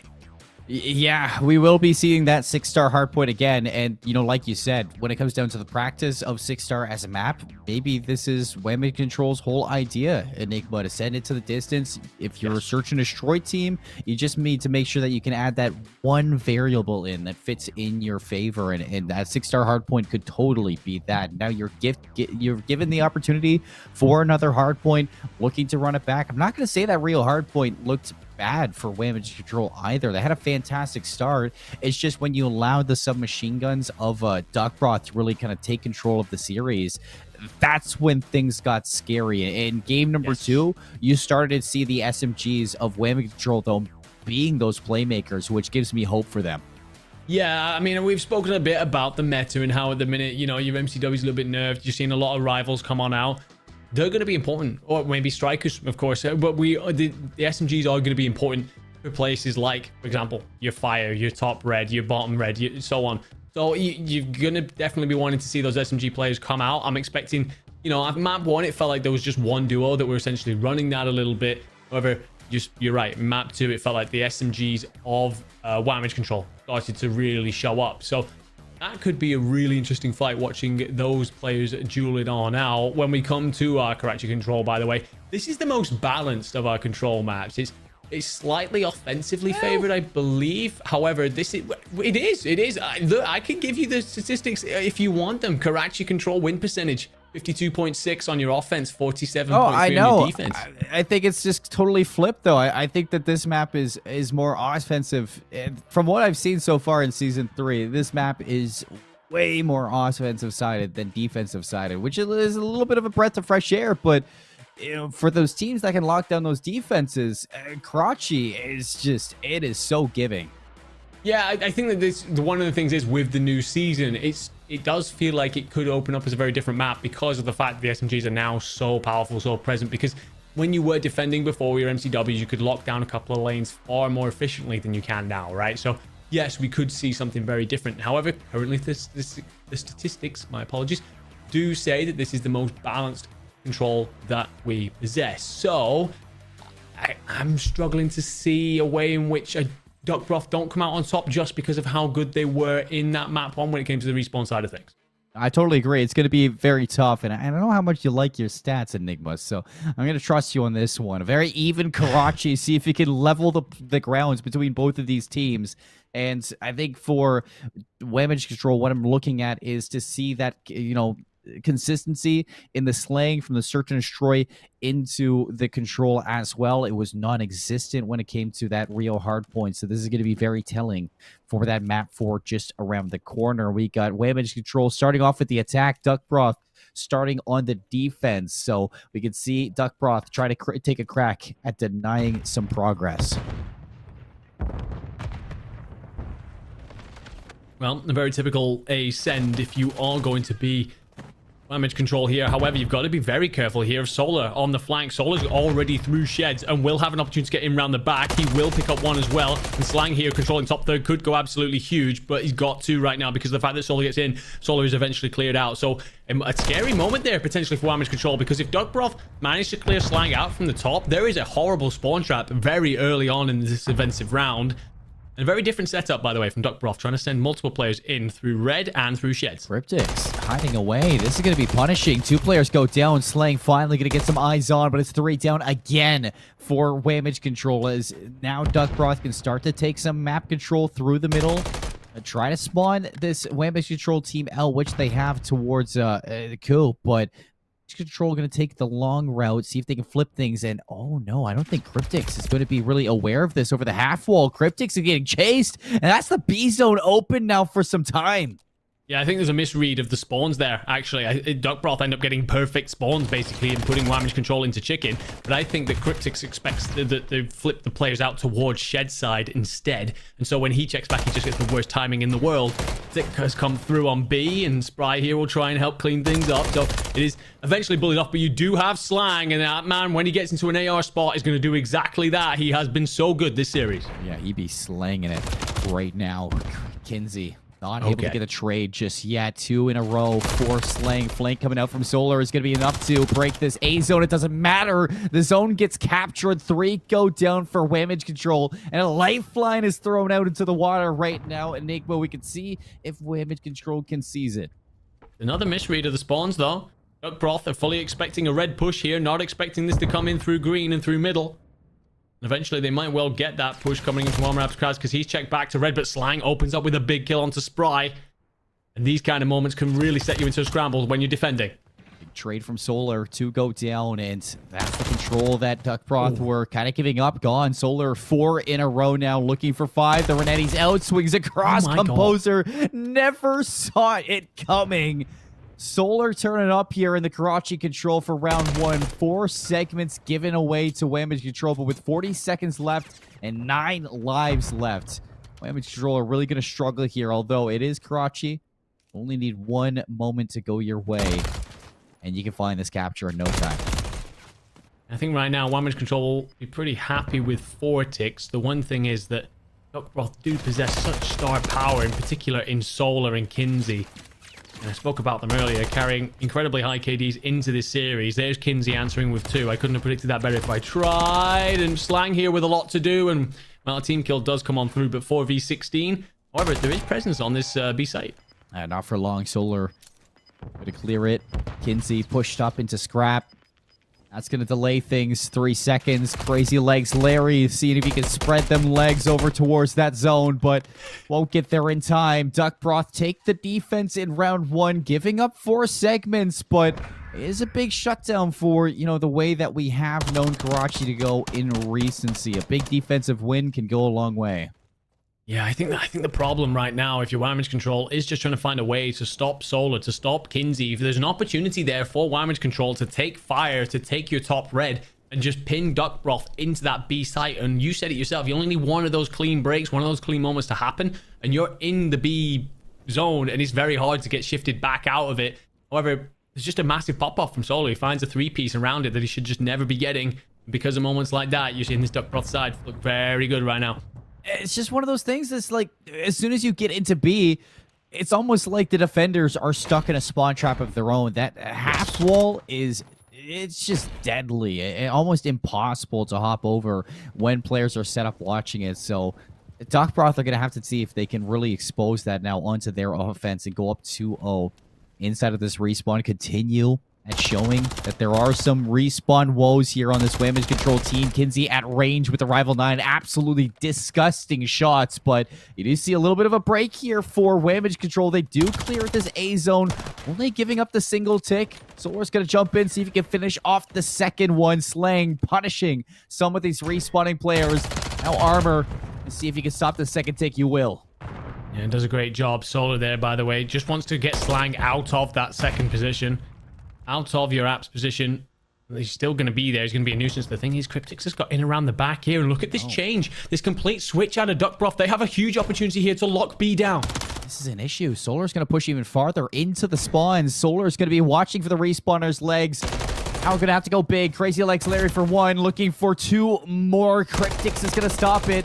First segment's locked into B. And this is what I was talking about. Solar's going to be watching the half-wall jump. You have the MCW watching the long lane through Yellow Alley. And Duck Broth just going to rip Damage Control to shreds here at B. Yeah, and Damage Control have to give it up. It is gone. It is over. 4 ticks. We are tied on ticks right now. Kinsey with likely an armada running across the front of him, but it won't matter because he deals with 1, backs down the second, will get caught by the stun. The nade should eventually flush him, but he's done a great job at delaying the reinforcements towards A. Look at the lives. 21 playing 15. Solar or Spry's going to be taken out of the zone, but the trade fest here. Armor Abs Crabs. Look to now neutralize this second segment in towards the A zone. Solar's going to stop this back and forth. Crazy Legs Larry in the corner. Spry spots him out. And now Kinsey looking to play front line for the rest of the team. 3 in a row for Kinsey. Reinforcing this A zone. The stack is in. Duck Broth now looking to finish this offensive round with a bang. And they're going to get it done. 3 down for Damage Control. Duck Broth up 2-0 in the control. 2 huge moments to talk about in this round. First of all, the switch from A to B, the decision-making, counting plays and figuring out, hang on a minute, everybody for Damage Control is over by this A site. Why don't we just shift our attention towards B, a quick rotation on over, and lock that down. B, usually the most difficult point to break, cleaned off the board nice and early. The second one is Kinsey. He does such an amazing job of pushing out through long, stopping the reinforcements that they're trying to get in from Damage Control in terms of defending A, cutting them all to pieces, and then he just stays alive, stays up, still a nuisance, so players are having to look for him, and then locks down castle control as well. A huge round from him. So now Damage Control not only going to have to find an offensive round of their own, but Enigma most likely they're going to have to find 2 offensive round wins inside of this this reverse sweep. If they want to take this respawn in game 3, they're going to open up with a first blood. Kinsey trades it. It's the progress on A now being neutralized. Kinsey, what are those shots? That's a Renetti. And he hits a 4th, and he's shooting at bodies, I think. And then now he's looking towards his 5th, and Slang is here. One hell of a player, but Kinsey's on a tear. Kinsey will just leave him alive for a moment and has to, unfortunately, reload, or surely pushing on to his 6th. Ridiculous performance. Damage Control sent packing. They do have most of a tick on A, but that's as good as it gets so far. And there's a lot of advanced pressure here from Duck Broth, including top third. If this massive gunfight from Slang. Slang gets 2.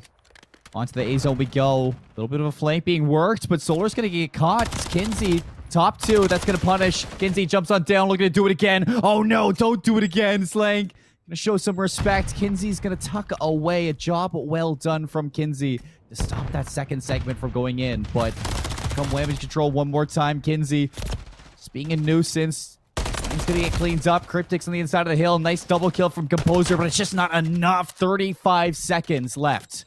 Yeah, and it feels like if you are Damage Control, unless you have Slang up in that top 3rd position, you're just not able to really apply any pressure to this A site. I love this play out of Crazy Legs Larry. He's going to rotate on over towards B. Has he been spotted? He does get spotted out. Bullets will ring out, but if he can stay alive for this next gunfight, it could well give Damage Control an opportunity to finally push on to A. And just all the kills go in the pink way. Slang will finally dive on, so second 6 surely, but Kinsey's here. Kinsey put the nail in the coffin, finds the first. Slang, Robin, and weaving the cruise missile out of nowhere. Gonna find the team kill, but it's enough to allow the reinforcements to flood this zone. 13 seconds left. Crazy Legs Larry gonna go down. Spry on the inside, not winning the fight versus Composer.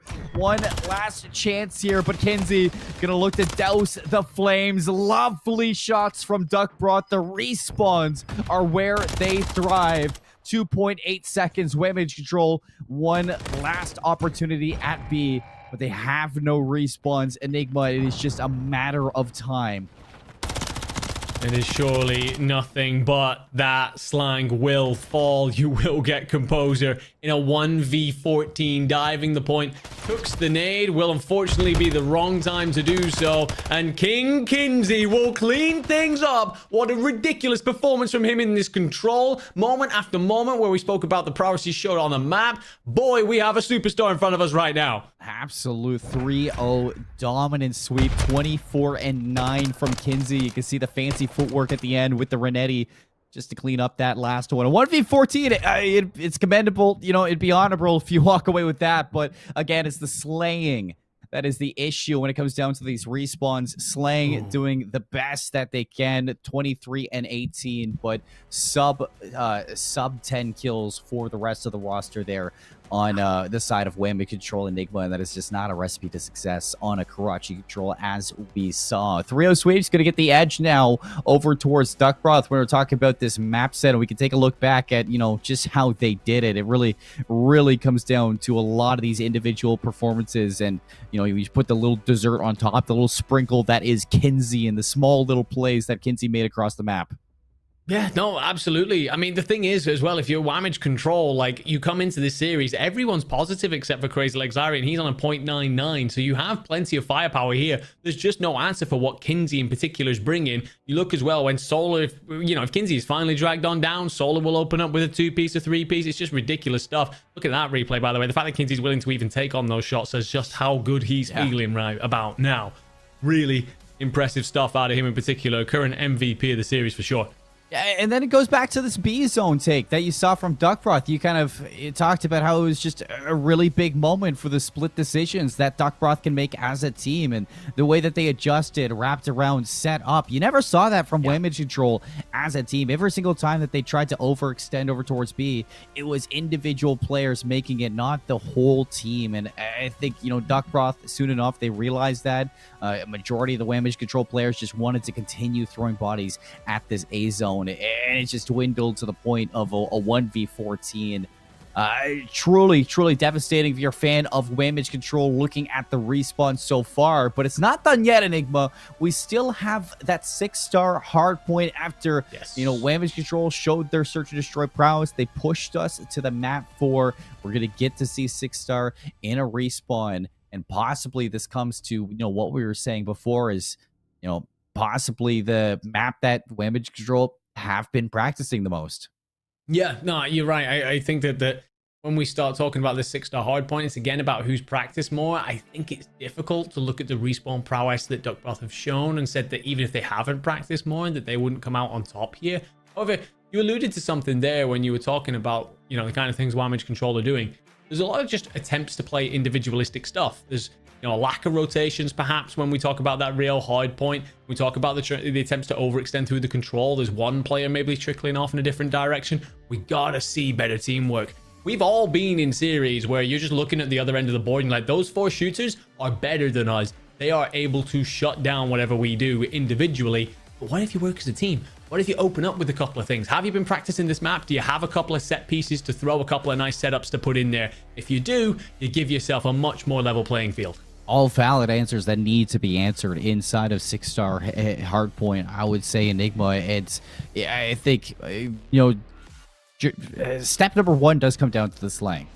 Obviously, Kinsey needs to have a leash put on him, and somebody's going to have to go to the toe-to-toe. Slang's been doing a great job at finding those impact kills, but when it comes to, who's going to be the SMG to do so, I mean, Crazy Legs Larry had a fantastic search and destroy, always involved. Even the start of Rio, I thought that Crazy Legs Larry with that Striker 9 was going to be an absolute menace. It really slowed down Kinsey, kind of took the reins eventually and overpowered it. But heading into the 6-star, again, you can look towards a player like Crazy Legs Larry to make that impact, make some waves in the hard points, and with that Striker 9. And, hopefully we get to see it again in this map number 4, where we might be seeing Duck Broth head to the grand finals pretty soon, Enigma. Yeah, absolutely. And that was the matchup we spoke about potentially looking forward to, because of Cryptic's interview saying that that's the side he'd love to play against after they played against each other last year. So could well be a spicy grand finals indeed. Both teams looking very impressive in their respawns. However, Damage Control do have one last bite of the cherry here and an opportunity. And we've spoken a lot about what the other players for Damage Control could do, but I'm still going to look at Slang as the man to lead the line. We saw him in that S&D, places like getting over those generators, looking out over the bomb site, and he locked down those long lanes again. When we talk about the pool hill, for example, is he in the jump up, guiding over the top of his teammates, helping them provide, some sort of shutdown power onto Kinsey, onto Solar? You're going to need that, because right now there's no answer to that duo in particular. So yeah, I'm pointing back at Slang. You have been great for your team so far. I'm not saying you're not carrying your weight, of course not. However, I'm still looking at you to carry your boys in this one. Yeah, and I think, in comparison, when you look at 6-star for Rio, 2 very different maps where I think Slang's going to have a chance to be involved more than what we had on that map number 1 hardpoints. And that might favor this team. You saw that there's so many sight lines back in the Search and Destroy where Slang was able to just dominate the map with those long distance fights in the MCW. And it could be a big recipe to success here in map number 4 as well. And with that, if Slang's open up the map, will we see the SMGs run together? Will we see them start to use those sight lines to kind of traverse the map and find some openings around it? It's going to be really important, I think, no matter which way we kind of span this for the entirety of the team of Damage Control to kind of step up and, hit that next form if they wanted to be in the grand finals here, Enigma. And I want to see it too, because they got matching jerseys. If you have matching jerseys, automatically you get a buff. And that buff goes towards teamwork. You have the morale, you have the vibes, and I love it. I want the Game 5 Enigma. Oh, yeah, no, it's nothing better, right, than watching a Game 5, big moments. And as well, if we do get to that Game 5, again, Damage Control took the S&D on 6-star. So you never know. There could well be an upset on the cards. However, the Neslo is off the cards. You will not get that control, so you've got to make it happen here. The difficult thing is, when it comes to this 6-star hardpoint, you need mid-map control. Now, the problem is it doesn't lend itself necessarily to ARs playing for those positions. You can get into like your top seating area around your bar, but it's difficult in other areas to kind of control that. You're looking at a lot of your SMGs, and right now it's Kinsey and Solo that have been running the map. The reason why you want that mid-map control, similar to Rio, a lot of your rotations, you can half them by having that mid-map control and just be able to pivot and rotate easily on the fly if you have it. So yeah, that's where I'm expecting the most of the map presence to come on through if you're Kinsey and Solar. And you just got to ask, I know I said a minute ago that I want to see Slang step on up and provide that coverage, but I don't know, maybe you just stick 3 SMGs together and just try and bully the duo yourselves. I mean, that could be the case. You just put the majority of the SNGs on the map. You take a little bit of a page out of the book of Rio, and that should be able to shake things up. But it's speculation, really, for 6-star S&D or 6-star hardpoint. I haven't had the opportunity to cast this map, and I think that's what I'm really mostly excited for. When it does come down to this series, is I just want to get a taste of how things work, how these teams are going to play it. And for a lot of these rotations, I think that it's going to kind of add into how good these teams know the setups into the rotations. Because one thing for hardpoint that is a little bit tricky for a lot of the maps here is the spawns. And for 6-star, I don't know how finicky the spawns are, Enigma. And if for 6-star, it's one of those that, you overextend a little bit, you're going to flip those spawns right away. I know for a fact that Duck Broth are going to be playing in the face, and if that is the case, then it could lead to a little bit of trouble when it comes down to controlling those spawns for Damage Control. Yeah, you're right. And the thing is, well, that when we move away from the spawn situation, we also got to think about the rotation situation. And even if you know the map better than your opponents if you're Whamage Control. If we think back to that real hard point, they were very late. At times, pushing 10 seconds left to scrap, and that's just something that you cannot do here, especially when we start talking about hills around your pool and so on, because you can really lock these hills down if you are set up early. So, I mean, it's early days in the life of the map, and very much so you could catch Duck Broth here sleeping. You could very much so catch them out by playing on a map that they just don't know. That's likely only going to last for the first rotation, right? These players are likely going to adapt on the fly. They're all brilliant minds who've managed to make their way through this tournament. So, yeah, it's difficult if you don't get off to a very strong start here, if you are Whamage Control. Well, here we go. 6-star hard point. Both teams ready to lock in and secure this map. I think it's a big one for Whamage Control, just staying alive in the series, staying alive in the tournament. On the other side, you got match point for Duck Broth, a chance to punch your ticket into the grand finals, guarantee that top 2 spot. Enigma, both teams in a little bit of a peculiar situation. Just on the other side, Duck Broth, I feel like the confidence, it is leaning on their side.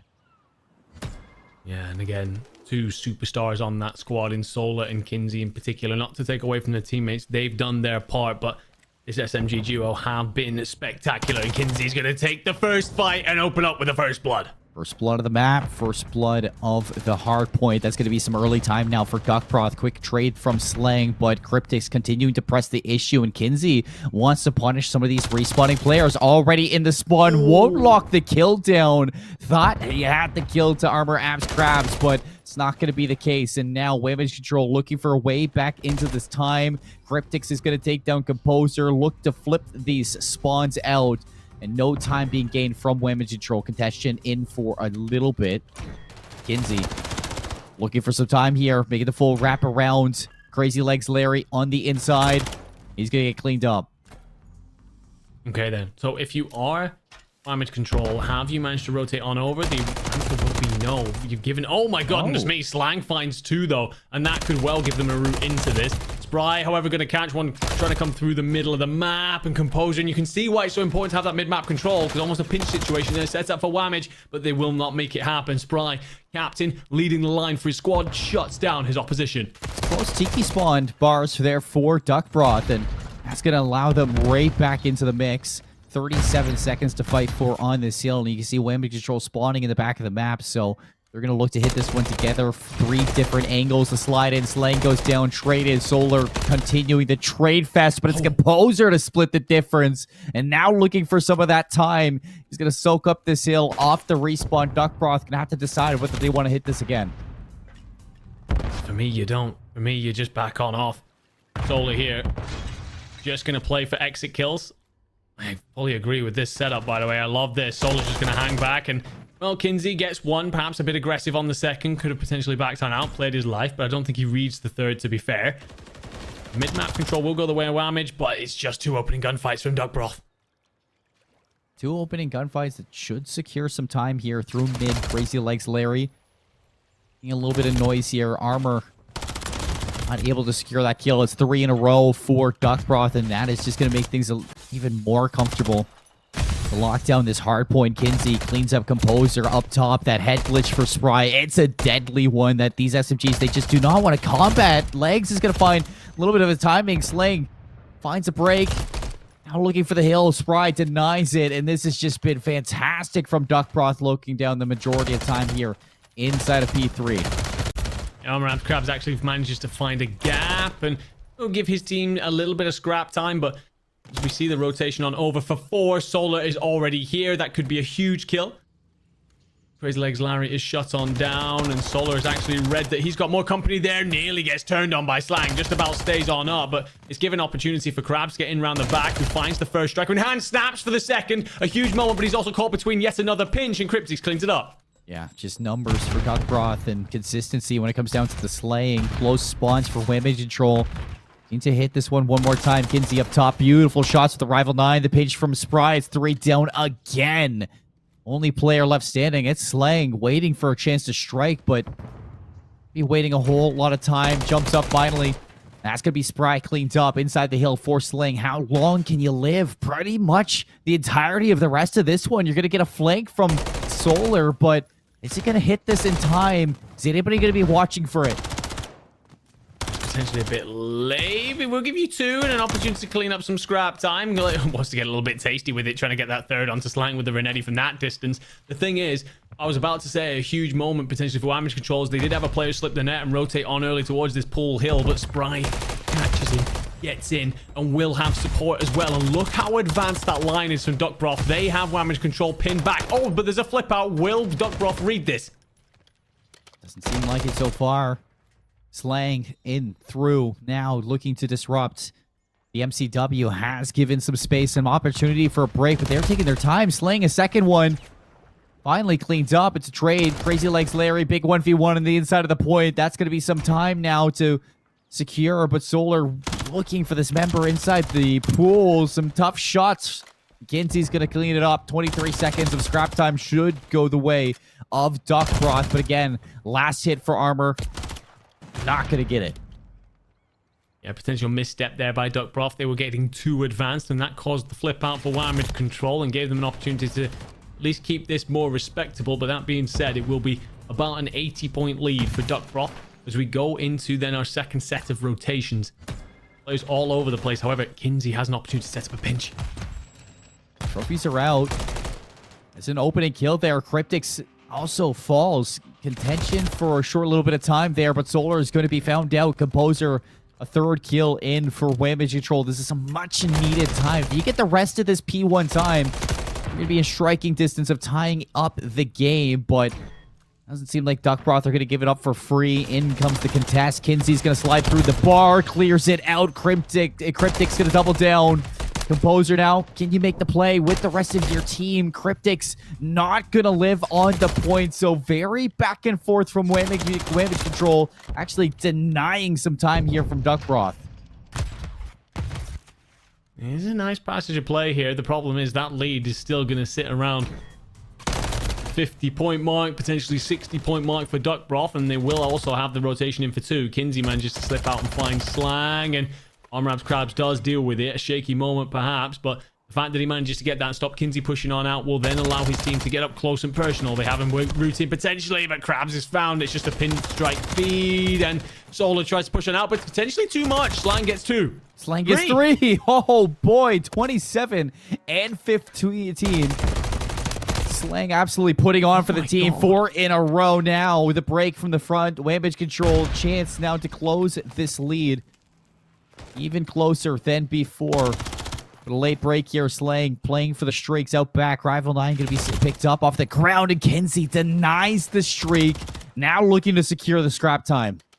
It feels like Slang has just decided to do it all, right? We've been talking about the AR presence that he's brought, but now slaps on a Rival 9 and nearly finds himself a cruise as well. Again, it's a bit of scrap time for Damage Control that you don't really need. However, you do have the rotation in for next. Slang's done a great job of picking up mid and giving his team control. I'm not sure if Crazy Legs, he will pick up a huge kill onto Spry. Slang will pick up a big one onto Solar, and suddenly a bit of a pendulum shift here, a bit of a momentum change. You do see Damage Control starting to find some rhythm. What is this spawn in the back? Solar gets a blessed spawn, and there's no way you read that.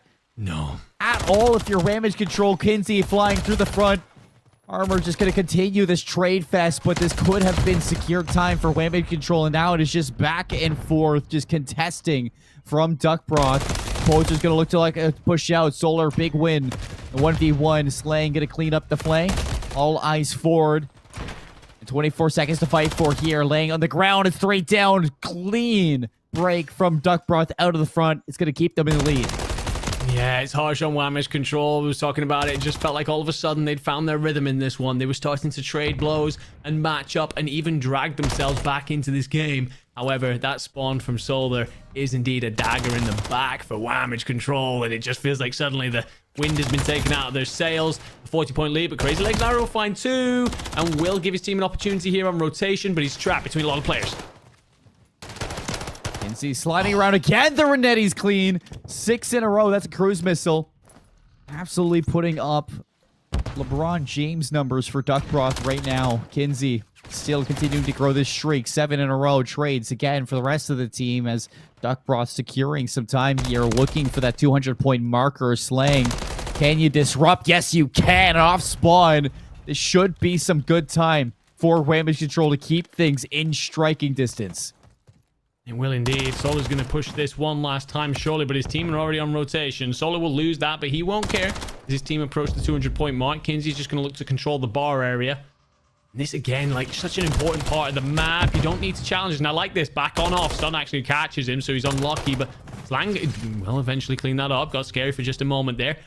However, Full Hill in next. Cryptix finds Crazy Legs Larry on the rotation. 30-point game. Slang not going to check to the left, and that's going to punish. Solar just tucked away. This is something that Whamage Control really struggled with last time, but a double kill from Kinsey on your own team. And that's going to be the green light to start to flood on in. If your Whamage Control composer's going to take Cryptix out of the hill. Kinsey on a dime, turns around, but it's 2 down for Duck Broth. And that might have been one of the biggest blunders we've seen on the 6-star. I've got to say, I'm not even sure why the cruise missile comes in the first place. You're in a good spot, to be quite honest. I know that sometimes you get them and you want to use them, but definitely not the right call. And then the execution also just doesn't come on through. Solar will get around the back of Composer and give his team more points towards sealing this one up. The gap has been dragged back to 14. I tell you what, Seymour, I take you back to that hill earlier where Solar gets that spawn that we called it. We said it was slightly blessed. That doesn't happen. This is potentially a tied game. We're going to jump around. Solar not hitting the shots you wish. 3 go down for Duck Broth. And yeah, now a chance for Whamage Control to close this lead and possibly even flip things. Kinsey gets caught out. Solar now position known, jumps over the edge. Where the kill's going to come through. Nobody making any noise just yet. It's all the way down into a 20-point game now. Spry around the back. Spry going to win a big one-on-one. Hop into the sail. You don't win off this P1 anymore, but for Whamage Control, you need every second you can get. You do indeed. For me, Duck Broth just need to rotate on for 2. You can give this up relatively early if they so wish. The problem is with this P1, because it is so centrally located, any rotation means that you are just a hop, skip, and a jump away from the next one. Solar and Spry with a big 2-piece, it feels, as we see just a 10-point gap. A map that felt like it was all in Duck Broth's control just moments ago. Whamage Control have come back swinging. Slowly slipping out of their grasp. He's going to be watching the Vans there to go down. This could be it. Crazy Legs Larry only going to be finding the one. That's a clean 4 down for Duck Broth now. 46 seconds. Whamage Control looking to put the pedal to the metal, but for that, Cryptic Solar pushing out. Slang's going to invest the streak. Not enough. Kinsey clearing out on the flank. Another 3 down. 10 seconds left. Slang looking to be a hero. They need to focus on the break, then hit the rotation over towards P2, but Spry's going to get a double kill. Composer around the back. Oh no, Cryptix! The snap on, 5 seconds left. This could be it. Cryptix going to get traded. Kinsey in the hill, and that's it. It's done. Shut it off. Duck Broth with the win. They take the series. They move on to the grand finals. I mean, I feel for Whamage Control, in particular Slang. I think Slang books up a 50, by the way. We see Kinsey hit a 49 as well.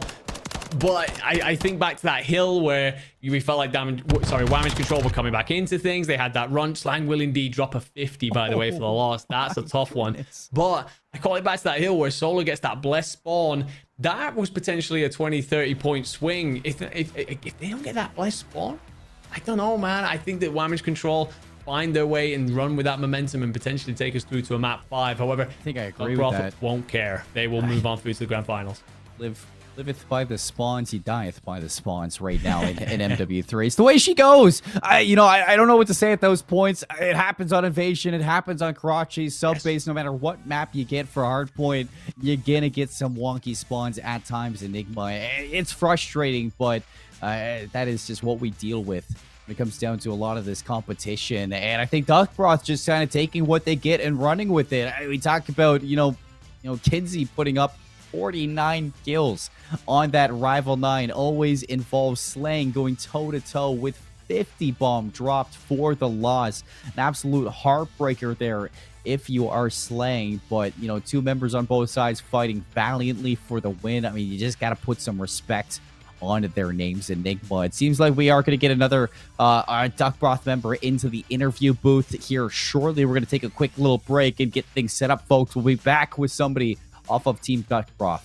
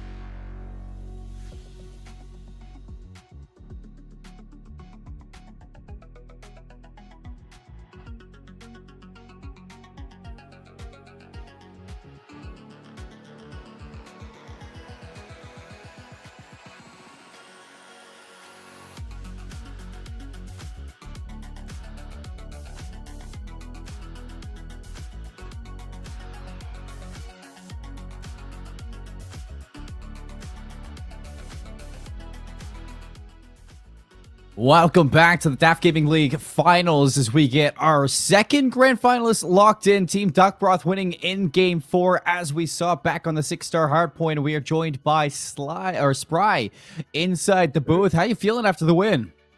Feeling pretty good. Game 4 is a little rough, but we got the dub, pushed through. Like I said, we're pretty fast paced. So yeah, it was pretty hectic, but we pushed through, got the dub. That's all we needed to do.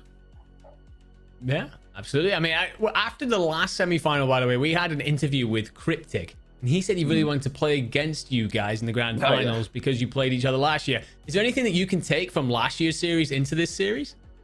We know they're a good team. We know that they're all pretty gross. They play together really well, so we'll just have to focus on playing better teamwork than they have. They all have pretty decent gunny, especially that guy Wolf. He beams, so we're definitely going to have to isolate him. And our respawns are looking pretty clean. We just got to brush up our SMD, especially against those guys. We can't make mistakes like we did in this SMD. But yeah.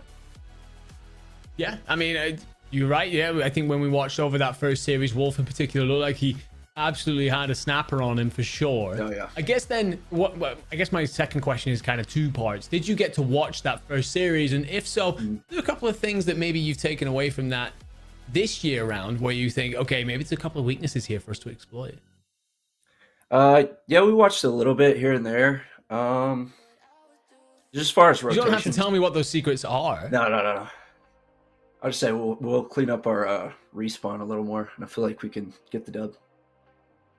Oh, yeah, I mean, for sure. And I mean, the respawn looked fantastic in the Rio hardpoint. Is there, I guess, I want to ask a little bit. I mean, for Kinsey, where does Kinsey come from? I mean, what do you feed him? It's just an absolute beast on the map.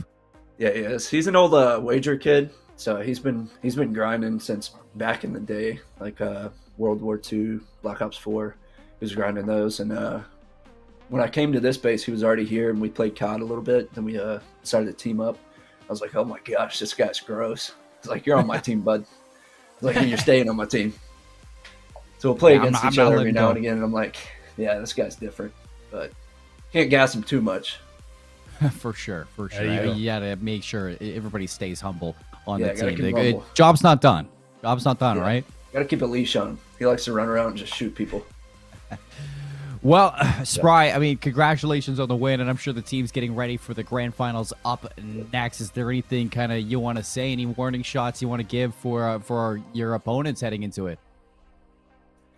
Don't know. I'm coming for you, Cryptics. I'm coming for you. He hops in my stream every now and again, so I saw him shooting bodies the game 1 in the hard point, so I know he's getting pretty fiery and he was ready to play us, so we're coming to get revenge because they beat us last time.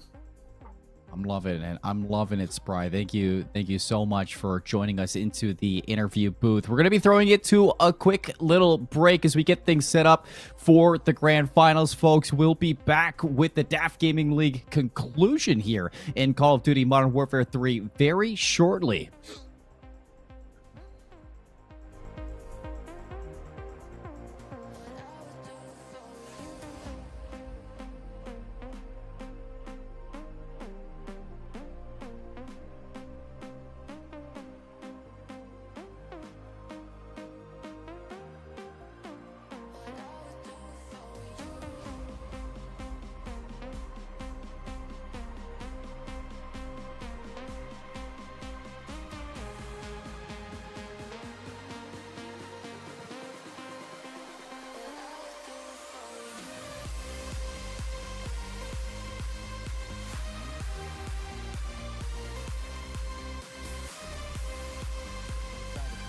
You have the setup so far. Slaying needs to stay alive. Composer off rotation, off respawn. Two-piece, and we spoke about this in our last series, right? You do not want it to be a situation where a team captain, all to do. Armor App's going to push on out. And he absolutely beams him. Maybe this strike is something I need to get on my book. Opening things up. Crazy Legs Larry underneath the catwalk. That's going to be bombed down at A. Will he have to read to Slaying? He does, but Slaying 6 in a row, unbreakable on the map. Pitches out, armor, 11 health, running away. Spry's gonna hunt it, find the kill. It is a 1 round difference at range. Slaying has been A player play chasing shadows right now. Kinsey in and behind. Slang, though, with the turn and burn. The hardest side to defend, but with so much numbers advantage, it's just going to turn into that. Whamage Control reestablish themselves a 2-point. He needs to get aggressive here and just try and pin Duckcroft in, but it will be over from Spry. Slang does a great job. Gonna help. Solar for route here. Slang has no idea. Solar's gonna strike. But can he stay alive? Kinsey's on the hunt. Has Composer dead to rights. A 2v. Krabs can make things happen with his strike. 13 seconds. Krabs is in trouble. Stuns out. Renetti's out. Running straight for the hills. Duckbroth ties us up. Good job there picking that up. But have they read this? Slang will get one, and that will turn down. Spry gonna have to go above and beyond to win it. Down into a 1v2. 30 on to be, and Slang will be surely looking over it. And can he answer? He will indeed. Slang, that's what I'm having an opportunity to get him around the back. He will pick up one as well. And Slang here controlling top third could go absolutely huge. Solar is eventually cleared out. So a scary moment there potentially for Whamage Control, because if Duckbroth managed to clear some players in through red and through sheds. Cryptics hiding away. This is going to be punishing. 2 players go down. Slang, like the defenders are stuck in a spawn trap of their own. That half wall is it's just continue and showing that there are some respawn woes here on this Whamage Control team. Kinsey at range with the Rival 9. Absolute more Cryptics is going to stop it. He's going to be watching the half wall jump. You have the MCW watching the long lane through Yellow Alley, and Duckbroth just gonna rip Whamage Control to shreds here at B. Yeah, and Whamage Control half gonna stop this back and forth. Crazy Legs Larry in the corner. Spry spots him out, and now Kinsey looking to play front of the Composer. One last chance here, but Kinsey gonna look to douse the flames. Lovely. The nade will unfortunately be the wrong time to do so, and King Kinsey will clean things up. SMG duo have been spectacular, and Kinsey's gonna take the first fight and open up with the first. You have to kill to armor Abs Krabs, but it's not going to be the case. And now Whamage Control. So if you are Whamage Control, have you managed to rotate on over? The answer will be no. You've given, oh my god, just me. Slang find map control. It's almost a pinch situation there, set up for Whamage, but they will not make it happen. By the way, I love this. Solar's just going to hang back, and well, Kinsey gets one pound. Here through mid. Crazy Legs Larry. A little bit of noise here. Armor not able to secure that kill. It's throwing down the majority of time here inside of P3. Armor Krabs actually manages to find a gap, and not by Slang, just about stays on up, but it's given opportunity for Krabs getting around the back, who finds the first strike in hand. Watching for it. Potentially a bit late as well, and look how advanced that line is from Duckbroth. They have Whamage Control pinned back. Oh, but there's a flip out. Will Duckbroth finally cleans up? It's a trade. Crazy Legs Larry, big 1v1 on the inside of the point. That's going to be some time now to secure, but Solar looking for this member inside the pool. Some tough shots. Opportunity here on rotation, but he's trapped between a lot of players. Kinsey sliding around again, slipping out of their grasp. He's gonna be watching the Vans there. And Cryptic's gonna get traded. Kinsey in the hill, and that's it. It's done. Shut it off, Duck. Welcome back to the DAF Gaming League Finals for Modern Warfare 3. My name is Seymour. With me is Enigma, and we're hopping in with our last match of the day. Enigma, Duckbroth coming off a big win versus Whamage Control, and now they are stepping up to the deployers in the grand finals. Yeah, absolutely, and this is the one we kind of wanted to see, right? Because with how deployers looked in their series and then called out Duckbroth in terms of playing them in a repeat of last year where deployers came out on top, we very much so had some storylines already etched into stone for us, and we will get to settle all of those. But we see Duckbroth managed to get revenge and pick that up in a grand final nonetheless. So deployers just that bit too good. And we can take a look back at the bracket too, Enigma, just to see the road that these two teams have kind of faced, because for the deployers, I mean, it has been nothing but domination. 3-0 sweeps across the board to reach this grand final. They look absolutely disgusting. But Duckbroth, you can say kind of sort of the same. They've given up the 2 maps on their road, one to pick up, one to Whamage Control, like we said. But as we saw in the interview, Spry was talking about it. They just need to clean up their search and destroys, maybe a few mistakes in the respawns, and they're ready to go for this grand final. Yeah, well, this is one of the things I feel like with deployers right now, we didn't see a weakness, right? And they've 3-0'd everything. It looks like they're pretty strong across all modes. However, with Duckbroth, you heard Sprite say it himself, that the S&D just isn't there right now. So, I mean, that's 2 maps in a series if we get to a game 5. So if you go into this feeling like you've already given up 2 of your maps because your S&D just isn't there, then you're putting a lot of pressure on your respawns. And we've seen how good a respawn team deployers can be already. So it's looking like a difficult one indeed if you are this Duckbroth side, despite how good they looked in that last series. And taking a look at the pricing that they're going to be playing for here in the grand finals. First place, exclusive Spring 2024 Challenge Coin, custom AFG or SFG jersey, DAF Gaming League desk mat, AFG water bottle, a DAF Gaming League patch, and a DAF Gaming League sticker Enigma. A lot to go around per player as well. Second place, you don't get that challenge coin, and the challenge coin is pretty neat. So that is a significant thing to miss out on, I will say. Yeah, I'm not like, it's incredible that we're going to see both of these teams walk away with some sweet loot, but yeah, that exclusive coin is really cool. You showed me yours from 2022, I believe it is. It's a little outdated. Yeah, no, it's a beautiful thing though. It is a really cool thing to have, and like you know, every player's not only playing for pride and playing for the win, but you are playing for that little bit of extra prizing, and it is indeed something beautiful in being that exclusive coin. Let's cook things up in this grand final a little bit, Enigma, because both of these 2 teams, they're ready to go. Deployers, you know, Cryptix, he said in his interview he wanted to play Duckbroth. He wanted to go to this grand final and face a team that gave them trouble last year. Well, Cryptic, Medicated Goblin, Micah Johnson, and Pexins has their chance to take on Duckbroth, Uncle Tony, Gibski, Solar, and Shots. I don't think the teams are actually right there. Maybe they're different in-game rather than what they wrote down. But this is now Cryptic's chance to kind of show if he can talk the talk and walk the walk like we wanted to see. Yeah, no, I'm with you. I think that, you know, we looked at a couple of different superstars throughout these 2 series, right? When it was Duckbroth, we talked a lot about Solar and Kinsey. Not that the 2 other players on that lineup didn't do good bits, but Solar and Kinsey as an SMG duo looked fantastic.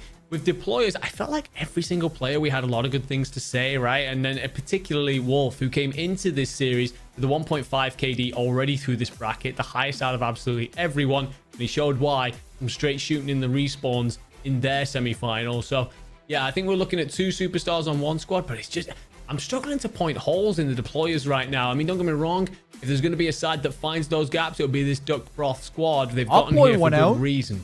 Go on. I'll point one out right now. It's a simple one-worded answer. Kinsey. If they can't handle Kinsey like we saw in the series, these respawns are going to be quite difficult. It's going to come down to a lot of the map vetoes, too, for that.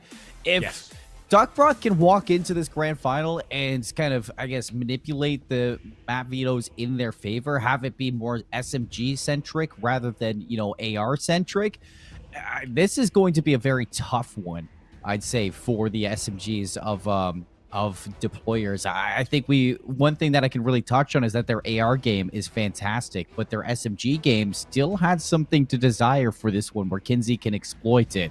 Heading into the maps, though, we have our maps ready to go, and we can see it. Double dose of Karachi, a high-rise guaranteed, and if this goes the distance, Rio and Invasion. So maybe not too SMG-centric, but still a chance for Kinsey to kind of do Kinsey things. Yeah, I'm looking in particular at like that high-res control, for example, very AR dominant. You can get some creative plays out of your SMGs. If we get to the real hard point, we see a lot more of your SMGs involved there. But yeah, other than that, I feel like this is quite a strong one for the ARs. Then again, Rival 9 is the god gun, so that thing is really mapping right now. So you never know. Again, you're right to bring up Kinsey just because of how good he has looked. We called him King Kinsey early on for good reason. He was really good on the map. Dropped 49 there in map 4 for the win in the semifinals that puts you on through to the final. So yeah, you're right. You know, if there's going to be a way into this for your Duckbroth squad, you're looking at your superstar. You're looking at Kinsey. And as we're waiting for these players to lobby up, I think we can dive a little bit deeper with this Karachi hardpoint. So we did see the Karachi hardpoint earlier on for this Duck Broth team. No, sorry, the Karachi control for this Duck Broth team. And on that map, we saw Kinsey putting that Rival 9 to work, not only beaming players top third, using the Renetti as well to break hills, some fantastic movement. It's going to be tricky.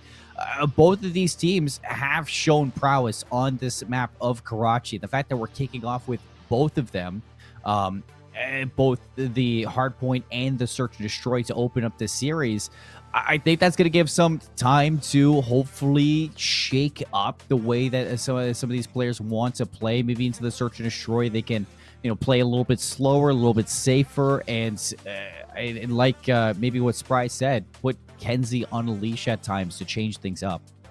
Yeah, I mean, it's interesting that right off the start here, we don't have something that could throw a real spanner into the works, right? We don't have a sub base. We don't have a 6-star, for example, something that it could be a little bit unpredictable. So I don't have exactly who voted for what here, but I'm going to make the assumption that deployers brought the Karachi hardpoint in purely because it's something that they can predict, control, and move around the way they want. But you're right, with what Kinsey showed in that control, love to control, in particular that top red, that fire area, really locked things down around there at important points for his team. However, the one thing that the difference maker there is when you start talking about control, SMG can kind of place himself where he likes to be throughout large portions of the map, and that never really changes. The important thing is going to be on those transitions, on those rotations on over. Is Kinsey able to continue to put out that same sort of impact in a hard point? I wouldn't put it past him, I'll tell you that for sure. But we did get some info on what's going on right now with the teams, and it seems like deployers are going through a roster change, Enigma. Itama out, WASD in for this roster, so I'm pretty sure, if I'm not mistaken, Itama was one of the SMG players of this team. So I'm not sure if Itama just not able to play this final, or if maybe there's a strategy for WASD to come in and play toe-to-toe with a player like Kinsey, fast-paced and up in your face.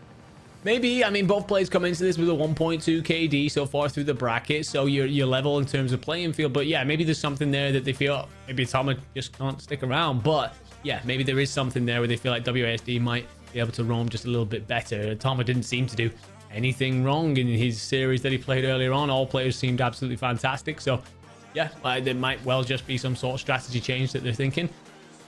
We will find out throughout the series, I'm very certain. But yeah, if you are on the SMGs though, if for this deployers lineup, yeah, you are looking at them to really try and go toe-to-toe with Kinsey. And we keep, not mentioning him necessarily, but Solar has been fantastic as well. That duo is really, really strong. Yeah, I think we've been putting so much light on Kinsey that Solar's just overshadowed by that fact. Kinsey is just that powerful, but wherever we see Kinsey kind of fall short on, Solar is right there to pick it up. And I think that is what is important when you're looking at a team like Duckbroth. As they like to say, they're a very fast-paced team, and it's just that bait and switch aspect that Kinsey and Solar like to have. Sometimes playing in tandem, sometimes playing separated on two separate sides of the map.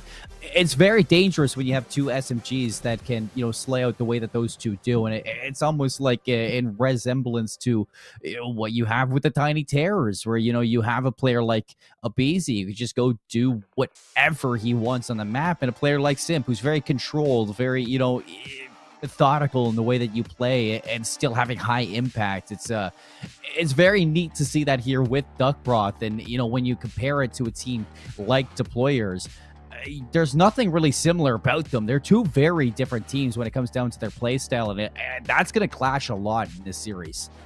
Yeah, and I think that just makes it all the better for us, right? Like, we were just going to get to watch all these different styles play out in a grand finals in front of us. We couldn't ask for a better way. Again, another story etched in, potential revenge tour, potential taking it for everything here in our finals. So yeah, you are right, there's a lot on the line here and a lot to talk about. It is great to see. The one thing that I want to touch on, by the way, is, well, we haven't spoken enough about, I feel, is deployers. And in particular, I want to talk about the guy that I highlighted as one of my favorites at the start, Medicated. I talked about how I really wanted to see how he would do, because of the fact, he brought in that he's got himself a wiener dog, and me and the missus looking at one of those. Perhaps not the reason to highlight one of your players as your favorites, but came into this with a 1.2 as well. Really put on throughout that first series as well, alongside his teammates. So another player that I'm looking to see try and control that Kinsey Solar situation.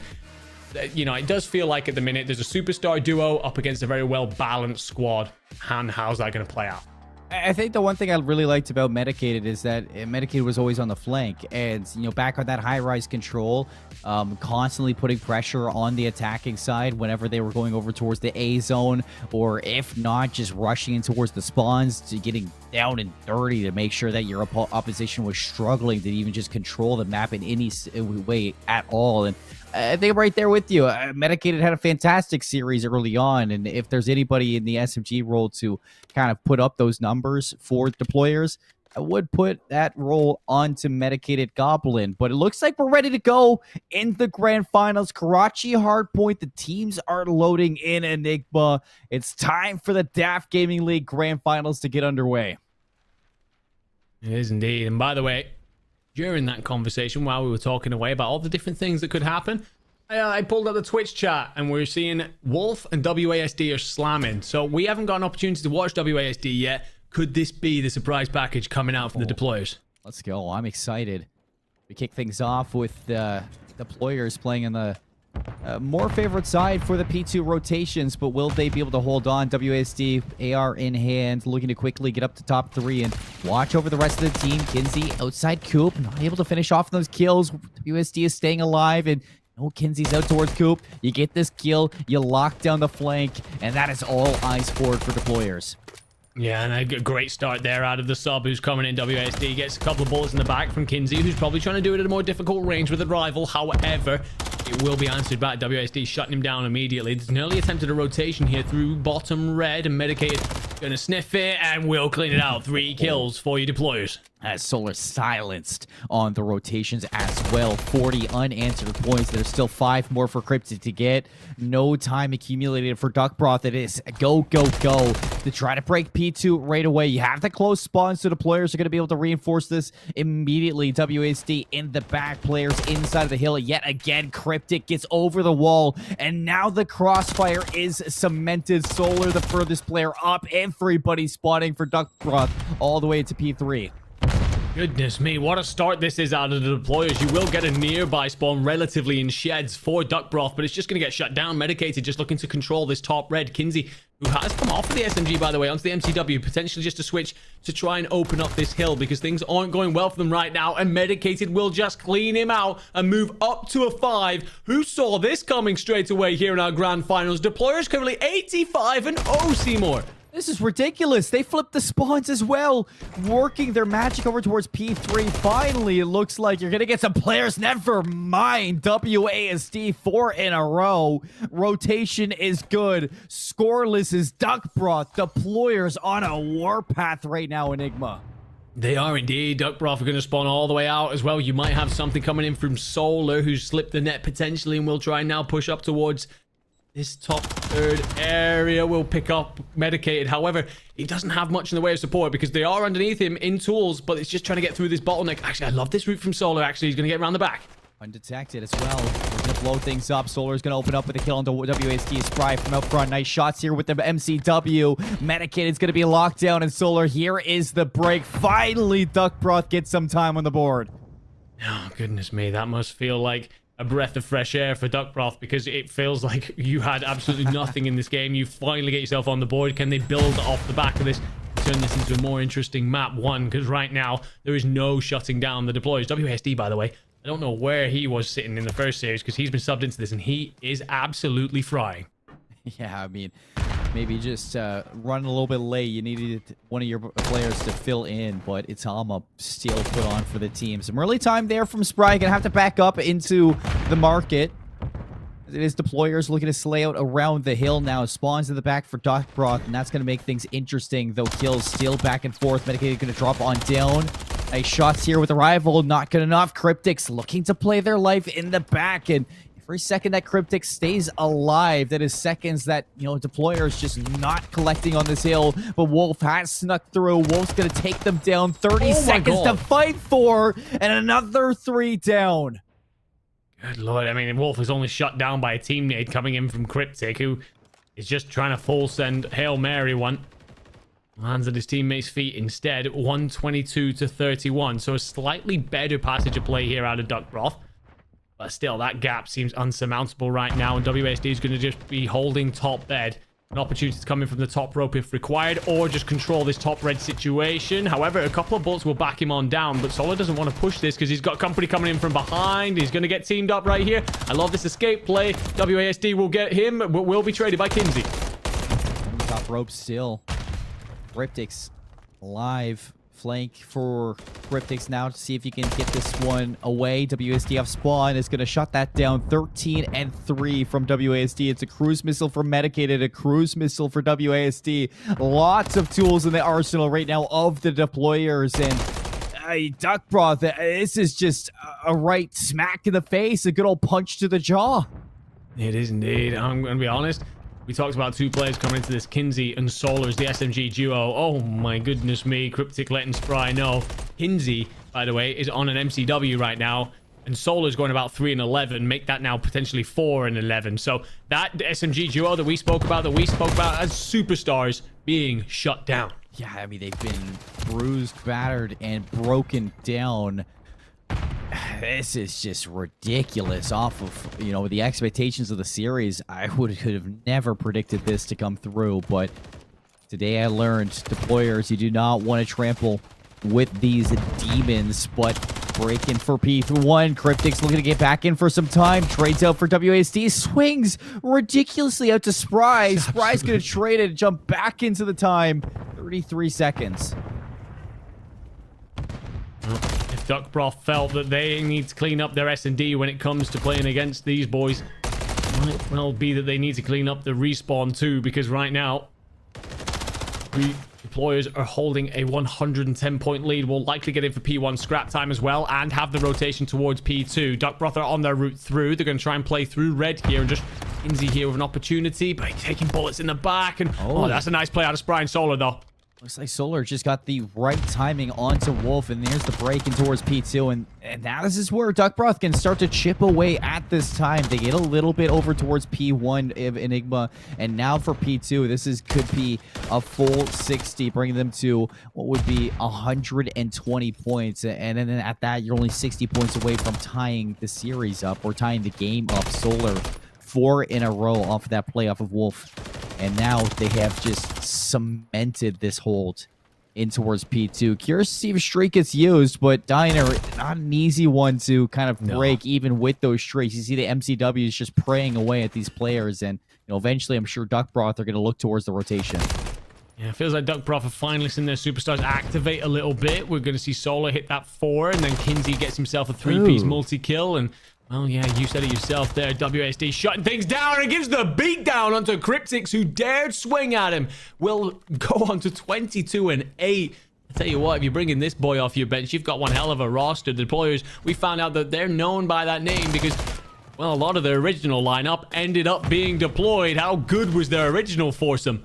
I mean, that's what I'm thinking right now. WASD is saying the gloves are off, a little left, right, good night, and now 200 points for deployers. They have the setup over towards P3. WASD streak now again, 6 in a row, finally shut down by Solar, but the trades in the back. It's Cryptics alive, soaking up the time. Wolf above, beautiful shots, beamers with the MCW.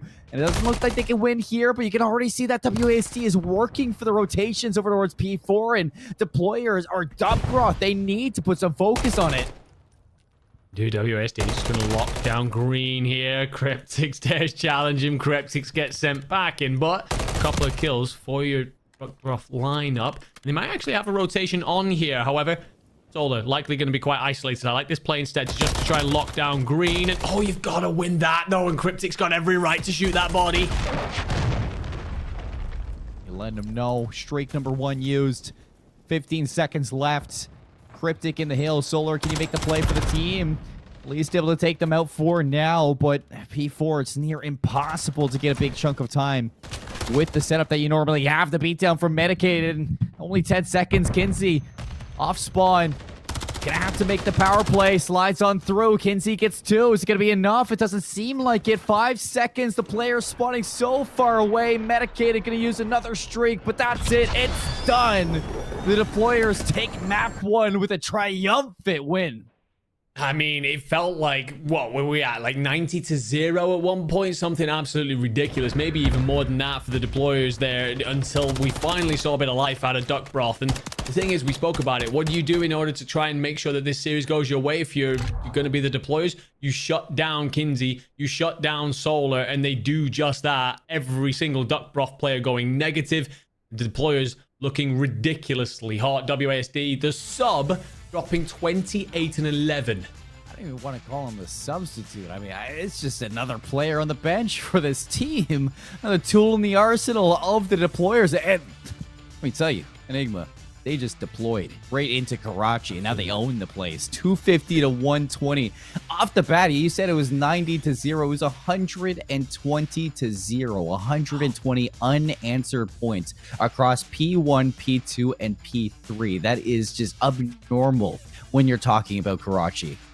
Yeah, no, it is indeed, because the thing is, like, you can get that P1 to P2 rotation happening, but usually you get that traded out between like a P2, P3. You can lock down P3 really well. It's not necessarily money hill, but it is a pseudo one. If you do that quite well, you can clean a couple of points up and claw things back, and no such thing happening there. The deployers just absolutely run amok, run over absolutely everything that Duck Broth even tried to bring. And the thing is, well, I feel like you could tell quite early that Duck Broth were upset off the rhythm because they were still hitting P2 with scrap time. That early in the game, you don't need to play for that. Rotate on over for 3, set yourself up. But I think that they were shook really early there. They did not expect deployers to be coming out with that kind of fire. And you start to see things kind of stabilize towards the end there, the P2 rotation, giving them a full 60. They started making the scoreline a lot more respectable off of that Karachi hard points. And you started to see players starting to fill into that role. Solar was getting a better and better as the game went on. Kinsey was getting more involved. It's just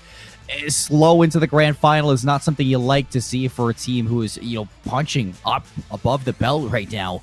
From what it seems like, deployers off the bat, they knew what they needed to do. They, took a little bit of a break between their first series of the day and this grand final, but it just doesn't seem like they have skipped a beat at all. And we're not done with Karachi just yet either, Enigma. After this one, we get the Karachi Search and Destroy as we are watching through the highlight reel of the deployers.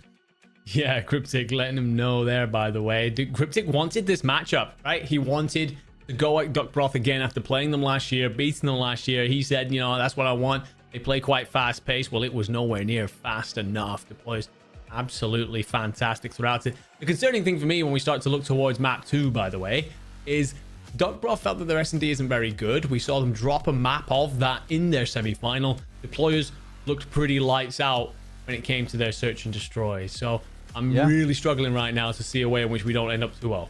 I mean, it was a 6-star Search and Destroy. I don't want to put too much emphasis on that SD. It's brand new to the map pool. Not a lot of time to practice it. Get those timings off, the set nades, all that jazz. And Karachi now going to be the second map of this grand final. This is going to feel a little bit more, I guess, comfortable for a team like Duck Broth, who may not be the best S&D team, but luckily for you, Karachi has been a map that's been around for a decade now. I'm pretty sure it seems like, and it's been around the block for Call of Duty, and this is a chance for them to hopefully use that knowledge, use that experience to answer back after what was a devastating map 1. Because you look at what just happened to you, even from Whamage Control into that Search and Destroy map 2.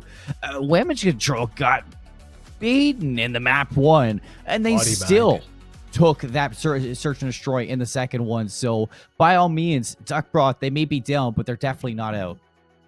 They aren't, but one of the things I will answer that back with is that when we come to the Karachi Search and Destroy, first bloods are quite important here, as they always are in Search and Destroy, of course, but here you're talking like 75% of rounds are won if you take the first blood. And I'm looking in particular at those straight lanes and the ARs that these teams possess. I mean, deployers right now, WASD, Wolf, those boys are straight shooting. I feel like at the minute, we're not even sure who Duck Broth are going to put onto the ARs, because they changed it up last time and had Kinsey on there. So right now, I'm not fully convinced that the ARs are going to match up in these opening engagements at all. And I know WSD, I mean, new on here, we've been absolutely glazing this player since he, jumping on the desk, rightfully so. But I'm glad their name is WASD, because they've been moving too. Maybe on controller, but still.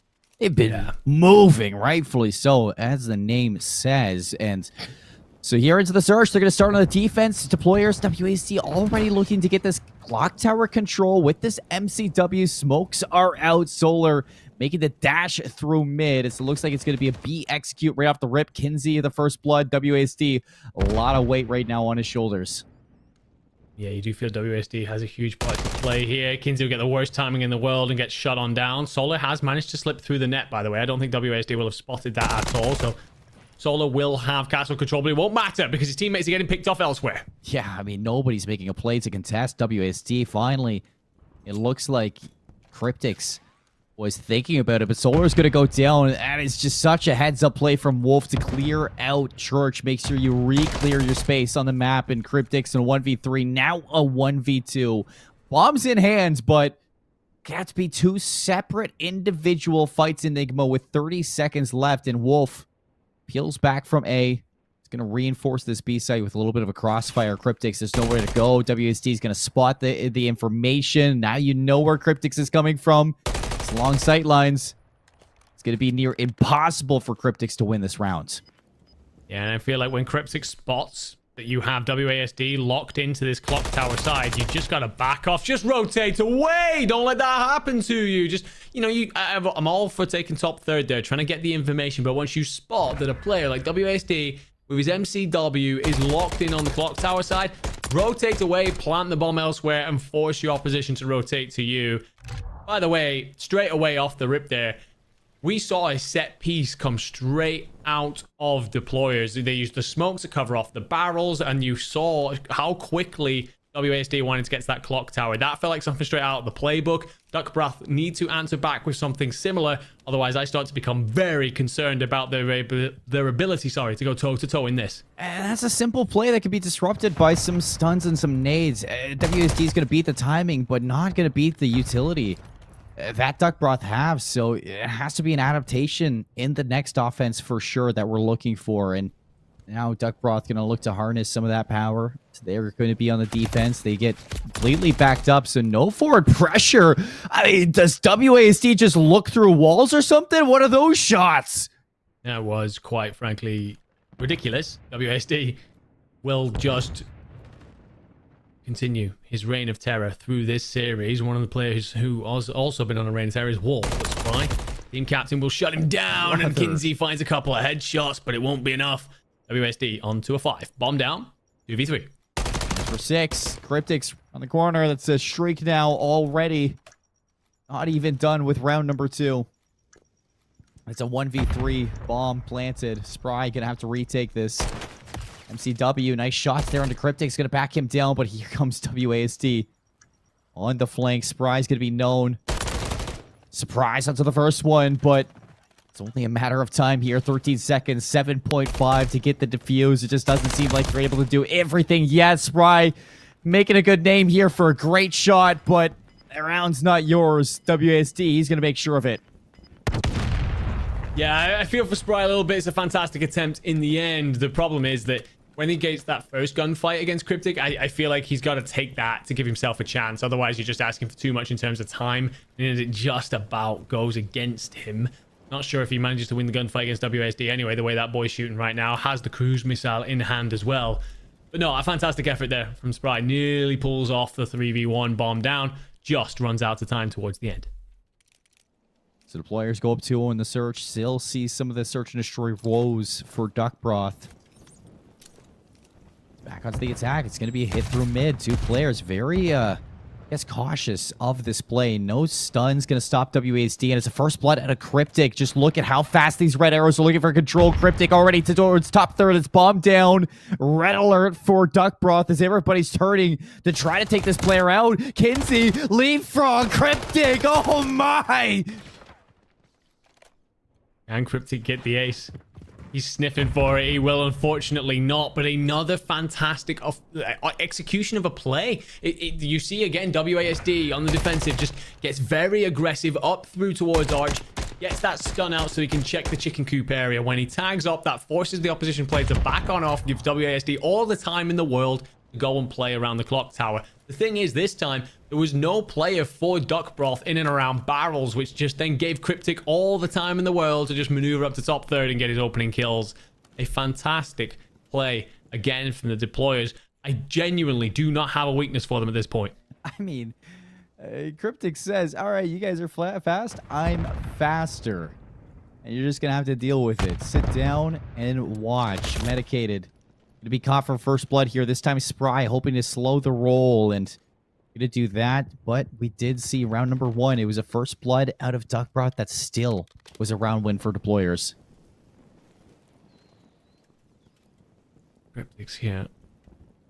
Might actually have an opportunity to make something happen, but you gotta clean that up, and WASD will just about get out with his life. You can see some of these arrows are turning around. Trying to see if they can clear out Scrap again. Wolf looking for some timing. It's just not there. Nice shots from Kinsey. It's going to be 2 down now. Deployers finally looking at some trouble here. I'm a fan of the patience, and Solar will answer back. He's letting Cryptic know, no, don't worry about it. We're still in this fight, and that will be as clean as it gets for Duckbroth. And to be honest, I'm a big fan of them picking up that first blood and then playing defense correctly. Quite often you see defensive teams pick up a first blood and think, you know what, we can squeeze up on this, we can get aggressive. And I think they just do the right thing, just hem in your opposition and force them towards you. And honestly, I felt like a little bit of a foot off the gas kind of moment there if you are the deployers, because individual fights like that on an offense is just never going to go very well. Duckbroth finally get one on. I mean, that is the big header for that previous round. And it's a good breakdown onto everything that they got there. Enigma and just how they were able to get it. Now let's see if they can match that pace and play style. Heading in towards this offense, trying to slow things down again, though. Wolf barrels into red, finds the kill onto Spry. It's bombed down top red. And Kinsey's going to answer back. Ducks in towards the church, see if he can find anything more. I like the change up here from Duckbroth. I like the creativity to try and make something happen. It's unfortunately going to see them blooded first. But yes, as you said, answered back. Kinsey, though, just trying to play his life. WASD, well, they've got a lot of different angles to watch. And took himself off here. And Kinsey doing great work here. We've spoken about how good he can be. We saw him earlier on in SMG. Felt like he was maybe wasting the hard point when it came to putting him on an AR, but had to swing back a bit. Whoa. Solar finds Wolf. It's a 1v3 and likely bomb down. Roman gets paid there. Bomb staying down. No worries for Duckbroth. They clear out the map. They get some control. They turn back, and Solar gets the timing of his life. WASD now started the game off 6-0. Has the cruise missile, but hasn't had any opportunities just yet. The past couple of rounds. Now Duckbroth looking for the second. 25 seconds left. WSD is going to be seen. Now all the blue arrows just looking to collapse on his position. Just make sure nothing is given away for free. The nade not going to land. 15 seconds. There's no time. Turns the corner and Cryptix is going to put it away. Yeah, no, well played there from Duckbroth. Just, again, playing that kind of situation correctly. Get the bomb down. Set yourself up in a nice little post plant. Cryptix here has got the cross in case WSD gets aggressive, which he does. Lovely throwing of shoulders from Kinsey, but you spoke about the timing there for Solar. It's just a very good post plant setup where they've got themselves in a spot where they can just make sure that everything's locked down, not giving WASD a chance to pull off the impossible. And we've seen the quality he brings. He definitely could have done that if given even a shade of a chance. All of a sudden, Duckbroth back in this. Deploys. Seemed like we were off to a sweet, quick 2-0, but it will be 3-2, just a 1-round lead. The Gates on attack. Love this call. A cruise missile early. Get the information. Maybe fish for blood. Surprise could be found. Team kill, though, onto Medicated Goblin. That was right in the heart of your own team. I'm not surprised. And now Solar has found some really keen map control through mid, just tucked away underneath bricks. Yeah, it's unfortunate. On the team kill, you're right. You're kind of guiding the crew straight into the heart of your own team. I just wonder if you think, well, Spry might have the drop on my teammate here, so I may as well just do it anyway. Wolf. On the vents, we'll try and hop across. Won't find him. Solar, by the way, might come in through the back here. Might try and make the same exact jump. Solar has a chance to really disrupt this. The bomb goes down. Cryptic won't get away for free. Kinsey's going to get a second one. It's all down to WASD. 1 versus 2. Both members just around Coop. Solar's going to be found out. 1v1. WASD not able to get away. It's Cryptics again to win it out. Shutting down WASD and bringing us to a tie game in the search.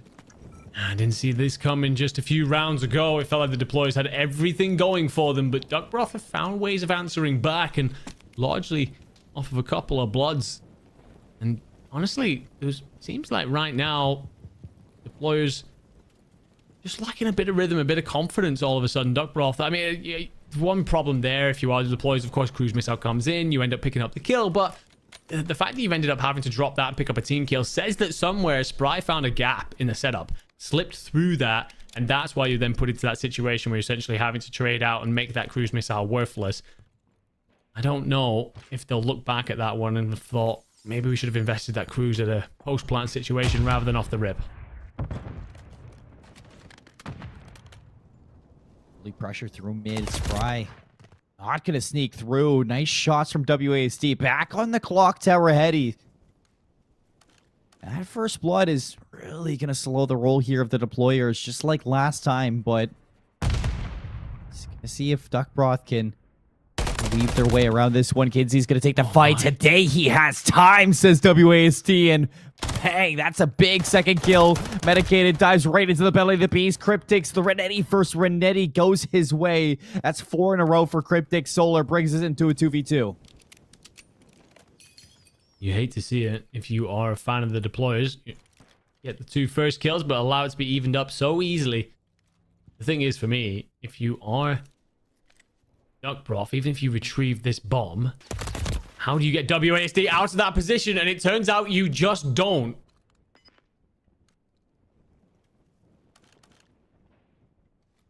Now it seems impossible. 14 seconds left. Bomb down on top of Coop. It just doesn't seem like Cryptics knows what to do. He's on a streak. Do you play for the streak? Do you go for the kills? Well, it seems like it's going to be the latter now in no man's land. Cryptics fighting for his life. Cleaned up from mid. Deployer is going to bounce right back and hold their lead. An immovable object right now, WASD. If he ever manages to get into that defensive position, he cannot be shifted. Well, I mean, Wolf will get the final kill here, but it's all on fantastic play out of WASD. Not only by getting himself again back into that spot, picks up the first, which drops the bomb, picks up the second, which re-drops the bomb, and just puts the Duckbroth into a spot where they're just unable to really push on out. I gotta be honest, I think going forward, if you're Duckbroth, you just start to play through A, or maybe through mid. You don't even bother with this B side because it's so well locked down from that man on the deployers.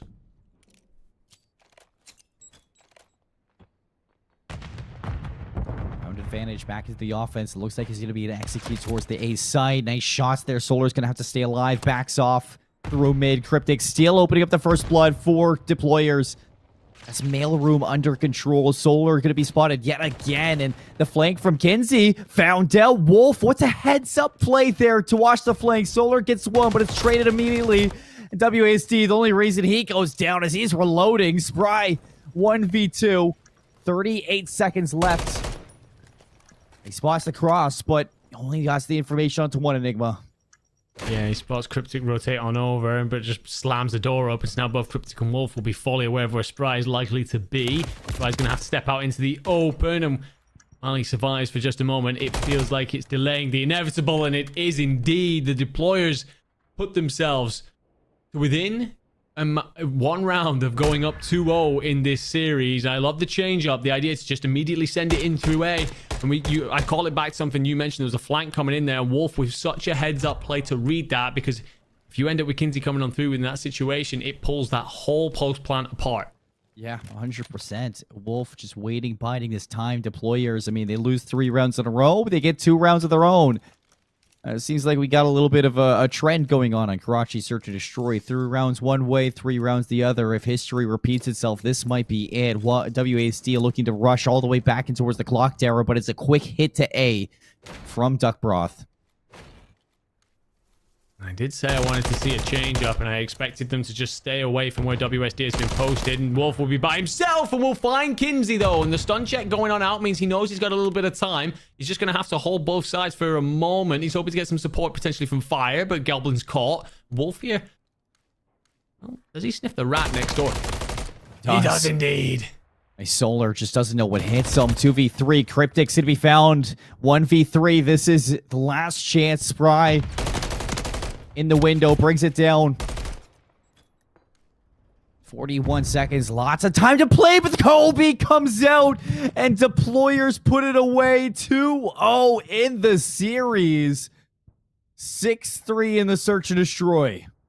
I gotta tip my hat to Duck Broth because I'm very glad that they changed it up at least, and they didn't just continue to run into WASD on that clock tower. Wonderful nade there, by the way. Fantastic little bit of kill cam magic, but I gotta give that final round all the credit goes to Wolf. The fact that he manages to hold down Dino by himself, getting pushed in from multiple angles, backs the first gunfight on down, wins the second from the player arriving in from the flank, and then with the stun check as well to buy himself the time that allows the teammates to come on over. Honestly, they're just showing that you get away from WSD, you get away from his absolute madness on one side of the map, you got yourself another immovable object in front of you. It seems like it doesn't matter who you play on this Deployers team. They have what it takes. I mean, 14 kills from WASD. That helps. 0 from Medicated. I don't know if that stat was true, but I mean, that would be crazy. A 6-3 win and you don't even get a kill. That is absolutely odd in my mind. Chilling.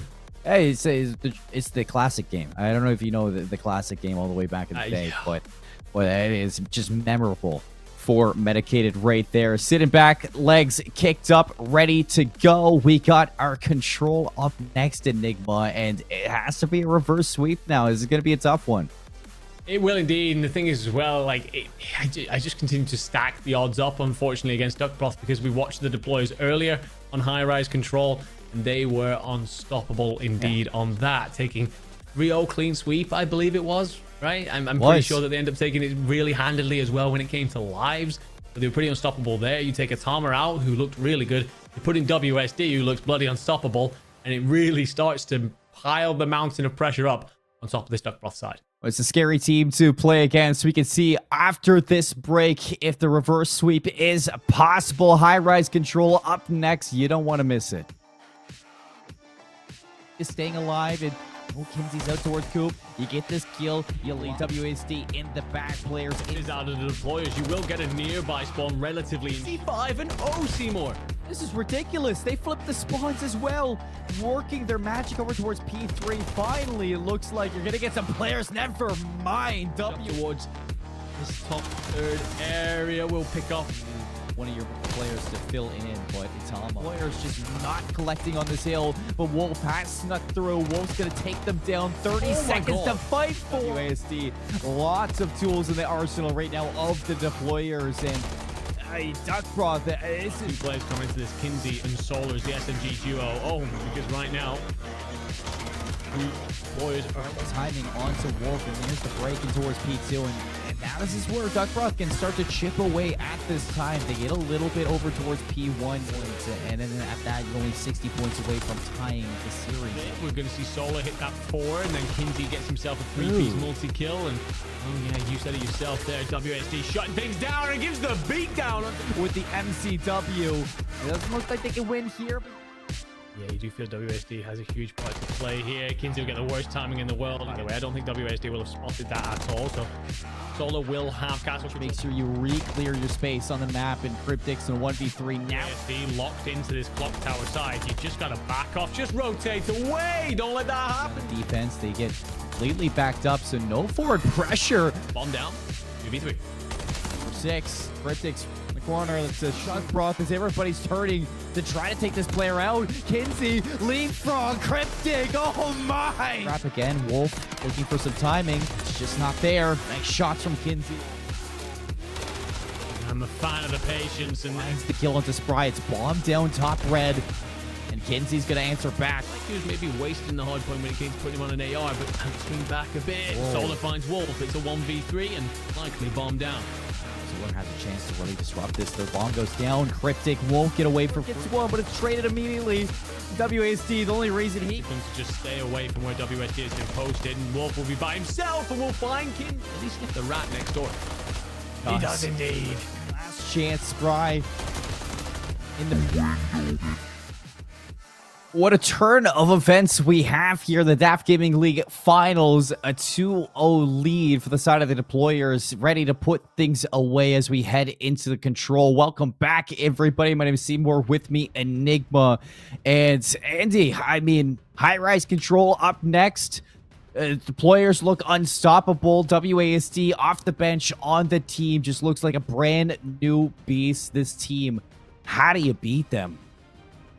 I mean, I'm not sure I have an answer. I've said it multiple times. I don't really spot a weakness right now. I didn't really see one when Atama was in the lineup. WASD comes in, somehow improves this squad to ridiculous levels. I think one of the things is when it comes to this high-rise control is that Duckbroth, they've spoken about it. You know, we heard deployers actually speak about this, where, you know, Duckbroth do have an element of pace to their gameplay, and we know that that can be something that upsets people on high-rise control because it's incredibly mixy, especially if you see teams capture A site on offenses.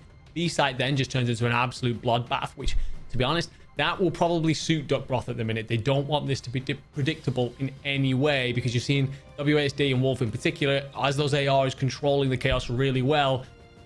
If you're going to be Duckbroth here and start what could be a reverse sweep, you got to find ways to unearth those two.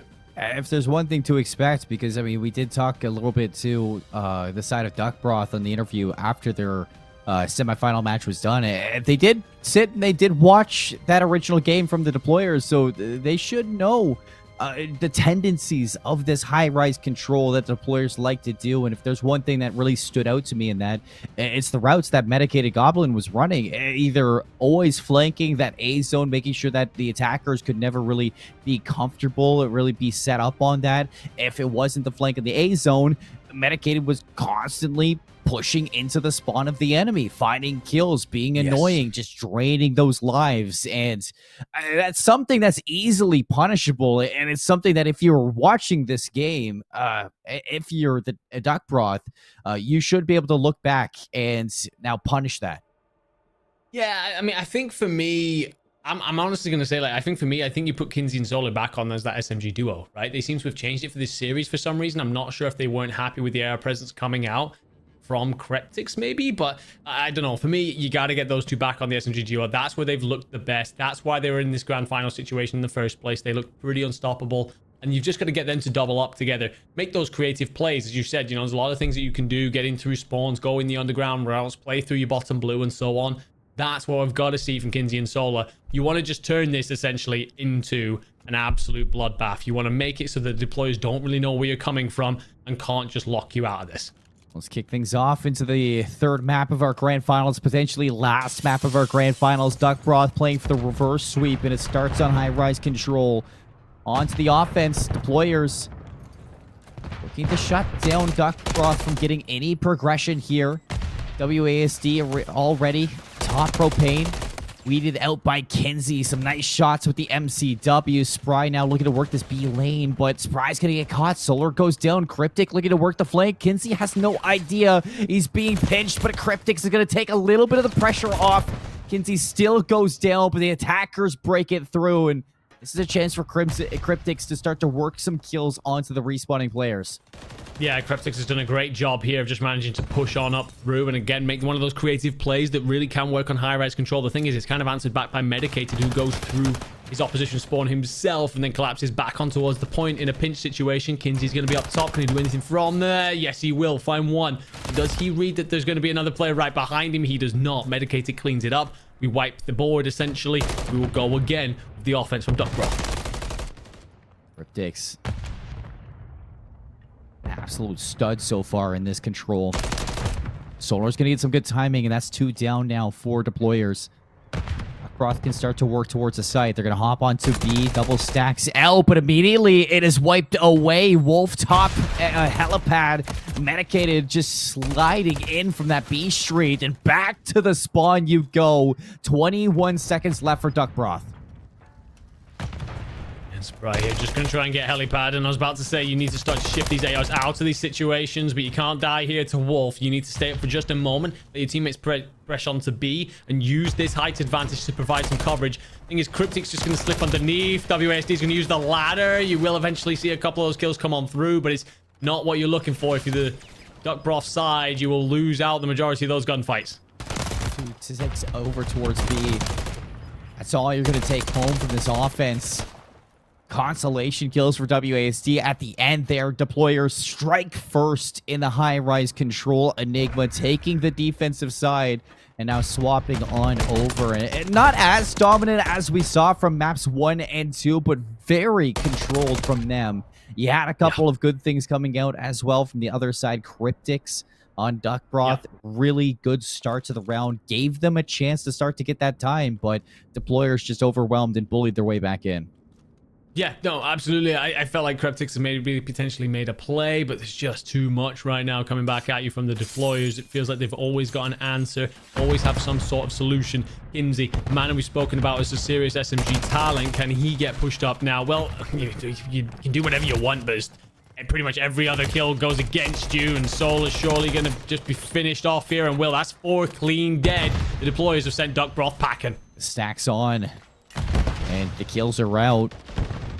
Duck Broth got to make quick work in here. Spry chasing with the Renetti. It's a good kill there from Cryptics. He's going to have to slide into contest, but Wolf puts him down on the spot. 2 ticks in already. And off the respawn, nobody going to be able to stop this B zone from getting capped. Cryptics watching down the mid lane. A good kill from Spry, but it's not going to get to be 2 minutes and 12 seconds to lock down this defense and stop Deployers.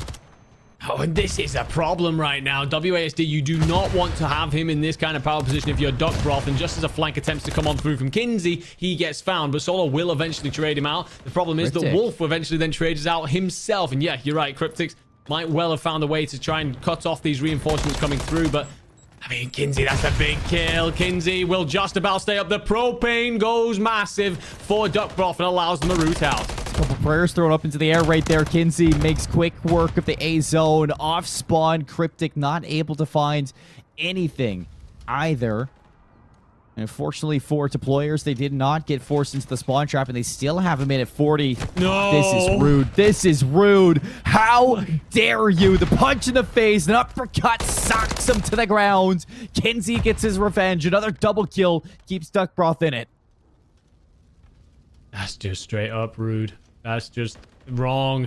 Solder won't be happy with that. Wolf goes for a trip off the side of the skyscraper. Shadow Clayster. Absolutely. By the way, Medicated has completely slipped the net here and will be arriving in behind 2 players who are led in top blue. Only needs to find 1. He's done it again. Medicated makes the play, finds 2, but in retaliation, still Duck Broth fighting for their lives. A minute left. They've shaved off a whole minute of this clock. In Enigma, if there was a checklist that you had to do right now, Duck Broth, they are following it to a T. They are. They've done a great job, by the way, just fighting for this top helipad, which earlier on had WASD controlling the entire map from it. And now they're just making sure that he can't get himself established in those kind of positions. Wolf tries some long range once, but Kinsey will shut him on down. But however, there will be progress from Deployers. They will likely find that 4th tick. It does indeed come on through. Duck Broth got to throw themselves at this, clear out the remainder. It is an 8v7 with 35 seconds to go. Right now, it's just about the win. That's all they can think about. Off spawn, Wolf and Cryptic going to continue to keep this back and forth trade fest going. 30 seconds. Kinsey now finds 2. Traded by Wolf. It's a 5-on-5 over the top. Wolf gets in. Wolf's going to stop the clock at 25 seconds, and you look towards the player flanking. Caught by Cryptic. Another one on the flank. Can you make the difference? It's Cryptic's spotted, turned on, into the hill we go. A set of kills for Deployers and Duck Broth. It's a breakdown on the defensive end.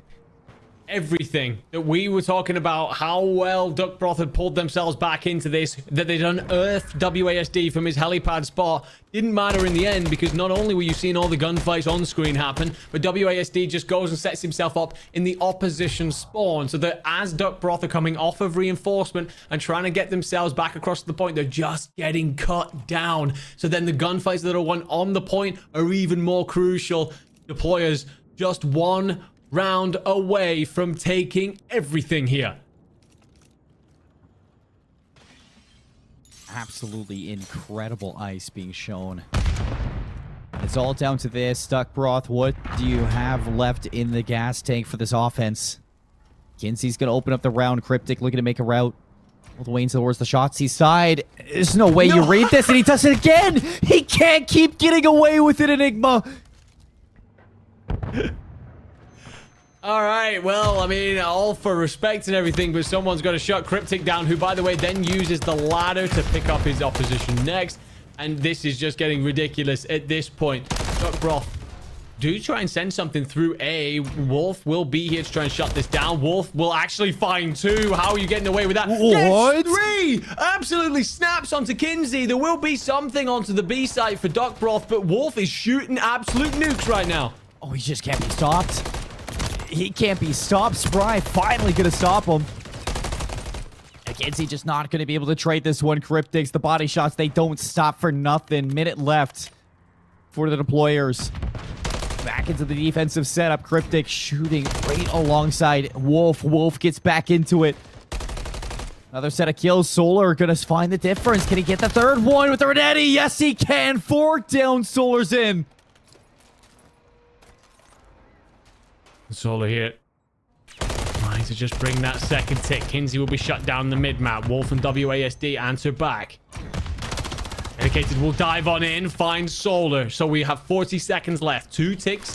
And if you're Duck Broth, you really want to be applying that pressure towards B because you want to capture that site. However, you know that your opposition has swarmed it, so you got to move them back towards A. Shift that defensive line. Cryptic finds Cryptics. That's the line you don't want to say when you're drunk. And Kinsey here with top helipad control. Dives down onto the site, but takes bullets in the back. And to be honest, just play your life at this point. Your teammates have managed to get to B, so just stay alive for a little bit longer there. Gonna swing in. One last try. They didn't cap it. Cryptic's gonna have to double back. Now he's all alone. Here comes the cavalry, and Cryptic's gonna keep this one ticking down. 8 playing 16, but it's 21 seconds, and Medicated is not letting you go anywhere on the map. Spry gonna have to regen back in towards B, but you have a player that's through. It's Cryptic's, and he is just not missing at all. No more respawns. There's no time. Kinsey fighting onto the site, but he's surrounded by deployers, and that is gonna be it. Your 2024 champions of the DAF Gaming League start off with deployers in a 3-0 sweep. I mean, we spoke about it early on, right? We saw them in the first series, and we said it looked like they had no weaknesses. Somehow you sub out Itama, who'd had himself a great series. Bring in WASD, and they evolve into truly undeniable, truly unstoppable, and run straight through this grand finals. A ridiculously impressive performance. And looking at that scoreboard, Wolf, Cryptic dropping 23 and 25 to 16 respectively. Ridiculous levels to put up in a grand finals. It seemed like no matter what you did in that series, it did not matter if you were Duck Broth. 3-0 sweep for deployers, and it really wasn't close. The Search and Destroy had a few rounds where you thought maybe Duck Broth were going to be able to bring it back, but in the respawns, it was a one-sided affair, start to finish, a closed chapter in the DAF Gaming League. And one that I'm just happy I got to see that. Oh my word, deployers hit a new level today, Enigma. And we're going to be able to talk to one of them as well and pick their brain on how they put this one together. So we're going to take a quick little break, get the interview desk set up, and we'll be back with some more action here for the DAF Gaming League. Looking to shut down Duck Broth from getting any progression in this control. Solar's going to get some good The majority of those gunfights. Looks over towards B. That's all you're going to take home from this offense. Consolation kills. Cuts off these reinforcements coming through, but I mean, Kinsey, that's a big kill. Kinsey will just about stay up. The propane goes massive. Forced into the spawn trap, and they still have him in at 40. No. This is rude. This is rude. How dare you? That's just wrong. Solar won't be happy with that. Wolf goes for a trip off the side of the sky. 5 seconds to go. Right now, it's just about the win. That's all they can think about. Off the route. Wayne's towards the Shotzzy side. There's no way you read this, and he does it again. He can't keep getting away For with respect and everything, but someone's got to shut Cryptic down, who, by the way, then uses the ladder to pick up his opposite. Wolf will be here to try and shut this down. Wolf will actually find 2. How are you getting away with that? What? Wolf gets back into it. Another set of kills. Solar gonna find the difference. Can he get the 3rd one with the Renetti? Yes. The answer back. Dedicated will dive on in, find Solar. So, to be honest, just play your life at this point. Your teammates have managed to get to B, so just gonna have to regen. Back in towards B. But you have a player that's through. It's Cryptics, and he is onto the site. But he's surrounded by deployers, and that is good. Far in this control. Solar's gonna need some good time. Majority of those gunfights. It's over towards B. That's all you're gonna take home from this offense. Consolation kills. Cuts off these reinforcements coming through, but I mean, Kinsey, that's a big kill. Kinsey will just about stay up. The propane goes massive. Forced into the spawn trap, and they still have him in at 40. No. This is rude. This is rude. How dare you? That's just wrong. Solar won't be happy with that. Wolf goes for a trip off the side of the sky. 5 seconds to go. Right now, it's just about the win. It's all they can think about. Off route. Wayne towards the Shotzzy side. There's no way you read this, and he does it again. He can't keep getting away with. For respect and everything, but someone's got to shut Cryptic down, who, by the way, then uses the ladder to pick up his opposite. Wolf will be here to try and shut this down. Wolf will actually find 2. How are you getting away with that? What? Wolf gets back into it. Another set of kills. Solar gonna find the difference. Can he get the 3rd one with the Renetti? Yes. The answer back. Dedicated will dive on in, find Solar. So, to be honest, just play your life at this point. Your teammates have managed to get to B, so just gonna have to regen. Back in towards B. But you have a player that's through. It's Cryptics, and he is onto the site. But he's surrounded by deployers, and that is gonna need to shut down Duck Frost from getting any progression in this control. Solar's gonna need some good time. Majority of those gunfights. It's over towards B. That's all you're gonna take home from this offense. Consolation kills. Cuts off these reinforcements coming through, but I mean, Kinsey, that's a big kill. Kinsey will just about stay up. The propane goes massive. Forced into the spawn trap, and they still have him in at 40. No. This is rude. This is rude. How dare you? That's just wrong. Solar won't be happy with that. Wolf goes for a trip off the side of the sky. 5 seconds to go. Right now, it's just about the win. It's all they can think about. Off sprout. Wayne towards the Shotzzy side. There's no way you read this, and he does it again. He can't keep getting away with. For respect and everything, but someone's got to shut Cryptic down, who, by the way, then uses the ladder to pick up his opposite. Wolf will be here to try and shut this down. Wolf will actually find 2. How are you getting away with that? What? Wolf gets back into it. Another set of kills. Solar gonna find the difference. Can he get the 3rd one with the Renetti? Yes. The answer back. Dedicated will dive on in, find Solar. So, to be honest, just play your life at this point. Your teammates have managed to get to B, so just gonna have to regen. Back in towards B. But you have a player that's through. It's Cryptics, and he is onto the site. But he's surrounded by deployers, and that is gonna need to shut down Duck Frost from getting any progression in this control. Solar's gonna need some good time. The majority of those gunfights. It's over towards B. That's all you're gonna take home from this offense. Consolation kills. Cuts off these reinforcements coming through, but I mean, Kinsey, that's a big kill. Kinsey will just about stay up. The propane goes massive. Forced into the spawn trap, and they still have him in at 40. No. This is rude. This is rude. How dare you? That's just wrong. Solar won't be happy with that. Wolf goes for a trip off the side of the sky. 5 seconds to go. Right now, it's just about the win. It's all they can think about. Off sprout. Wayne towards the Shotzzy side. There's no way you read this, and he does it again. He can't keep getting away with. For respect and everything, but someone's got to shut Cryptic down, who, by the way, then uses the ladder to pick up his opposite. Wolf will be here to try and shut this down. Wolf will actually find 2. How are you getting away with that? What? Wolf gets back into it. Another set of kills. Solar gonna find the difference. Can he get the 3rd one with the Renetti? Yes. The answer back. Dedicated will dive on in, find Solar. So, to be honest, just play your life at this point. Your teammates have managed to get to B, so just gonna have to regen. Back in towards B. But you have a player that's through. It's Cryptics, and he is onto the site. But he's surrounded by deployers, and that is gonna need to shut down Duck Frost from getting any progression in this control. Solar's gonna need some good The time. majority of those gunfights. 6 over towards B. That's all you're gonna take home from this offense. Consolation kills. Cuts off these reinforcements coming through, but I mean, Kinsey, that's a big kill. Kinsey will just about stay up. The propane goes massive. Forced into the spawn trap, and they still have him in at 40. No. This is rude. This is rude. How dare you? That's just wrong. Solder won't be happy with that. Wolf goes for a trip off the side of the sky. 5 seconds to go. Right now, it's just about the win. That's all they can think about. Off sprout. Going towards the Shotzzy side. There's no way you read this, and he does it again. He can't keep getting away with For respect and everything, but someone's got to shut Cryptic down, who, by the way, then uses the ladder to pick up his opposition. Wolf will be here to try and shut this down. Wolf will actually find 2. How are you getting away with that? What? 3! Wolf gets back into it.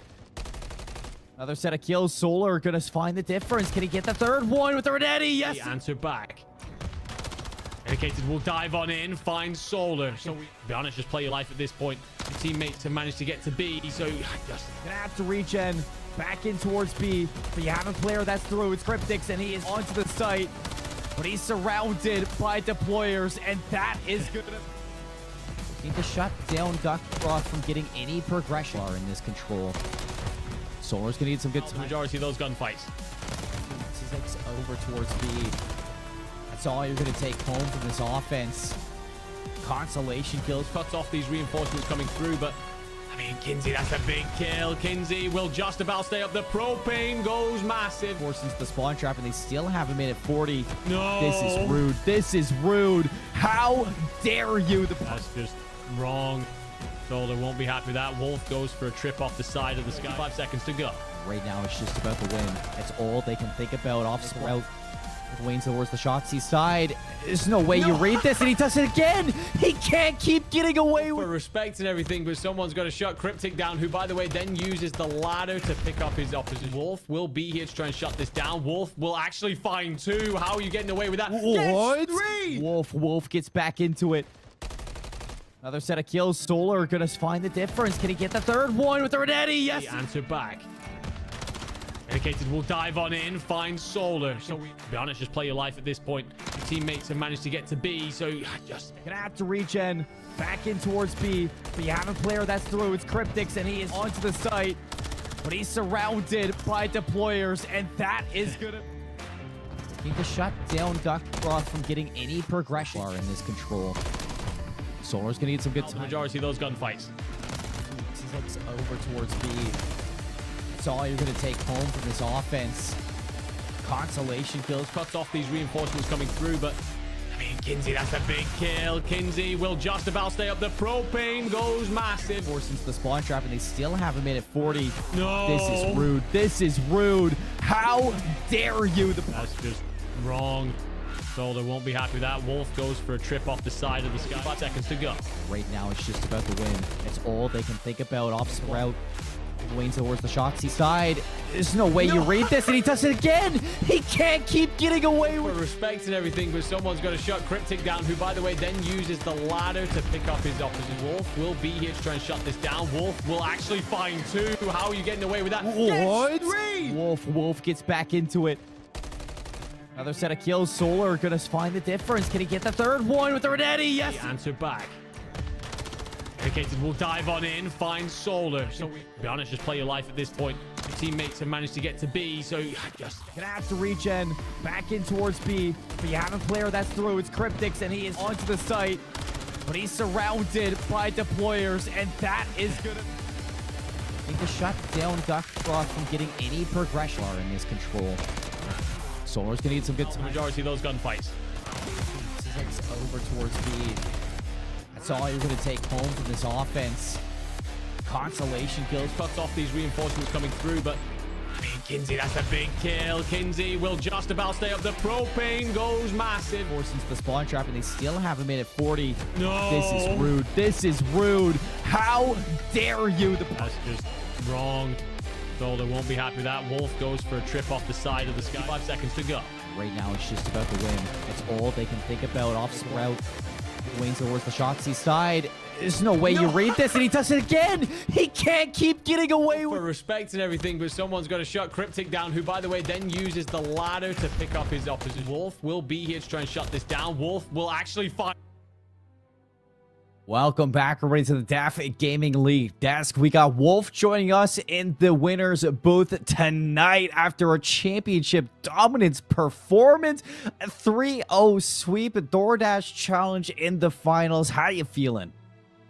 I'm feeling pretty good. You know, we were just really trying our best to win the matches, and so far everything went as planned.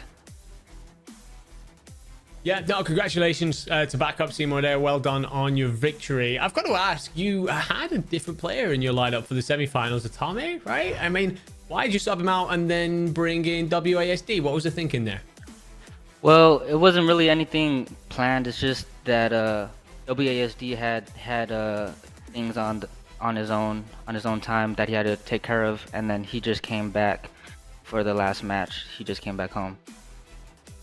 Fair enough. Well, I mean, what I will say, you know, as we look towards wrapping this whole thing up, I was scrolling through the Twitch chat during our break, and there's quite a bit of love in there, especially for WASD, but also yourself coming on in. So is there anyone that you want to thank and send some love to on the back of your victory? I guess, you know, my wife's always supporting me in my gaming career and everything, and also, you know, everybody that supports our team, and all my friends that I've made along the way. You know, I've met a lot of new people over the past year playing for the Air Force Gaming and everything like that. We love that. Everything that Air Force Gaming does to bring the whole community together. It always leads to some good competition, always leads to some good friends and camaraderie towards it. But I do have to ask, because I'm kind of curious about your team, and how did you guys become so good? Like, what's the secret? I mean, it's just knowing how to play the maps, knowing when to rotate, and knowing what you need to do when you need to do it, and everything like that.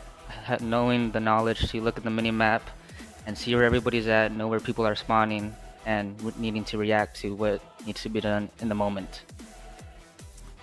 I wish my ranked teammates would listen to you, Wolf. They need a little lesson in what to do for sure. You guys looked fantastic out there.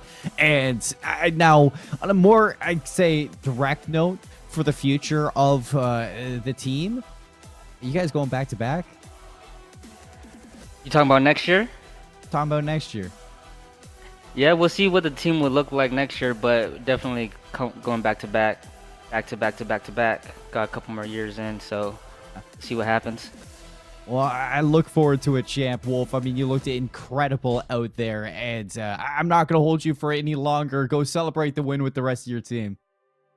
All right, thanks for having me. Oh, incredible. I mean, like, it just seems like the team and the players, they know exactly what they need to do. Enigma, just the idea for Wolf, and, you know, I'm asking, you know, what the secret is and why you're so good. And it's just literally naming the basic fundamentals of Call of Duty. It's all it takes. That is pure gun skill behind this team.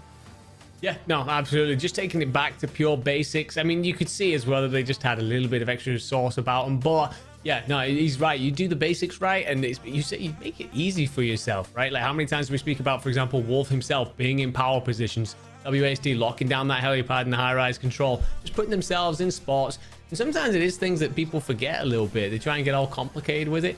Just get the basics right, and you're setting yourselves up for some fantastic Call of Duty.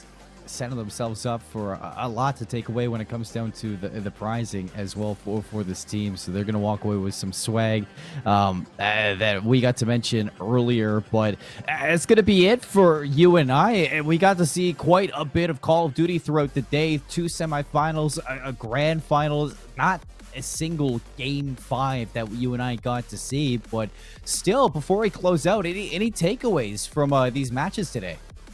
No, I mean, as always, an absolute pleasure to be here alongside yourself, the incredible production team, and just be a part of a project that is absolutely wonderful. You know, we did a bunch of like content pieces before coming into this. I've had a lot of family members who have been in the armed forces, and my uncle in particular, who got me into gaming in the first place, which has led to all of this.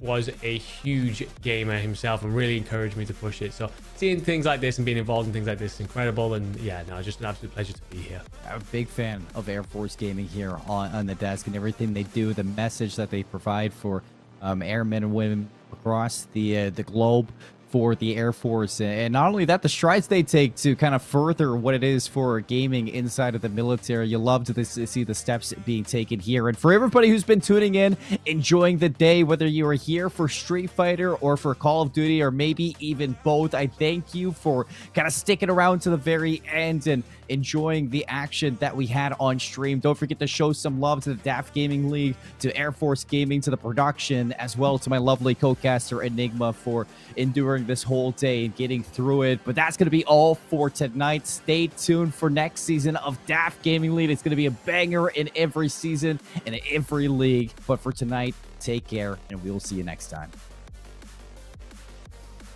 Trophy will prevent that for just a moment, but Mark will no doubt get pushing. Oh, we got some spice. Nice. They're actually looking now over to reinforce the site. A second in a row for Wolf as a couple of these back within a considerable distance, and now just less than 50 points in it. Have a flank coming through. It's Wolf. Can he blow this up? The first kill comes through. Beans goes down. Now the reaction. The top third. The shots there. Not gonna get it. The stick running away. He's gonna get it in top. Gonna have an eye on the planter though. He gets timing across. The shots are in. Does he find the kill on the bomb? He does. 1v1. Gare Bear for the clutch. Medicated with the rifle. Finds an angle. Finds the round. Deployers on 4. By the way, had no right really to win that. Stun check, by the way, for Wolf. Oh my god, absolutely beams Mart, and that's a man who knows how to shoot back for sure. Those were some straight shots out of Wolf, and the rotation comes on in, will then be picked up in the pinch, and goodness me, that was as clinical as it medicated. That shuts that whole passage play down. Mart will trade that on out, and will not allow a line in the sand to be drawn very high. This is looking very tight as we start to look over towards our P3 rotation. Kinsey finds one up towards the bridge, and will get aggressive throughout the outside. And this now, if Solar can pick up at the right time and find a couple of bullets into the back. However, you've now got to deal with all these bodies around. It's just back, forth, all over each other, and grenades. The thing is, the next kill is essentially a stone's throw away, so you don't need to get moving on this early. And Solar still locking things down. Renetti dying. That Eski's control. Crazy Legs Lariat angle is gained. Solar 5 in a row, looking for 6. Okay. That's a streak. Now these are going off. Solar's going to invest the cruise missile. Cryptix is locking down. With a lot to do. Could be in the worst spot for timing, and actually could check away. There's a 1 round difference at range. Slang has been a player. Play chasing shadows right now. Kinsey in and behind. Slang though with the turn and burn. He needs to get aggressive here and just try and pin Duckcroft in. It will be over from Spry. Slang does a great job there picking that up, but have they read this? Slang will get 1, and that will turn. If I'm Duckbroth, I am furious to read an MC on to be, and Slang will be surely looking over it. And can he answer? He will indeed. Slang, that's one of the players in through red and through shed. Cryptix hiding away. This is going to be punishing. 2 players go down. Slang, all that Duckbroth were kind of giving up. Gone. Solar 4 in a row now, looking for 5. The Renetti's out, swings across. Composer never saw it coming. You're watching the half wall jump. You have the MCW watching the long lane through Yellow Alley, and Duckbroth just going to rip Whamage control their shreds here at B. Yeah, Whamage control half of the Composer. One last chance here, but Kinsey gonna look to douse the flames. Love. Boom in. Crazy Legs Larry. A little bit of noise here. Armor not able to secure that kill. So by Slang just about stays on up, but it's given opportunity for Crab to get in around the back, who finds the first strike. Watching for it. Potentially a bit late. Finally cleans up. It's a trade. Crazy Legs Larry, big 1v1 on the inside of the point. That's going to be some time now to secure, but Solar looking for this member inside the pool. Some tough shots. Time here looking for that 200-point marker. Slang, can you disrupt? Yes, you can. Off spawn.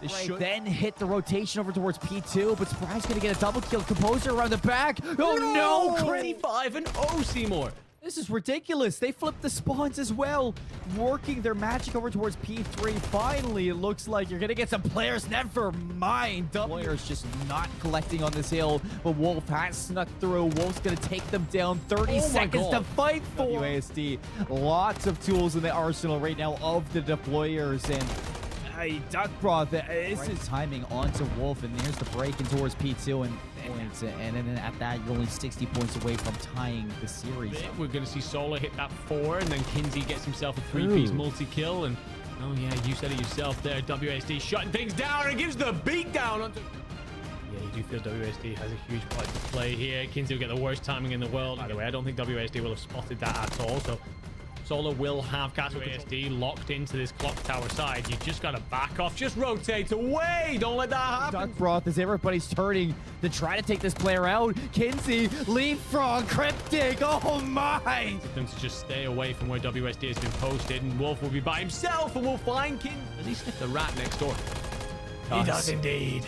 Forced into the spawn trap, and they still have him in at 40. No. This is rude. This is rude. How dare you? The route. Wayne towards the Shotzi side. There's no way you read this, and he does it again. He can't keep getting away onto the site, but he's surrounded by deployers, and that is good. Wolf will be here to try and shut this down. Wolf will actually find 2. How are you getting away with that? What? 3. That's just wrong. Solar won't be happy with that. Wolf goes for a trip off the side of the skies.